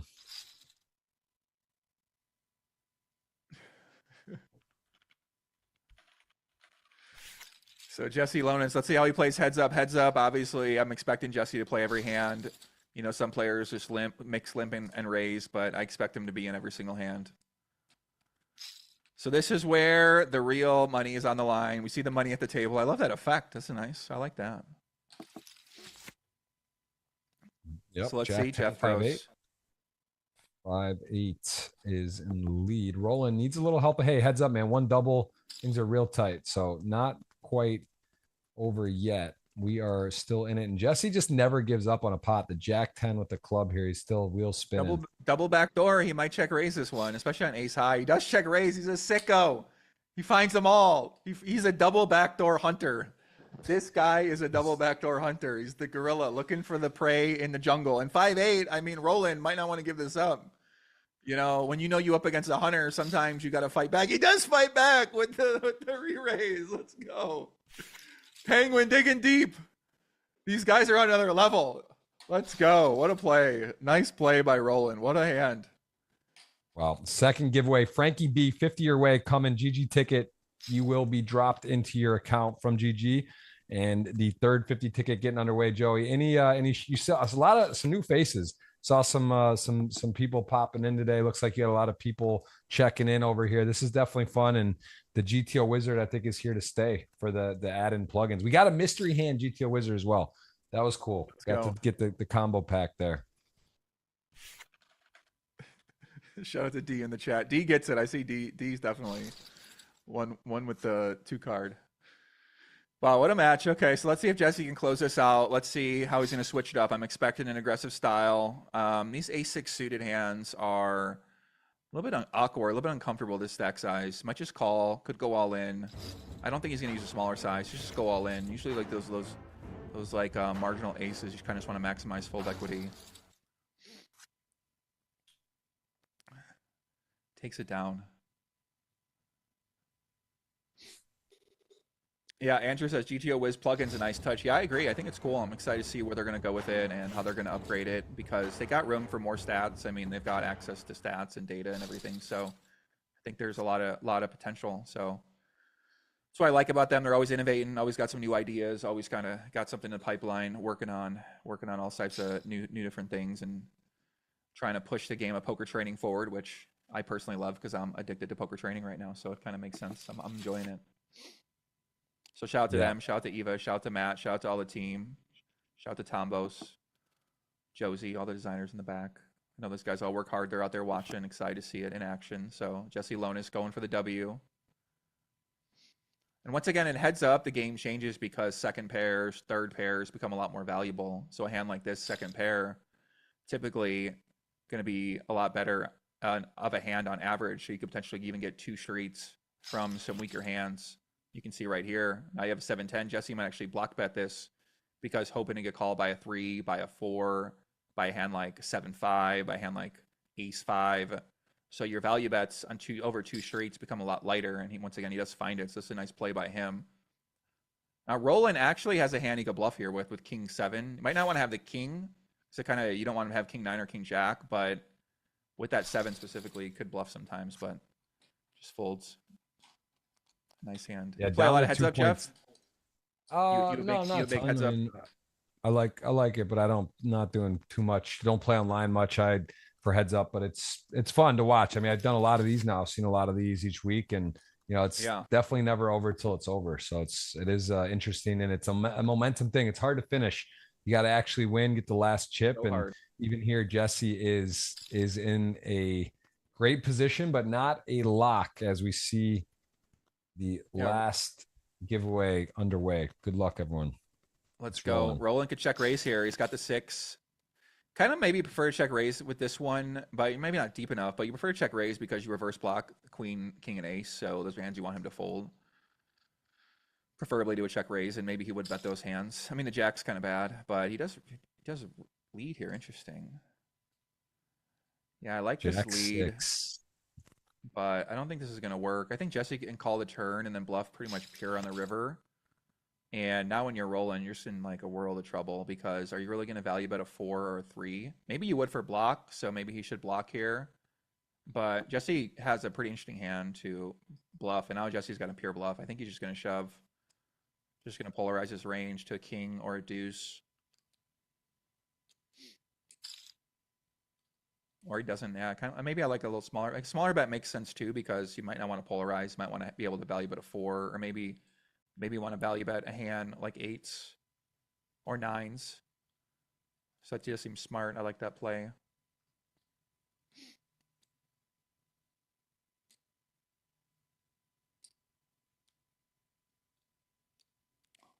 See what Roland's going to do.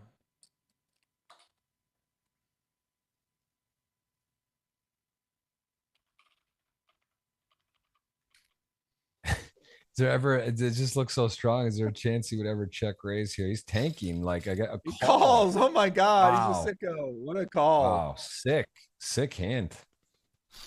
Very sick What a hand. call. Nice, What a great call. sicko. Wow. What a call. Like that. Back to 4 million. Super in it.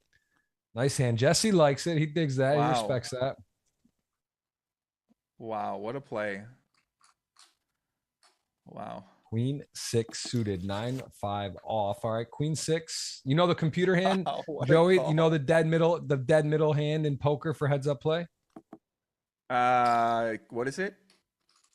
Like if you're dealt this hand, it's like right in the middle of what is an average hand heads up. Do you know what? Like guess. What do you think it would be? You know, like a 5-4 suited or king 10 or something. Like what is your what holding would be like right in the middle, dead on the Queen it's called 7, a computer Queen hand. 6. Yeah, Queen 7 off. There you go. Okay, computer hand. Got it. I think I've heard Dialed that in, before. man. Joey, if you're gonna get no limit, you got to get the nicknames down. We got to get you. We got to brush up on all that. PLO is. I'm just having a hard time picture you as not only PLO. I love that. I love that you're gonna like be deep. You might be November 9 or make the final table or whatever. I love that. I love that you're in there this year. You're definitely playing the main. Like you're already like ready for it, studying and looking at the structure. You got shit taped on your mirror. Like I'm meditating every day. I'm meditating, walking out of the horseshoe, hoisted on the shoulders of all the chat warriors, and yeah, banner on the wall. Come back in 2040. You know, banners on the wall. 15 years ago, it all started with a Jeff Gross commentating session and a GTO wizard pop up. And then it turns into the GGMillions can't claim because a lot of great players and people and personalities on the show, but there is often a lot of success, very short succession on here from people. Like there's literally it's not so no guarantees, but likely. Just put it out there. Just be ready for a lot of good stuff. You're good timing. You're not WSOP is like around the corner. What is it? 2 weeks, 3 weeks away? 3 weeks exactly. Very close. Right around the corner. The thing about tournaments is there's always a big tournament all the time, so it's pretty fun. It's pretty fun too. Yeah. I don't know. I never thought I'd say this, but I'm starting to like them a little bit more than cash games because cash games just you have to. There's no like ending, you know. I don't know. I definitely get the appeal when you know how to play them a bit better. Never thought I'd say that. But also in Vegas, it just seems like there's a lot more options for tournaments and cash games too. Unless you want to play, that's true. No, Vegas has like a series or something always like for like 1,500 to 2,500 plus or 3Ks. Seem like there's just always going there all the time. So many people live out there now that playing it just makes sense because they're just going. But just Joey, I've been having a great time. I appreciate you taking the time today. I will say this might be one of the longest shows in the history. Just casually, I didn't even like start looking at that, but I told you 6 is like 3 Eastern is 3 Pacific is sort of like the longest, and we're at 6:15 Eastern all of a sudden. This is definitely like top 5 longest show ever, maybe top 3, just out of nowhere. I'm just waking up. I'm just starting to wake up now. You know, I don't wake up till about 5 p.m. usually, so now I'm like starting to wake up. The chat's getting me fired up a little bit. I might have a heads up match with the chat, and I'm watching Jesse try to dominate. Roland, he's got a tough competitor, so hanging out here with you. I appreciate you inviting me on. Appreciate you helping get this all set up. Look at that river. What's going to happen here? Everyone's counterfeited. Anytime. Let's see what happens here. Roland might find the bluff. It might actually work. 8, 9, 10. And he does. What is this guy? This guy's a sicko. I love this guy, Roland. This guy is earning my respect tonight with his play. Well played by Roland. What a match. I got to follow him.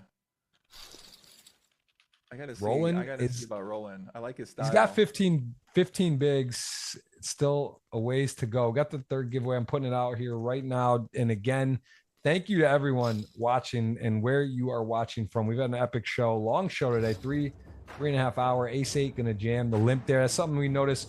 Joe, what do you see sort of in the heads up typically to start limping? What stack depth? Because we see that a lot more. Start limping pretty much every stack. You can pretty much limp at most stacks, and maybe when you get like 4 or 5 or 6. But it seems like heads up, you can have a few different strategies. But most times you're just never folding the button. You're always limping or raising, and kind of like the hand you want to raise. It looks like the offsuit aces and some of the weaker hands. It likes to mix sometimes raise out of position, and then king 4 roll turn for both players.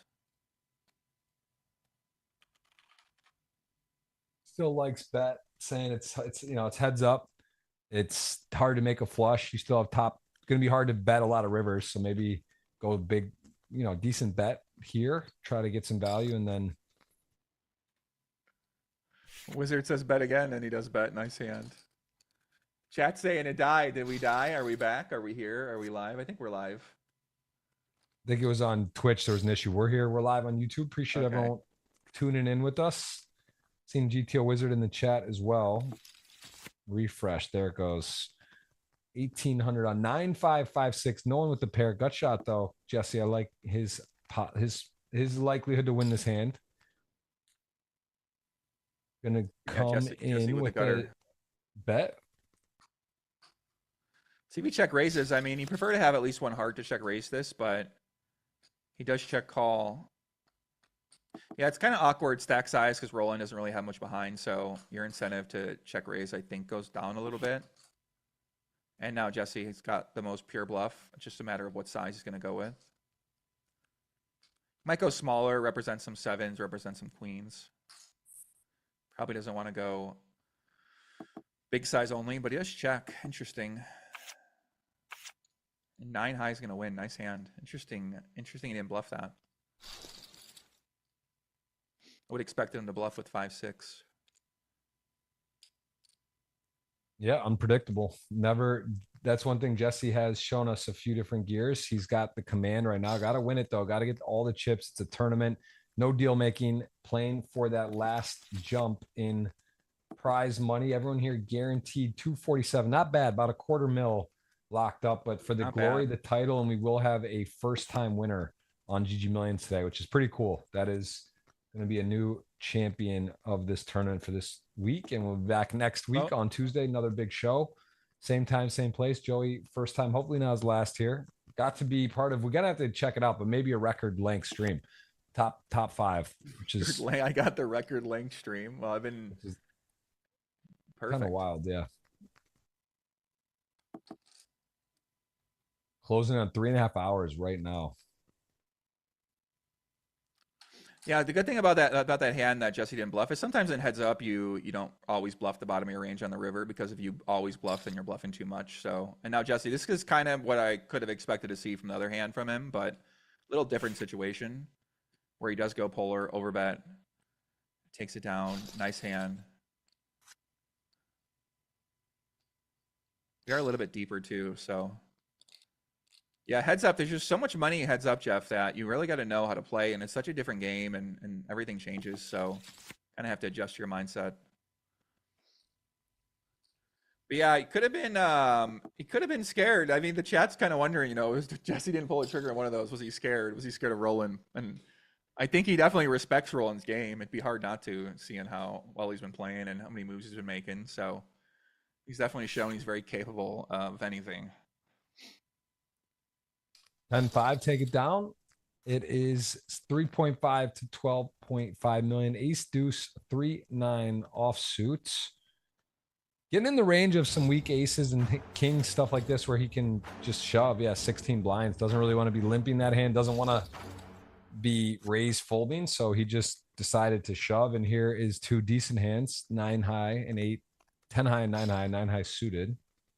Isn't it crazy? You fold, and then you get heads up, and you just got to start going all in with ace deuce offsuit, and taking your best shot. I mean, what a game.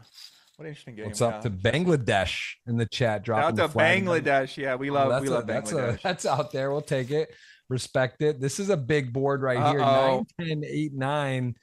Big pot energy. Yeah, this is a potentially double, or GG needs to hit the Jack 6 running hearts. We've seen some spicy runouts like running 9s or running jacks. The running 7-7 to King Queen to Simon. That was dirty. We've seen a few things, but here chips will be coming into the middle. Good luck, chat. Lock in. This could be the moment. Jesse Lonis has not lost any of his all-ins, I believe, this match. Maybe one, and now he's at open and straight draw. Just check call. Plays it safe. Now, what do you do now here, Jeff? If you roll in, you got second pair. Your opponent check calls. Certainly could have a king. Maybe Jesse even leads this turn. Interesting. What do you do here, Jeff? Yeah, I think that's a wow. He's gonna put the pressure on. Overbet. What? This is sick. Just goes and rips it on him here. And Roland, for all the chips, would be in a good position. Gonna call it. Makes the right call. River, you can see a 4-1 favorite. Can he? Does it? Let's keep it going, Joey. We're in record territory. 3.5 hours into the show, and we got a new ball game. 9 to 7 million. No guarantee. Here. Boom. Boom, boom, boom. I got the last winner of the giveaway. We are going to hit it right when we get up to 300. And we are in on the thumbs up, man. What a show. This has been a lot. This has been truly a lot of a day. Lot to process, lot to take in. Oh, we're over 300 already. All right, I'm picking the winner. You guys just shot up. We got 300 thumbs up. Appreciate everyone who did that today. Over 1,500 still sticking with us. I know it's getting late. Certain parts of the world are morning. Joey Ingram, Jeff Gross, having a fun day with you. Blinds are even up 125, 250, Joey. That is uncharted territory. It's not a record, but it's close. Uncharted territory. Yeah, we are in. And hey, Jesse's got 17 seconds on his clock. Also, we could see no time. We might just get it all at the end here. I love how they give you all the time at the beginning, and when it matters, you get no time. It's great. Like, make your move, buddy. The game's over. All right, I just rolled. I told you guys over 300 thumbs up. We're over that. I'm going to pick the last here winner, Salman Tahiri. Congrats, brother. This guy's a double bet. $50 coming your way. That's the third ticket. We are here. King 3, 5, 6, and he is just going for it. King 3 with the 3 stays in, picks up a gut shot, but the bottom end here. Will Jesse continue, or is he going to slow it down? 14 seconds on the shot clock. I love Jeff Gross's dedication to the giveaway. I love it. 3. We're doing 3 minimum. We've done 4. Okay. What's up, Eric? I want to see if one, maybe, oh my God, this is unreal. Jesse Lonis double back doors into the straight. This is the power of the double back door. Is sometimes it's hidden. You don't see it until you see it. And this is one of those that you see it. He is down in Mexico though, but he's going to go for the value bet. 4 seconds on the clock. May as well get it done with zeros. The full drama here today. 4 seconds on the shot clock. Ace, deuce, king 8, 2 real hands, and heads up poker. 125, 250, over 20 blinds for rolling at the moment. And we see a min raise. This is a powerful hand and heads up. All in. Jesse folds. Nice fold. King 8. Prefer to have, once again, King Jack suited, King Queen suited, and probably King Queen suited, King Jack suited, maybe for that blind as well too. King 10 suited, King 9 suited, kind of goes in your threshold of calling. Big hand. King 10 suited, heads up play, covering. 2, yeah, 1. Call. This could be just a call. 0. 0 on the clock, shoves it in. So officially Jesse's down to 0 on the board. But again, you're not eliminated. You just got 5 seconds max each street. So play a little quicker here. Ace deuce from his phone, allegedly in Europe at Poor the guy. moment. Can he take it down from his phone? No it's time bank left. Pretty high drama here for sure. Playing for the title and an extra $68,000 heads up match. About 7 buy-ins in this tournament.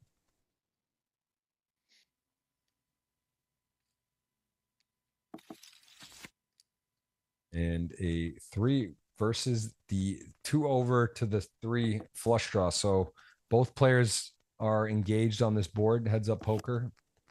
There is a nice hand. The flush, drawing to a straight flush, has a lock on the hand. Jesse going to start betting now.